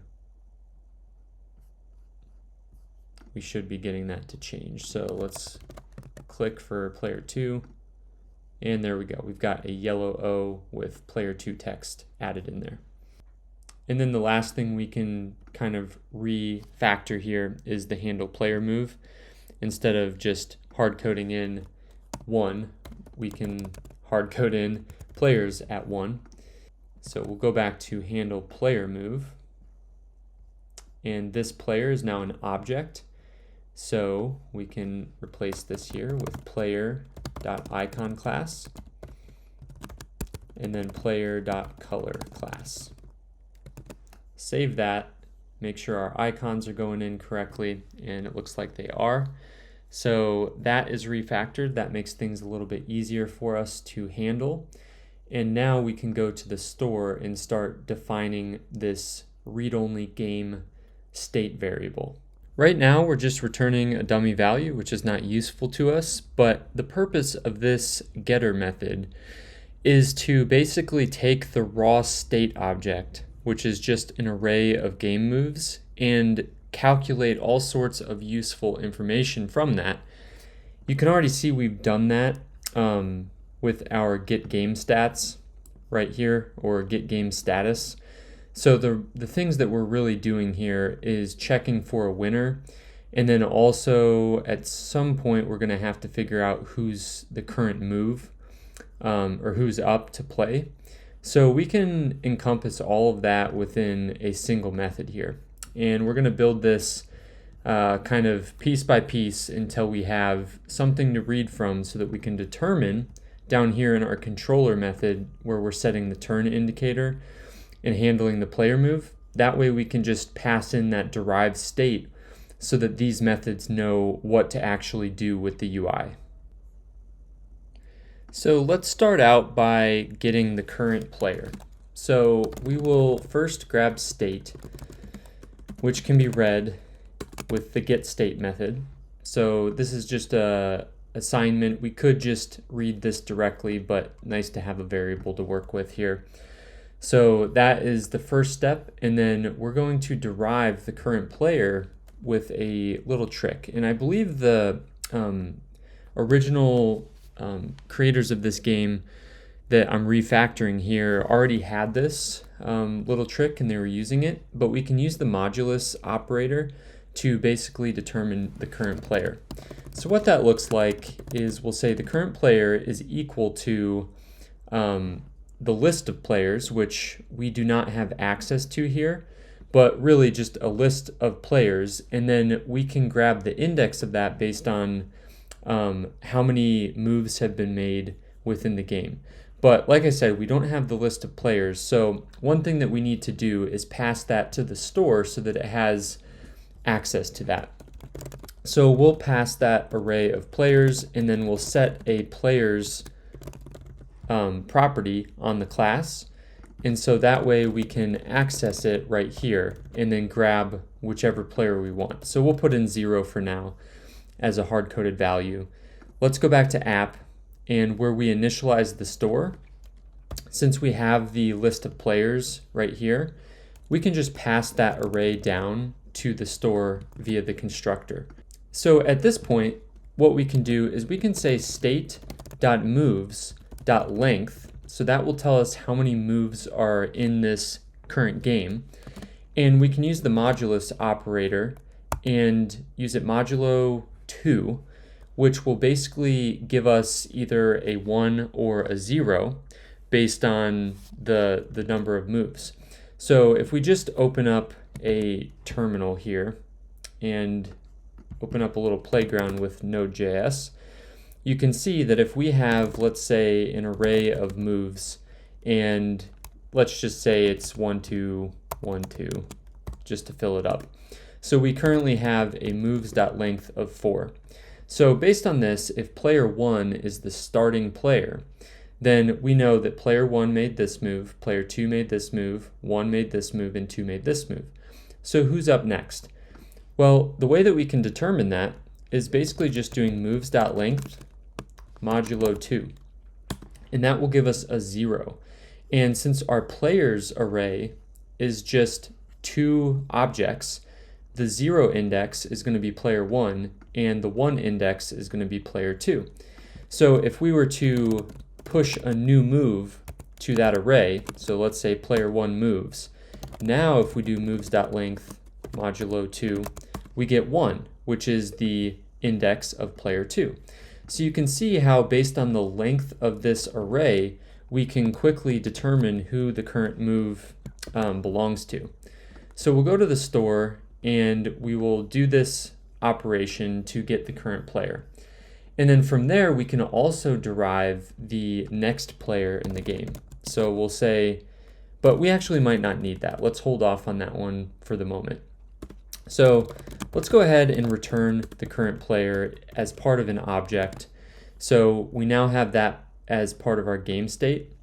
And then we can come down here to the set turn indicator, and we're going to reverse this because first we need to actually handle the player move. And I'm going to make a variable to keep things clear. We will say that the clicked square is equal to the event.target because that's what that actually represents. If you go back to the view where we are binding that move, we're just looping through the squares and adding that event listener, which is going to pass the individual square to that handler that was clicked. So that's what that represents. And just for clarity, we can pass it like that. And then for the current player that we want to move, now we have some game state. So we can say store.game.currentPlayer, And that should satisfy the stub of this method.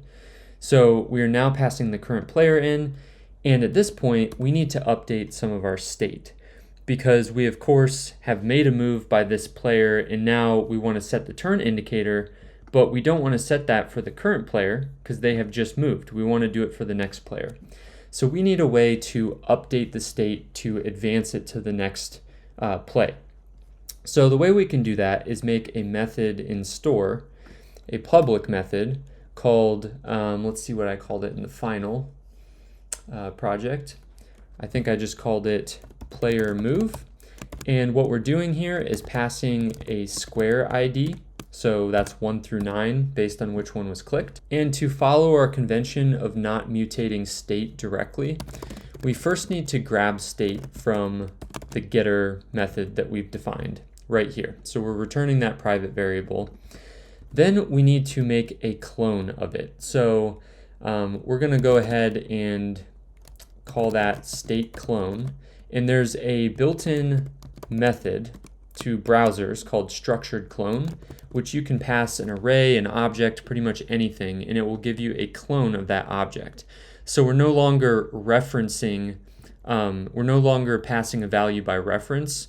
We've got a completely different object that we're able to mutate here. So from this point, we can go ahead and take the state clone and push a new move to this array. Actually, we don't want to push it directly there because the state object has an array of moves, but that is a property. So what we're really saying is state clone dot moves dot push, and then we need to pass in the square ID right here, and then also the player ID. So, or not the ID, we'll just pass in the player that is currently up. So that would be state, or not state, but this dot game. Remember, we just derived that up here, so we can actually access that property within the class, and we can pass it the current player. So when we call player move, it's going to take the square ID that was clicked and the current player that was up and push that as a move to the state object. So that's going to actually update our state for us.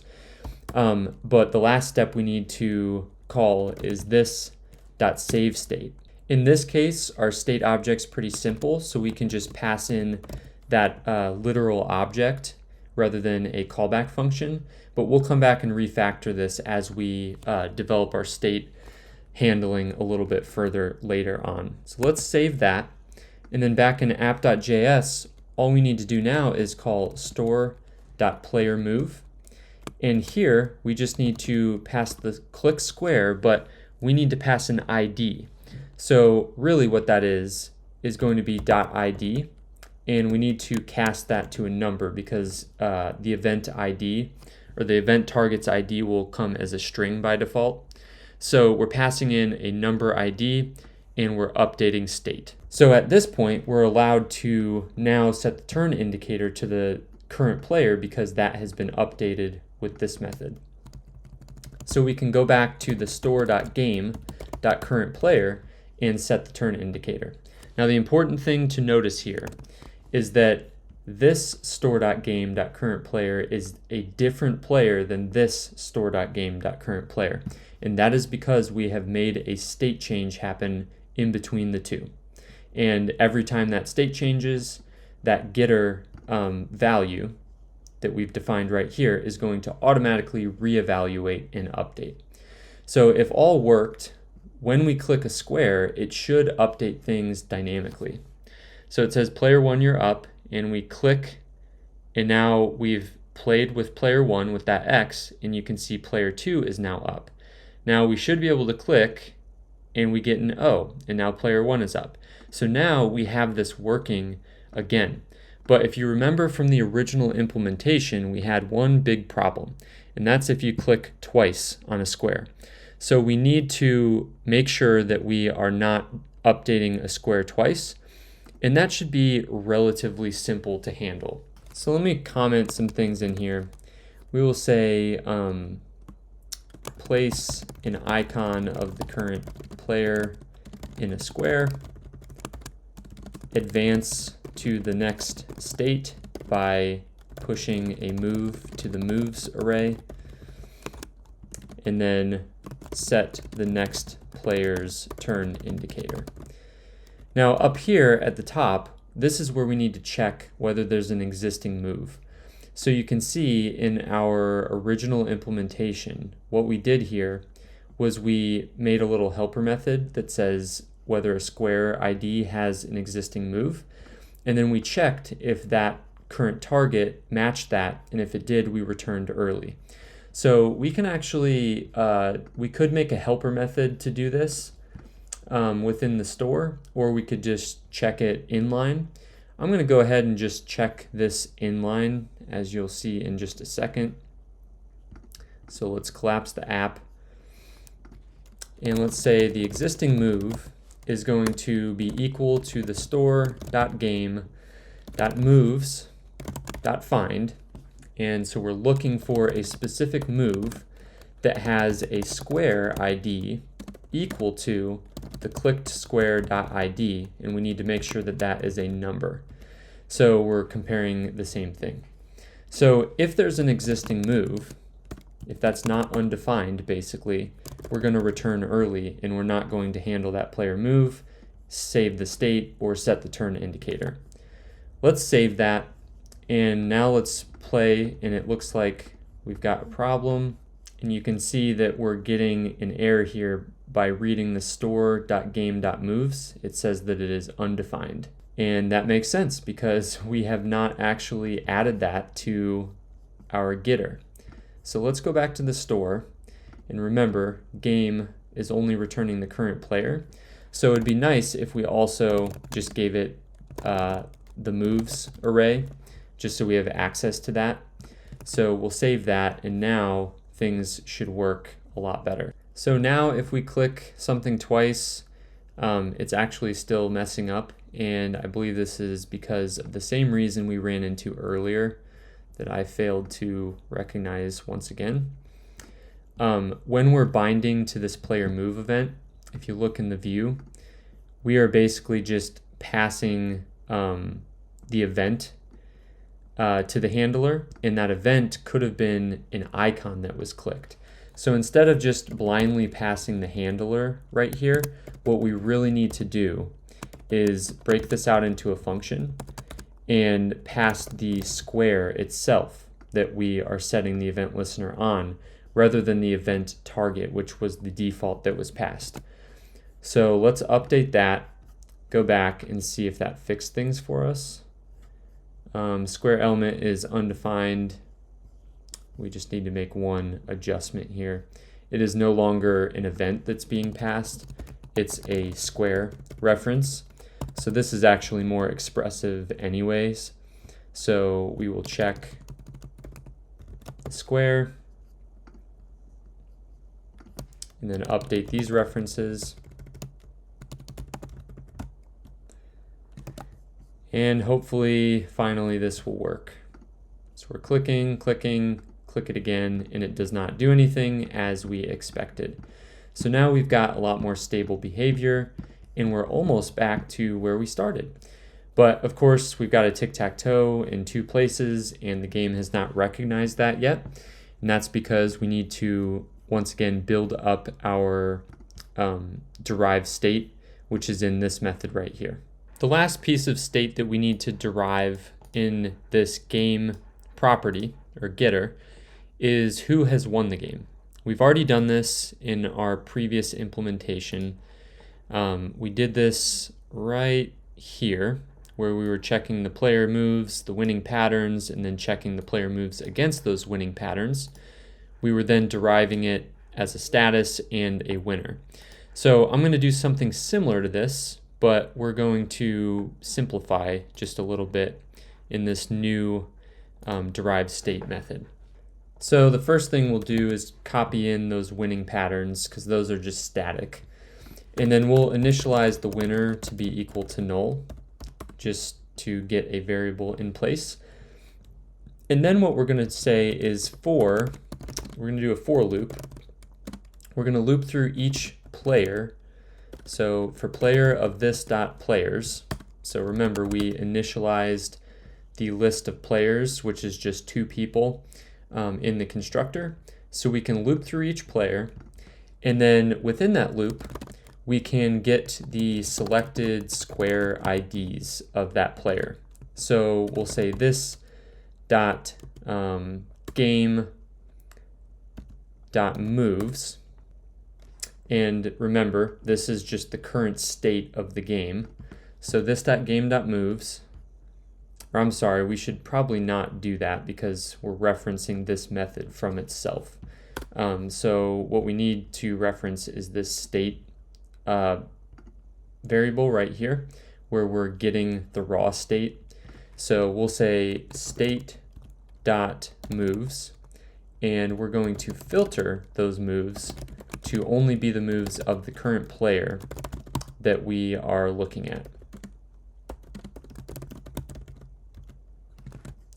So just walking through this logic a little bit, we've got the array of raw state of moves, and we're going to filter out any player that does not match the current player in our loop. Furthermore, we're going to map that resulting array and just grab the square ID off of the individual move. So if you remember, we're pushing a square ID and a player to that moves array. So that's basically what we're reading off of this right here. So we've got a list of selected square IDs for the current user. And now we're going to do an inner loop, and we're going to say for pattern of winning patterns. Now we're going to check if the pattern matches every one of those selected square IDs. Or actually, I should probably say if the square IDs has every element of the pattern. So we'll say selected square IDs includes that value. And so this will check if there is a winning pattern. And if that's the case, we're going to set that winner variable that we initialized up here to whatever player we're in during that loop. In other words, we're going to go through this loop, and if no winning patterns are found, the winner is going to be left equal to null, which is going to tell us that this was a tie game along with the status of the game. So we'll come down here and add a status property, and we're going to say, is the game complete? This is going to be true if the winner does not equal null. So if there is a winner populated, we know the game's complete. Or if the state.moves.length is equal to 9, because we know that that's the maximum number of moves that can be played in a given game. And then finally, we'll pass the winner variable right here, which will either be null or set equal to some player. So now we have some derived state, and I'll just remind you that we're deriving all of this information, the current player, the status, whether it's complete, whether there's a winner, we're deriving all that off of one simple array of game moves. So that's going along with our pattern of trying to keep state as simple as possible and then deriving what we need to know from it later on dynamically. Now that we have this information populated, we should be able to come back to our app.js or our controller, and this is where we will check whether there's a winner. And if there is, we're going to open up some sort of modal to show that status to the user. If you remember from our first implementation, we had, let me collapse some of this stuff we're not using.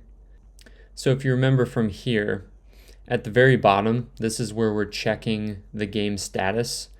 And if the game is complete, we're going to remove the hidden class on that modal so that it opens up. And then we're going to set a message. So we can make some utility classes or some DOM helper methods within our view class to achieve this. So let's go back to the view class and hook up some of those methods. We can put them pretty much anywhere. I'll just put them at the top here. The first one that we'll want is an open modal method, and we're gonna pass in a message. And what we'll do with that is select the modal itself, and that's going to be the one that we remove the class from. So there's the modal in our index.html. That is this entire div that's got hidden on it. So let's remove that real quick, and you can see how it pops that up. So really what we're trying to do is just toggle that class. And the way we'll do that is we'll come down to our helper method, and we'll look at the class list, and we will remove the hidden class. So very similar to what we were doing before.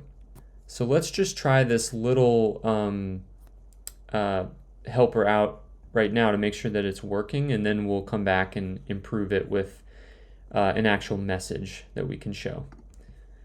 So we're coming down here, we've set the turn indicator for the next player, and now it's probably time to check whether someone has won the game. So really, we need to do this before we set the turn indicator, because this will update that text up here, and if the game's over, we don't really want that to change. So here's where we check that state. We're going to say if the store.game.status is complete. This is where we're going to perform this logic, and we're going to add a return statement here, because if it's complete, we know we don't want to run this logic, so we always want to return. At this point, we'll call view.openModal, and that should open things up for us. So let's go to the game and play it and see if it recognizes this winning pattern, and it does. So we see player 1 wins. If we click play again, it's not going to do anything because we haven't updated that event listener. So let's refresh the game, start over. And at this point, we need to pass in a message to say who won the game. And we can go ahead and derive that.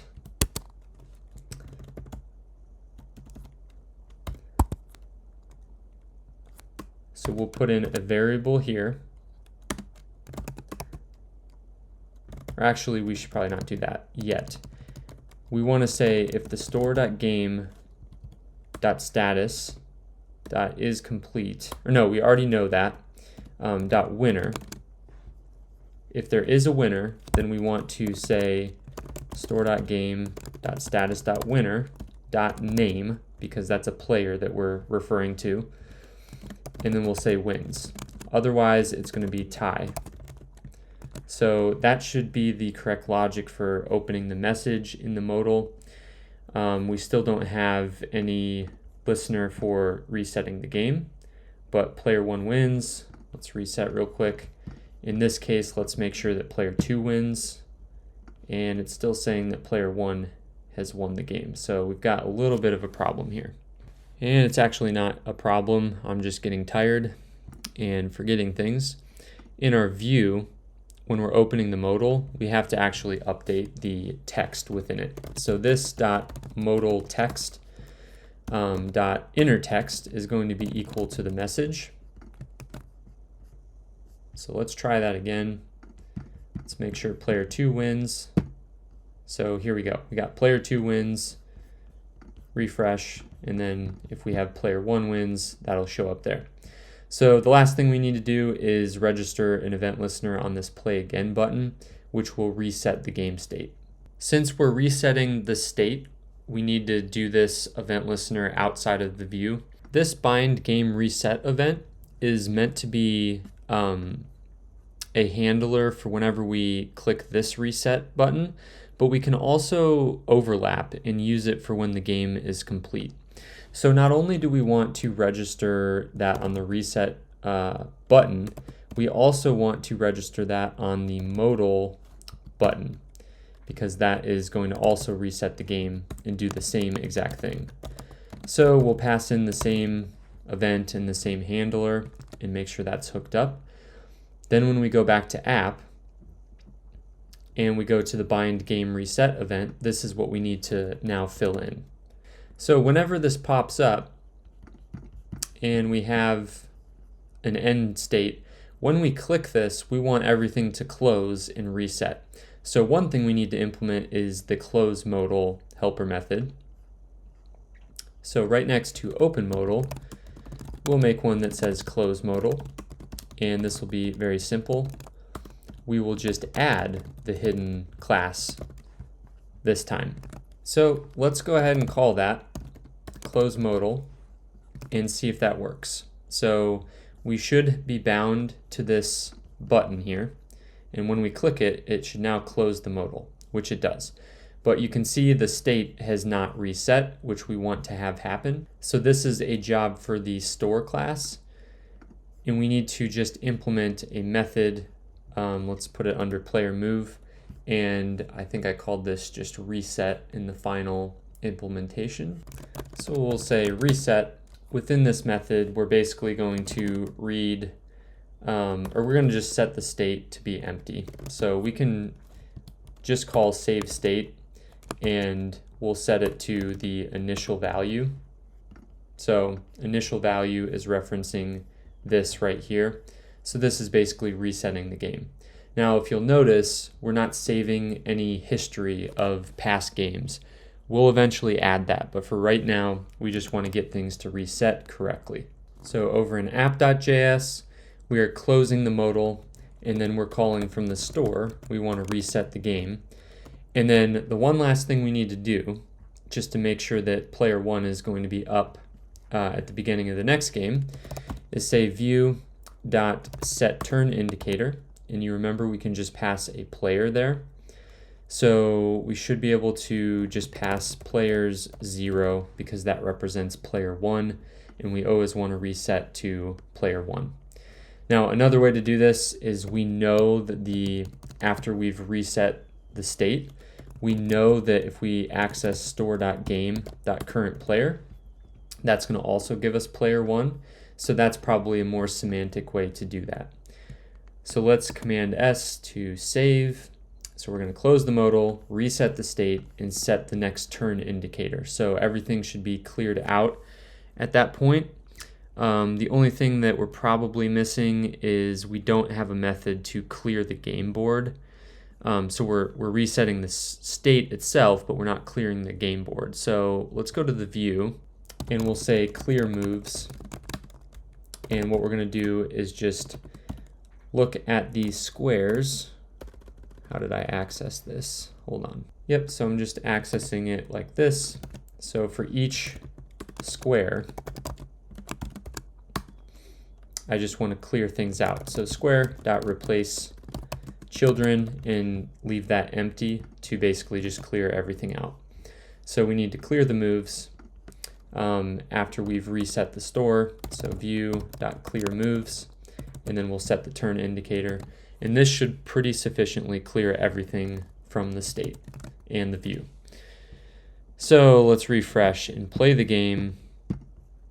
Player 1 wins, and when we click play again, everything clears and player 1 is going to be up. So if we do the same thing for player 2 wins. You can see player 2 is up, but that will reset to player 1, you're up at the end. But obviously at this point we have a working game. But if we started to play and then we refresh the browser, it's going to reset. If we play and player 1 wins and we click play again, none of this stuff is being tracked down here. We have no history of games of the past. So if we wanted to implement that, that's going to basically be the next phase of this video. And it's going to get into some really cool concepts with local storage. And finally, we will kind of refactor this to be a little bit more declarative so that we can just kind of react to all of these state changes and render whatever UI should be based on that current state. One last thing I wanted to test. Let's make a move on the game board. And I believe we should be able to click reset and everything resets okay. Now this does not close, which we're going to want to implement. But just wanted to show you that because we actually indirectly implemented this reset method when we were working on handling a winning game. And how we did that, remember when we binded to the game reset event, that is actually linked to both the reset button and the modal reset button. So it's running the same handler regardless. Now, as you saw, that doesn't close everything. So in app.js, where we are closing the modal, Let's refactor this to not do close modal, but close all. And we need to implement that method. We'll put that right under close modal, and we'll say close all. And this is basically going to call the close modal. So we're going to close the modal, and then we want to close the menu. We currently have a toggle menu method, but we also want to have a close menu method. So this is going to look pretty similar to this method. We're just going to say this $.menu items. And then on that class list, we're going to add hidden to make sure that it's closed. We're going to also remove the border. So remove the border on the menu button, because when that's closed, we know that should not be there. And then we'll reselect the icon, because we always want to make sure that that is going to be the icon that points down. So let's just copy these two, and instead of toggle, we're going to add this one and remove this one. So when we call close menu, it's just going to make sure that everything is in its closed state. And then we'll add that to the close all method. And at this point, we can make this close menu a private method, because that's only being called here.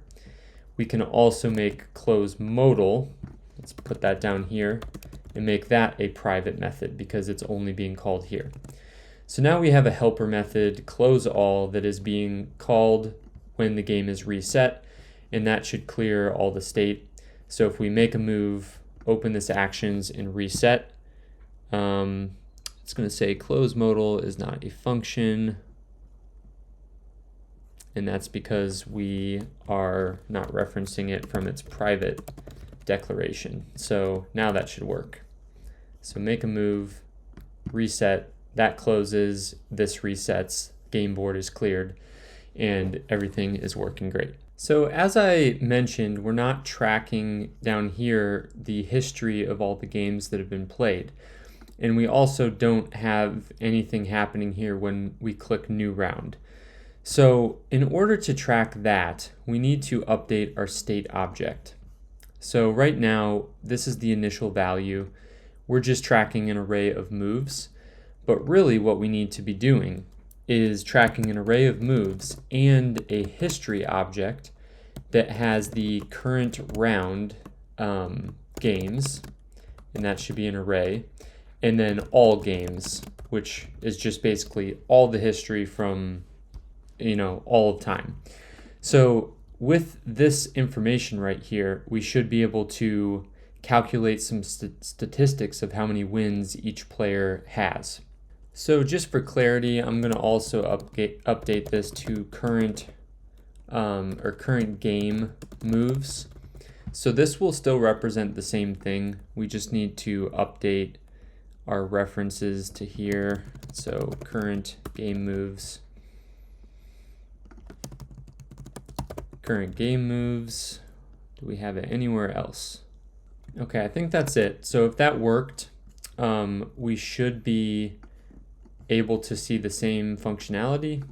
Things should still be working, and it looks like it is. And so now all we need to do to start tracking this is when we reset the game, instead of just saving the state back to the initial value, we should update the state to basically take that finished game that we just completed, push that to the history, and then start a new game.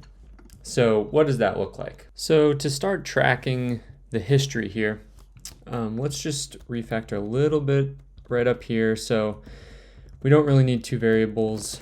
Let's just pass get state into structured clone, and we'll just call this one state clone. So that's for the player move, and that should remain the same. The reset method is where we're really going to do some updating. In the reset method, we're going to have to check for a very specific condition, and that is if this.game, so we're reading that getter up here that we've defined, .status is complete. If it's complete, we want to push this game that we're resetting to the history object or the history array. And if it's not complete, then we just want to reset it totally.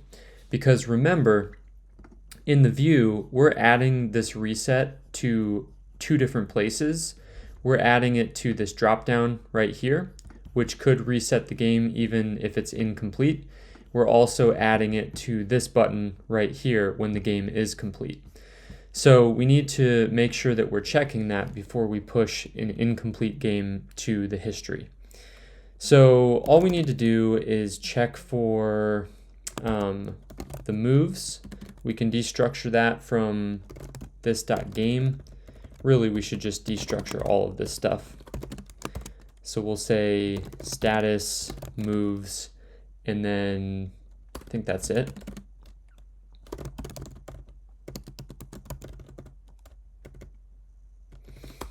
So now we can reference status.isComplete. And we should also make a state clone because we're not going to mutate state directly. So in here we'll say state clone, and then remember our state now looks like this. So we can grab the history and then current round games array is where we want to target this.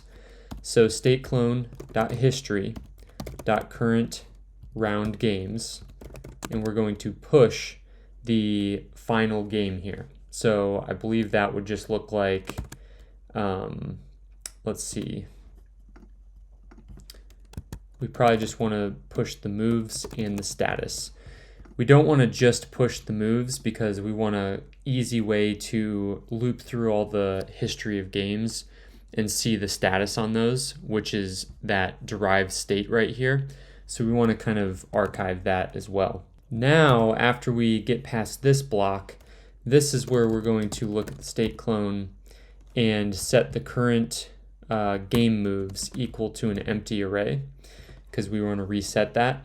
And then instead of saving it to the initial value, we're going to save it to the state clone that we've just mutated here in these two places. So at this point, if we've done everything correctly here, we should be able to add a new getter. So we've got the current game, and then let's also make a stats getter.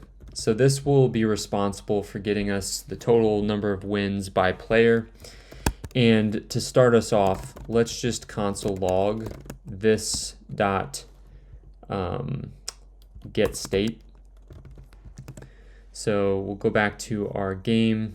Let's play at least one round and reset. And so right there, that should have pushed it should have pushed a game to history. And since we're not actually calling this anywhere, it's not showing up. So we need to call that somewhere. We'll just call it at the end of the game reset. So console log store.stats. We'll remove that in just a second, but let's play one more game. So I think player one should have 2 wins at this point when we reset. So you can see in history, we have current round games is an array of 1, and it shows all the moves from that game, and then the status showing that the winner was player 1. And if we play this again, I'm hoping things will update correctly. Yep, so now in history we have 2 games in history. So if we keep playing these, that's basically what's going to happen. So at this point, player 1 has won 3 games, and you can retrieve all of those in history right here. So now our job is to go back to this stats method on our store class and actually derive some useful state that we can use to update that scoreboard down here at the bottom. So what I want to return from this, it should be pretty simple. So player with stats.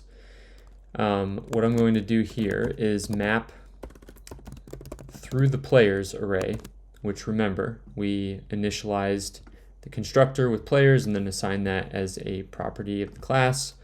So we have that, and we can map through and look at each player, and then all we're going to do is add whether they have a win, or add how many wins they have. So we'll calculate wins by looking at the current state, so this dot game, or I'm sorry, not this dot game, but we will look at the history. So we need to grab the current state, which is this dot, get state.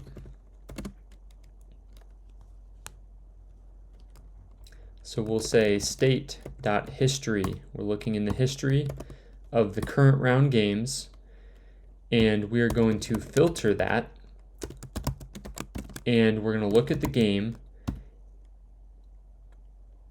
and check for the status of that and see if there's a winner. And if there's a winner, we'll use an operator here that JavaScript has available to basically coalesce any undefined values when we're accessing this property. So we can pass ID and check if that's equal to the current player.id. So we're checking the player we're mapping through against the game status of the current game we're mapping. And at the end of that, we should be able to get the length of that array. So that will give us the number of wins that this player has. We will then, from this map function, we will then spread the player object to this object, and then we'll pass the number of wins. So essentially, this is giving us a list of players where it has this additional property called wins that will tell us later how many wins that player has. Furthermore, we then have ties, and that one's pretty easy. We'll just look through the history again, and this time we're going to filter it for games where the game.status.winner is equal to null. So that will tell us when we have a tie, if there's no winner, and we'll give it the length there as well. So now when we read the stats object, we should be getting a much different picture. So let's go ahead and play another game. And now we've got the stats object. We've got player with stats, and you can see that's an array of 2 players. And if we open up those players, we get all of their attributes, of course, and then we also get how many wins that they've had so far in history. We get the ties is equal to 0, and you can already see that we can basically take this information and just update the HTML to show that in these 3 boxes down here. So populating these will be relatively quick, I think. We just need to go to View and make one more helper method. I'll just keep putting it here at the top. Let's go ahead and say update scoreboard is the method that we're going to use. And I think we might need to put a data ID on some of these.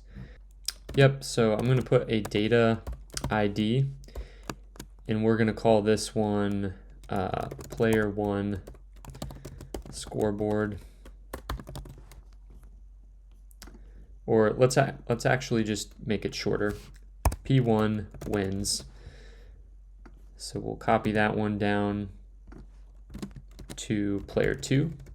So P2 wins. And then we already have a data ID because I guess I forgot to pull that out during our HTML build. So that's already there for ties. So if we go to our view, we just need to select these elements. We could just do it in this method. We really could do all of this in that method. I just like to consolidate stuff up here. So we're going to select the player1 wins, and this is going to be selected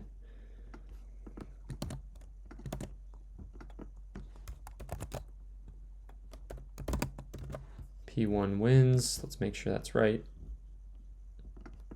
Okay. Then let's copy that down.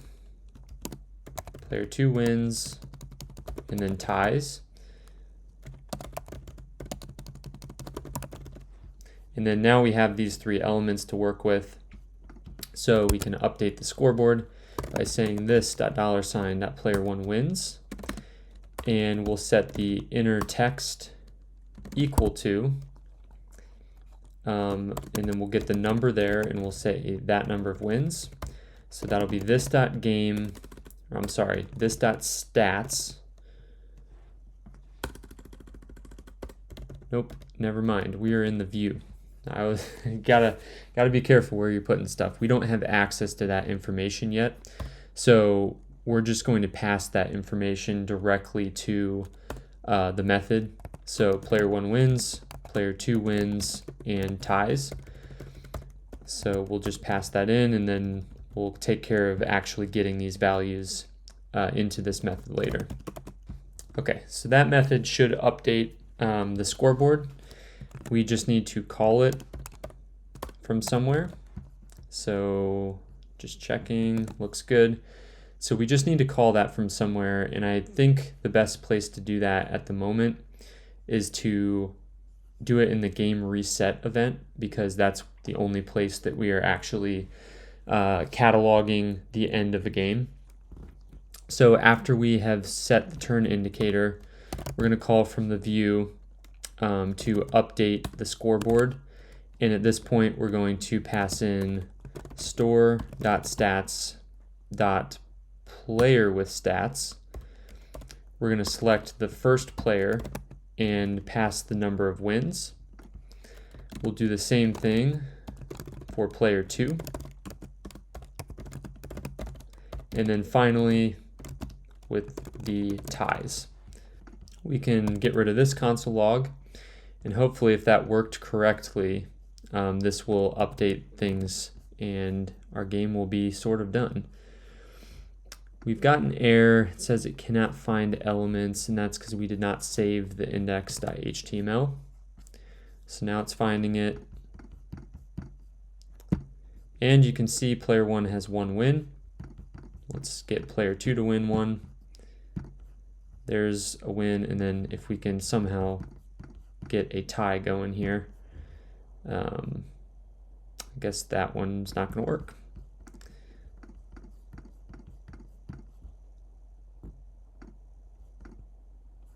I can't get a tie going. So we got player 2 with 3 wins, player 1 with 1 win. So that is the current history. Now the very last thing that we need to do, when we reset right here, it's not going to clear any of this. The only thing that's going to clear this scoreboard is the new round.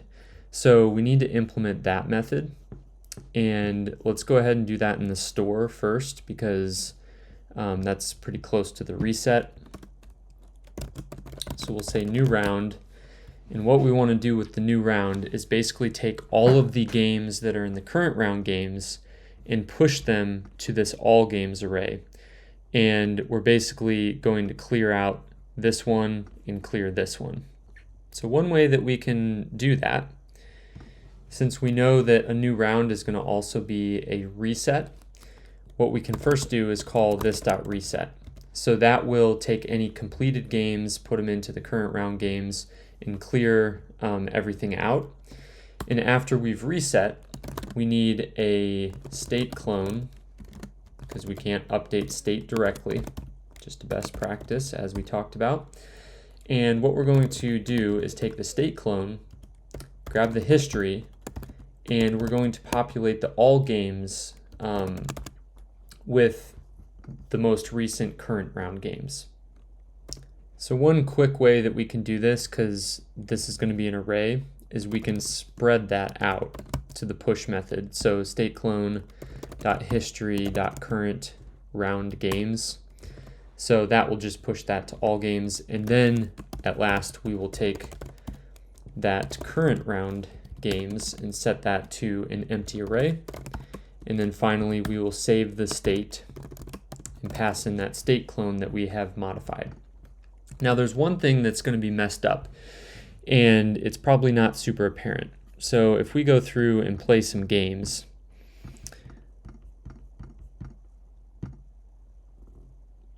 and then we go and reset everything, let me see.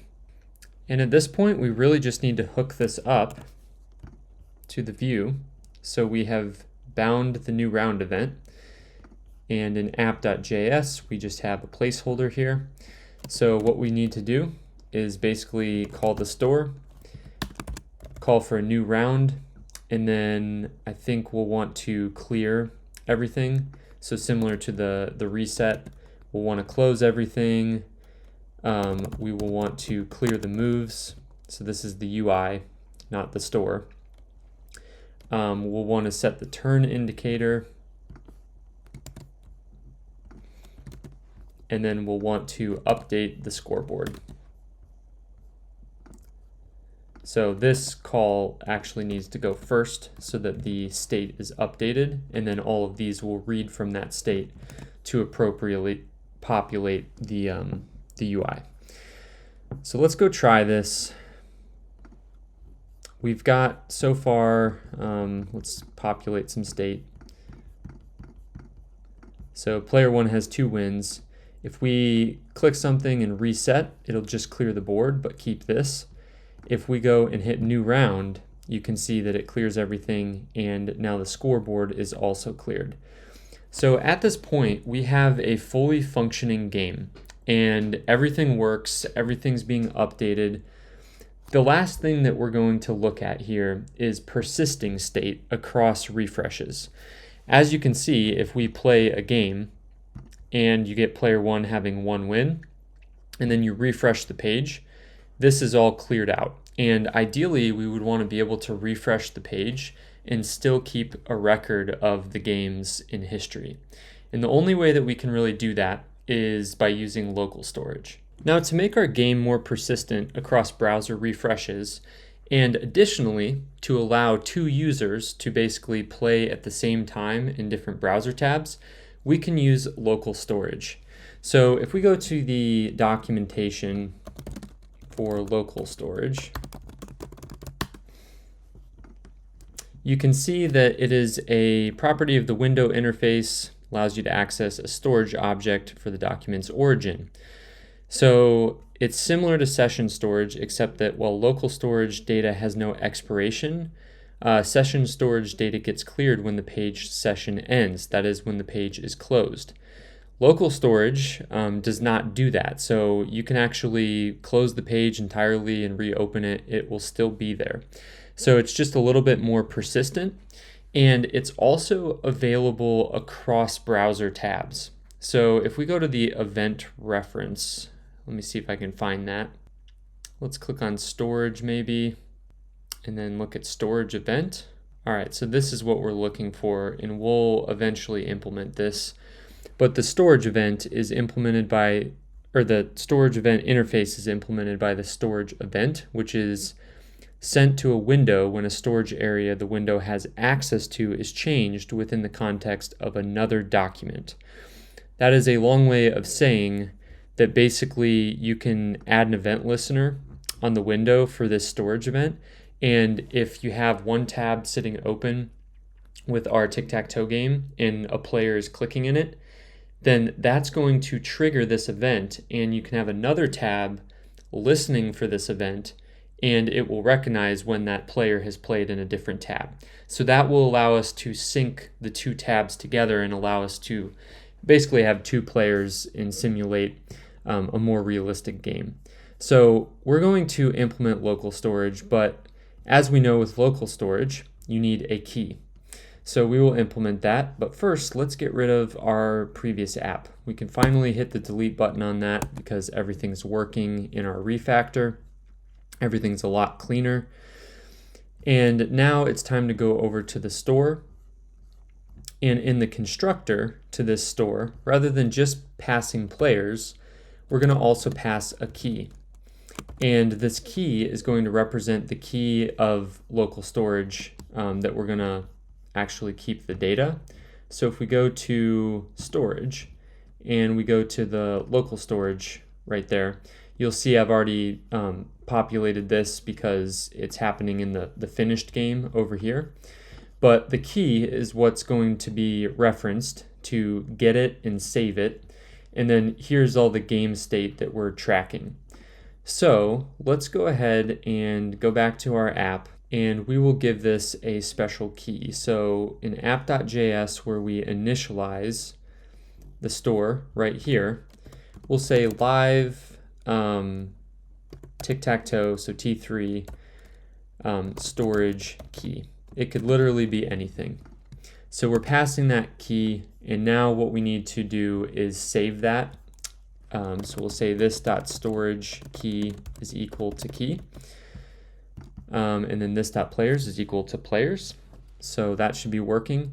And then the last thing that we need to actually do is go down to our get state and save state. And now instead of saving this in memory on a property of the class instance, we're going to replace this with local storage. So that's why, as I was talking about earlier, this seemed a little redundant. Why would we access this through another method? Well, it's so that we can refactor it to this a lot easier. So we'll get rid of that instance property. And in the get state, this is where we're going to retrieve from local storage. But as we know, if the local storage is empty, it's going to give us undefined. So remember at the top, we have this initial value, and that's what we'll return if there's nothing found within local storage for that key. So what we'll do is we'll first try to grab an item, and we'll say window.localstorage.getItem. That's a built-in method. And then we will pass the storage key that we initialized in the constructor of this class. So this is going to return us either undefined or the string representation of this value. So basically what we're going to return here is we're going to say if we have found an item that is defined, we're going to parse it because it's a string. Otherwise, we're going to return the initial value as a JavaScript object. So in other words, we're going to return the same type. We're just falling back to this value. So that's the get state implementation. And then for the save state, we'll replace this call down here, and we will say window.localstorage.setItem, and this is going to be the storage key. And then we need to actually do the opposite of JSON.parse, and we need to stringify our object. So you can see here, this is where we're storing the new state after we've saved it. So we can just pass that raw object right here, and that should persist things to local storage just fine. Let's go back to our game and see if things are working better. So we'll play the game. Player 1 wins. You can see it's tracked down here in the scoreboard. Let's get player 2 to win a game. That's tracked down here. And now for the big tell-all. Let's refresh the browser. When we refresh the browser, it looks like there's 0 wins, but in reality, we're actually tracking this state. We just have one big problem here. And that problem is that on the initialization of the page, so let's go to our app. At the bottom, when we are waiting for the load event, we are not actually updating the DOM with the latest state. So you can see in the reset, and the new round, we're calling all of these changes to the view. Well, we really need to call this on the first load of the page as well. And as you can see, we're repeating things quite a lot. So it would be best to put this in a little helper method. So we'll say init view. We can put that right there. And basically, when we init the view, let's make sure everything's closed. Let's clear all the moves. Let's set the turn indicator to whatever the current player is in state, and that state value is now coming from local storage. So we have some things that we need to update in addition to this in a second. So last, we'll update the scoreboard to be the current stats. And now we can basically call this down here in the reset. So we can get rid of all this and init view after we've reset the store.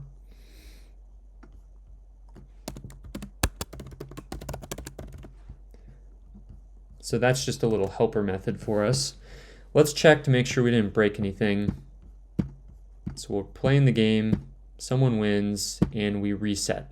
So it looks like everything worked. Now we've got 2 wins for player 1, 1 win for player 2, and if we refresh the page, still nothing is going to happen. But if we go down to, basically if we call this init view from the scope of the init method, then that's going to populate things because we're doing that on page load. So now the next time we refresh, we're going to stick with those 2 wins and 1 wins. We can refresh it as many times as we want. It's always going to end up in the same thing. But we have one last problem to really solve here, and that is what happens if there's like 3 moves on the game board. When we refresh the page, it's going to clear that, but you can see in state player 2 is up, not player 1. So we need a way to actually reconstruct the moves that have been made on the game board on the initialization of the page. So if you remember from our view, we had some helper methods, and one of those helper methods was handle a player move. And what that does is creates an icon and it replaces the square that belongs in. And all you have to do is pass it the square element that you want to replace. So one thing that we could do is we could loop through all the squares and basically update it in state. So we really need to implement this method. So initialize moves. And what we're going to be doing is calling this dot squares. So let's take a look at a previous implementation. So we're clearing the moves here. So let's move this up closer to that because it kind of relates. So when we're clearing the moves, we're just replacing children like that. But when we're adding the moves, we need to go through each square, and we basically need to check if there's an existing move in state. So this needs to pass a moves array of the current game moves, and then what we'll do is we'll check moves.find, and we'll look on that move for a square ID that is equal to the square.id, which is what we're looping through right here. And if there's an existing move, we're going to call this.handlePlayerMove, and now we can pass in the square, and then we can pass in the player that made the move, which is going to be the existing move.player. So that should initialize the moves. Let's go back to our app, and right after we init the view, we want to call view.initializeMoves. And these seem pretty similar, but when we init the view in the reset, we don't want to, actually it should be okay because the state would be cleared. So let's go ahead and put that as the last method here. So we'll reinitialize the moves, and since we've cleared the moves right here, or I'm sorry, not because of that, but in the reset event, we're resetting the store or new round on the store, so that should clear all the current moves, and this will basically be an empty call because it's not going to find any existing elements. So let's go ahead and save that, and let's refresh the page. Looks like we've broken something. Moves is undefined. Oh, because I haven't passed in the current state. So we cannot just call this with an empty function call. We need to pass in the store.game.moves. And now you can see that it's initialized. So no matter how many times we refresh, it's always going to reconstruct the latest moves of the game. Let's reset that. So it resets up here, and now we refresh and it's empty. Let's put a play down here, refresh, keeps that there, and you can see how we can just recreate the state every single time.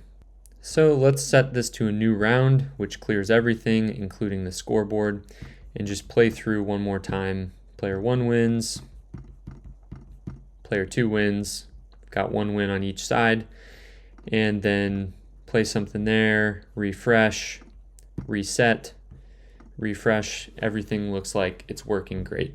Now the real test, as I talked about earlier, is we should be able to play this in 2 separate tabs. So let me copy this URL and paste it here. So we are now looking at the same exact game running. But if we update in this tab and put an X there and then go to this tab, you will not see it update. And that's going to cause all sorts of problems because when we click here, it's really going to be out of sync with the other tab and you don't really have a way to play this game. We have a pretty quick way to fix this. As I mentioned with this storage event, we just need to go to the app.js, and in our initialization, we can just listen for that event. So let's go ahead, let's find a good spot for that. So right here, this is where we're listening for the view events. We're initializing the view here. Let's put this at the very top, or actually let's put it right here next to a init view. So we'll say window.addEventListener, and we're listening for the storage event. So this is when the other tab updates. It's not when the current tab updates, where the other tab updates. We'll put a console log in here. We'll say state changed from another tab. Let's just see what that looks like first. Okay, so we click and go to the other tab, and you can see the state changed from another tab. We'll click here and then see that state changed from another tab over here. So basically, every time the opposite tab changes, you'll get this event fired. We'll leave that there, and what we basically need to do is when that happens, we need to initialize the view again. So we're initializing the view on the first page load, and we're initializing the view when the storage changes. Let's go back, refresh the page, and reset everything. So we'll make a move. Let's first look at this board. This is empty. This tab is empty. And if we make a move in the top left corner, what I would expect now is that we'll get a console log on this tab, and we'll also see this X recreated. And you can see when I clicked there, we got it. Let's put an O in the bottom right. And you'll see when I clicked over to this tab, it showed up here, and we got that console log. So that's just a cool little trick so that you can play in multiple tabs. Now, the last thing that I want to do before we go into the optional TypeScript refactor, that's totally optional. This has been obviously a long enough video at this point, but hopefully you've learned a lot, and maybe give a subscribe to the channel or something. But if you're still here, we're going to now kind of connect some dots. If you have not used React, you've probably heard of it. And React is what they call a reactive UI framework, although that is only partially true if you really look under the hood. But the idea, the overarching idea, is that in React, you program declaratively. I have a blog post on my website. So let's go to my website and go search for some concepts. And I've written about imperative versus declarative programming. And if you come down to the middle of this, you'll see a section called React Declarative versus jQuery Imperative. So far, what we have done is been programming imperatively. In other words, what that means, you can go ahead and read over these examples, but I'm about to explain it here in this video. When we program imperatively, that means that we are saying, okay, here's the outcome that I want, and here are the 7 different steps that you have to take to get to that outcome. Now, declarative programming is basically saying, here's the outcome I want, go figure out how to make that happen. And I think I have an example in this blog post about building a house imperatively versus declaratively. So if you're doing this imperatively, you're going to specify the steps. You build the foundation, you put in the framework, install the utilities, add the walls, finishing touches, so on and so forth. If you're building a house declaratively, the only step is basically saying, I don't care how you build it, but I want a nice fireplace, a lakefront view, and a big kitchen. So these are the outcomes that you are declaring that you want, and you let the builder of that house determine the best way to make that happen. So the same thing happens with the React library. Some people would call it a framework even. React is basically looking at the state of your application, and based on that state and based on the view that you have defined that links that state, it's going to figure out how to render the page to the screen. And if we look back at our program, we have a lot of imperative stuff going on. So we are binding to all of these different clicks. So when these buttons are clicked, we have a lot of very explicit steps written out of how we want the UI and the state to actually update. Now we can do a rather small, it's not going to be huge, refactor where we can basically take all of these individual steps and we can wrap them in a render method. From there, then the idea is that the render method is all that you need to call on the view, and then you need to pass the state of the application. So remember, the store gives us that state of the game right here, and then the stats. So that's basically our state, and all we need to do is pass all of that information to the view's render method, and then we can basically define all those steps to figure out how to show the page to the user. So let's try to do that. I think this will be a really nice way to clean this thing up for once and for all, and will kind of get us to our final state of this application, finally. Believe it or not, this init view method actually represents a lot of what we're trying to do. So we will be copying a lot of this stuff. So let's make this a little smaller, open up the view over here to the right. Actually, we'll make it a little bigger. That's kind of tough to see. So now that I've talked about all this stuff in the render method, basically what we can do at this point is we can put a hashtag in front of pretty much all of these methods because they're all going to be called from within the render method. So these are all internal implementation details of our view class, and nobody needs to know about them except for the view itself.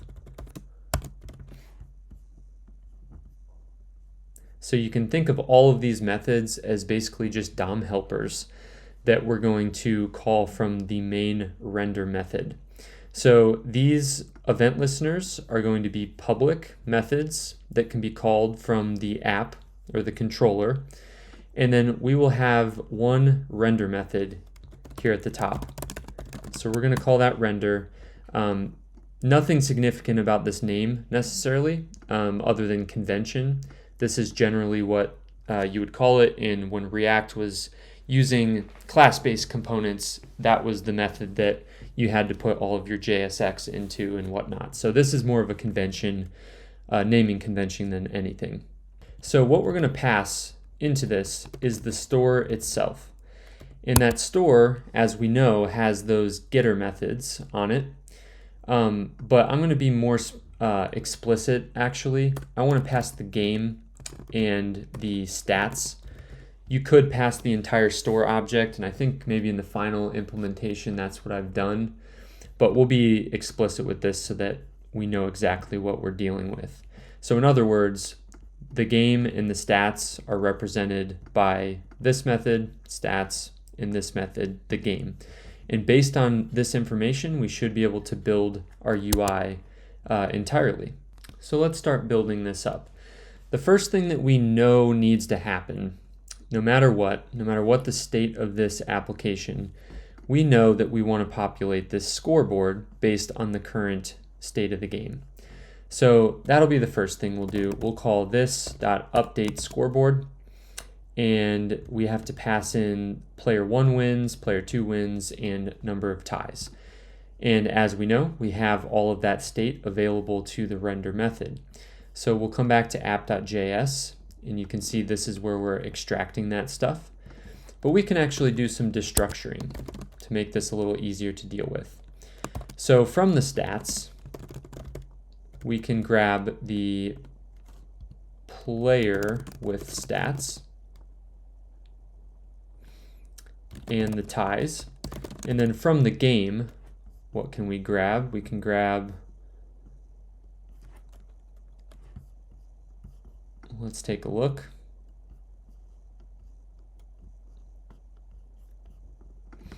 We can grab moves, the current player, and the status, which we can also destructure, the is complete, and the winner property. So that's from the game. So all of these, this is just destructuring with ES6 to get these variable references so we don't have to define all of them or have this, nested object property access going on. So with the update scoreboard, let's go back to our app and see how we did that. We basically just looked at the stats.player with stats. So this will be the first player, and we're finding the first player's number of wins. Player with stats 1, so that would be the second player, their wins, and then the ties will pass straight into that. So right there, we are rendering the scoreboard, and we can go ahead and start pulling all of this initialize functionality out of this method. So we can remove this, or actually we're going to replace init view with view.render, and this is where we're going to pass the store.game and store.stats. We will also pass this right here to that storage event listener. And now we can also pass it down here in these event listeners.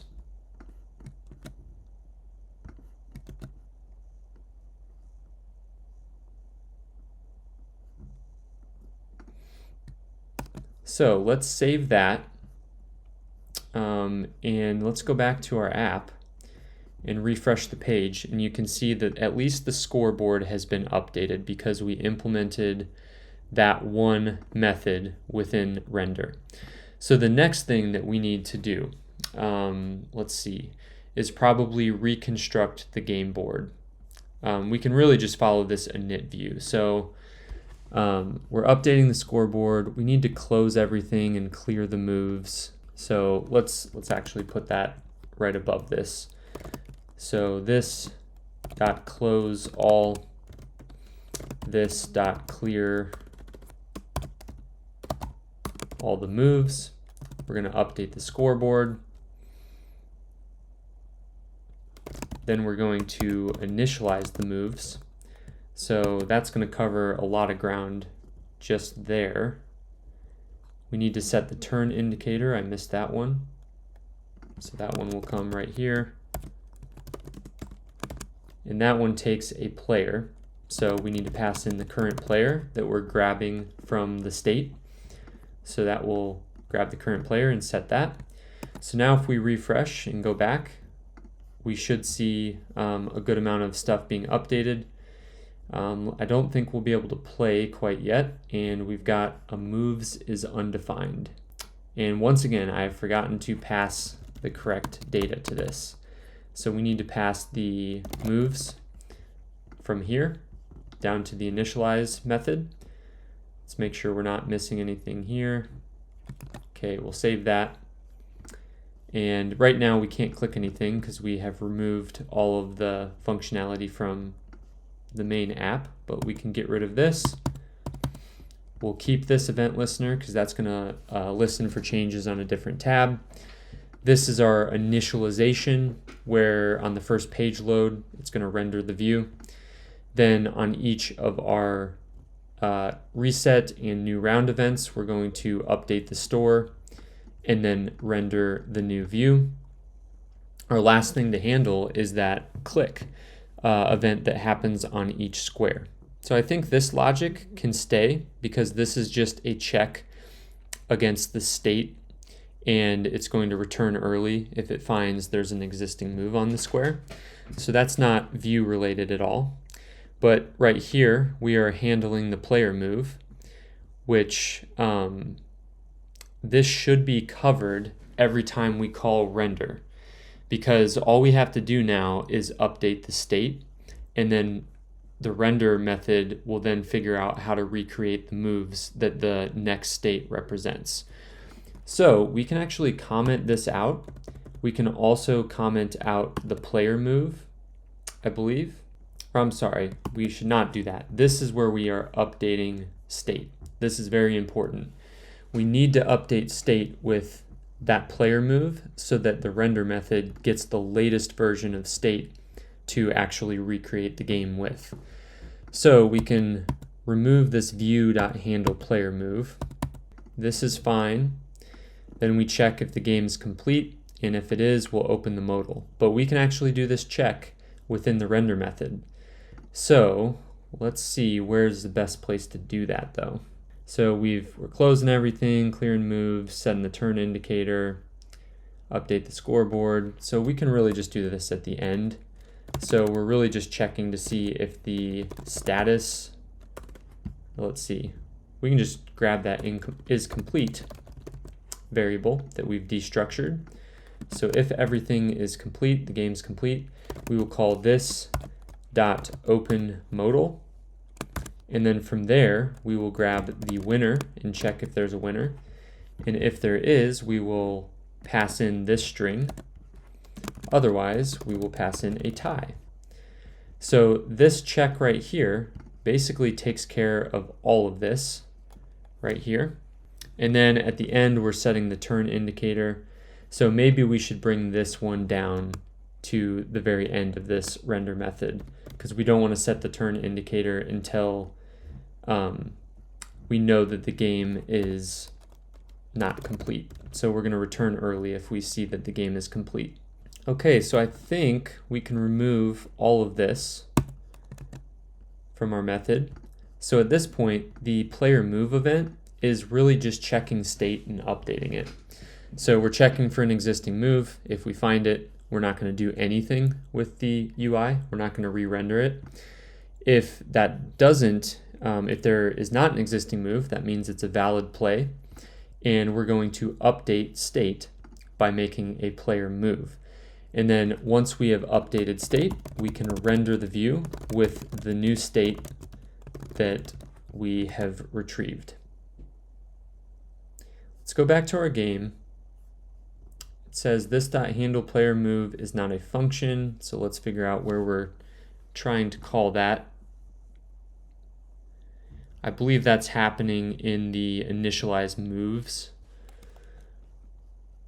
Yep, so right here, we just need, since we made this a private method, we just need to add that hashtag so that it can handle the player move, just like this. Let's go back, see if we got any errors, and it looks like things are being populated. So let's try to play again. All right, so when it detected a win, it says the store is not defined. So we're referencing something here incorrectly. Oh, okay, so over here in the render method, you can see I'm grabbing the winner name from the store, except that's not available to us. We really just need to grab this value right here. So we can get rid of all this and just grab winner.name. And so now we don't have any invalid references. And it looks like player one wins. So we can play again and it clears things. Let's play through the game once more. And you can see player one is racking up the wins here. We can reset to a new round. That works. We can reset the game board. That seems to work. And I think we should see everything populating across these two tabs, which appears to be the case. So that is also working. I know it's been a complete marathon here, but we just have two more things to improve on this application. I think they're just really cool additions to this app. The first one is somewhat easy to grasp. The second one is maybe not so easy. So you can feel free to kind of skip over either of these, but I wanted to add them in as a supplement to this video. As you can see in our app.js, we are calling view.render in a lot of different places. So you can see we're calling this like, what, 5 times? There's probably an easier way to do this. And one thing that we can do is go back to our store class and make one little update to this, and it will make our lives a lot easier and automate a lot. So right now this is just a plain ES6 class, but if we put the keyword extends, we can extend an event target.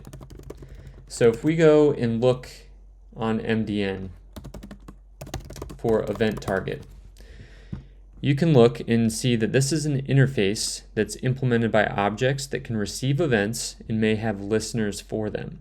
In other words, any target of events implements the three methods associated with this interface. And if you look at the instance methods, we have add event listener, remove event listener, and dispatch event.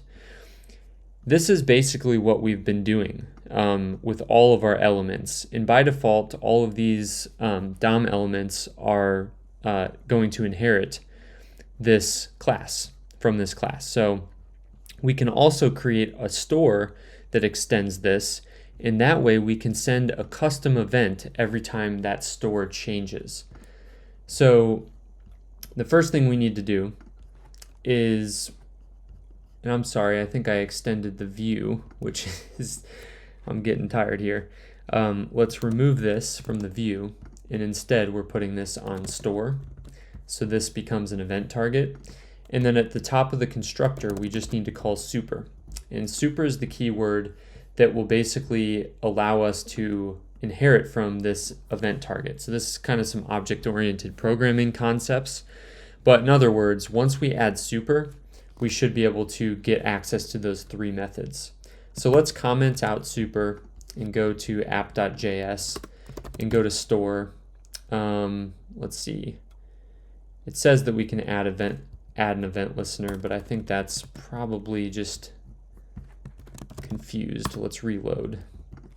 Oh, I'm sorry. That's because we called super there, but we need to remove this. So if we remove this for 1 second and then go to store, you're going to see that these are the available properties and methods, and you don't see add event listener anywhere because VS Code has not detected that as part of the interface. But the second we add this back and extend the event target and then call super, we will now have access to an event listener. And we want to listen to a specific event, and this event we're going to define as a state change. So we'll say state change is the custom event we're going to be listening for, and then in the callback to that, we're going to render the view. So we'll render the view with the store.game and store.stats, and that will allow us to basically remove the view.render from pretty much all of these. So we can remove it from here because when we call store.reset, that's going to trigger this event and it's going to call view.render. We can remove it from here. Same thing, we're updating the store, so it's going to trigger this event. And then finally down here, we are updating the store, so it will trigger that event.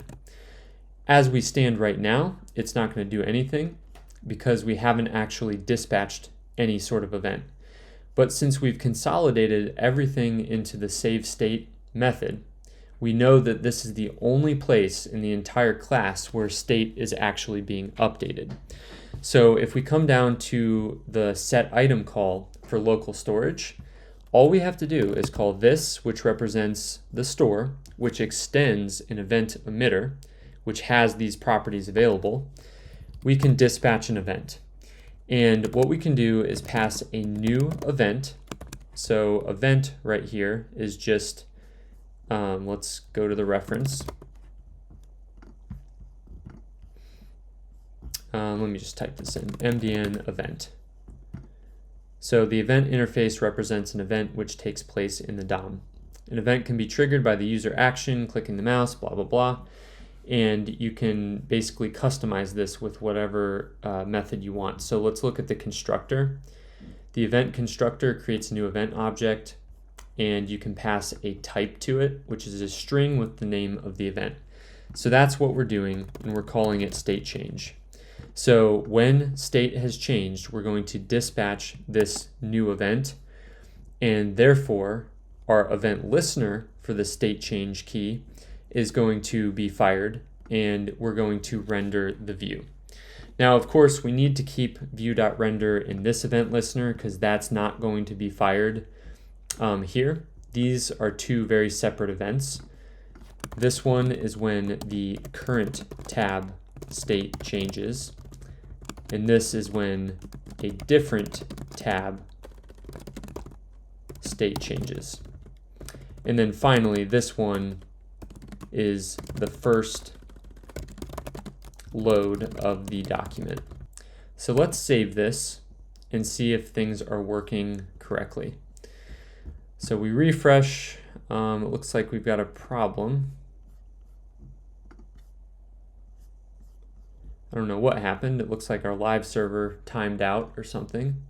So let's refresh that page, reset the game, and you can see on all of these actions that we're clicking, it's re-rendering the page. So clicking all of these actions, player one wins, we play again, it resets, we get a scoreboard update, and let's keep playing, player one wins again, and now we can reset the game, we can reset the round, and then if we click here, we can see that populated in the other tab.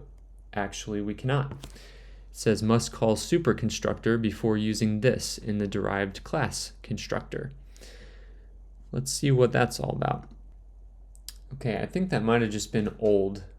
I just needed to refresh. Yeah, okay, that was just old.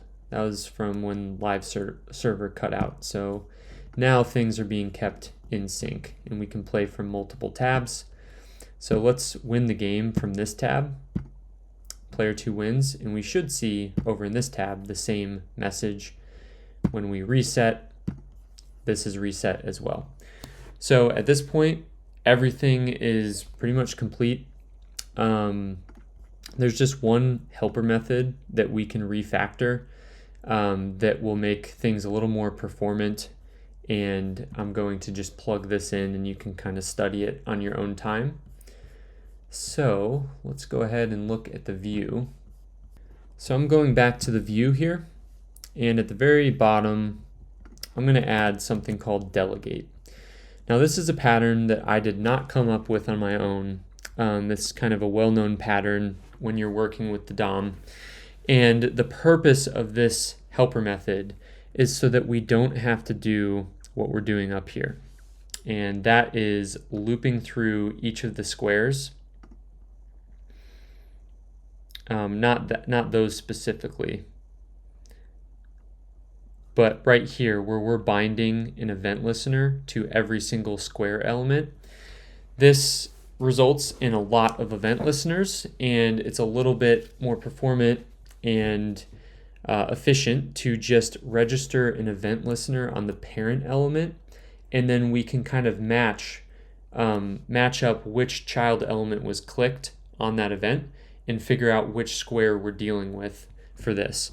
So if we look at the index.html, you can see that we have this entire grid, and then we have these squares. So wouldn't it be nice if we could just register an event listener on this grid, and then we can basically figure out which element was clicked within it based on that helper method.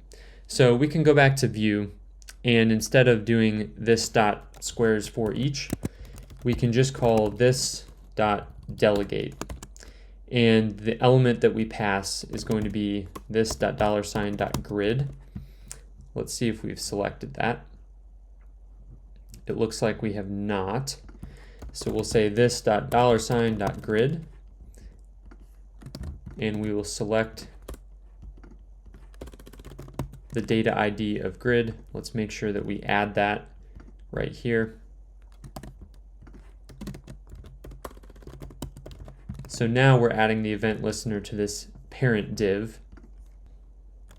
The selector that we're looking for is going to be a class called square or a data ID called square. So this will be a little bit more stable. So we'll use that. So we'll just grab an example here. and then pass this as a square. And then the event that we're listening to is a click event, and the handler is going to be handled by the controller. So instead of looping through all of them, adding an event listener to each, we're just going to do it once with the delegate method.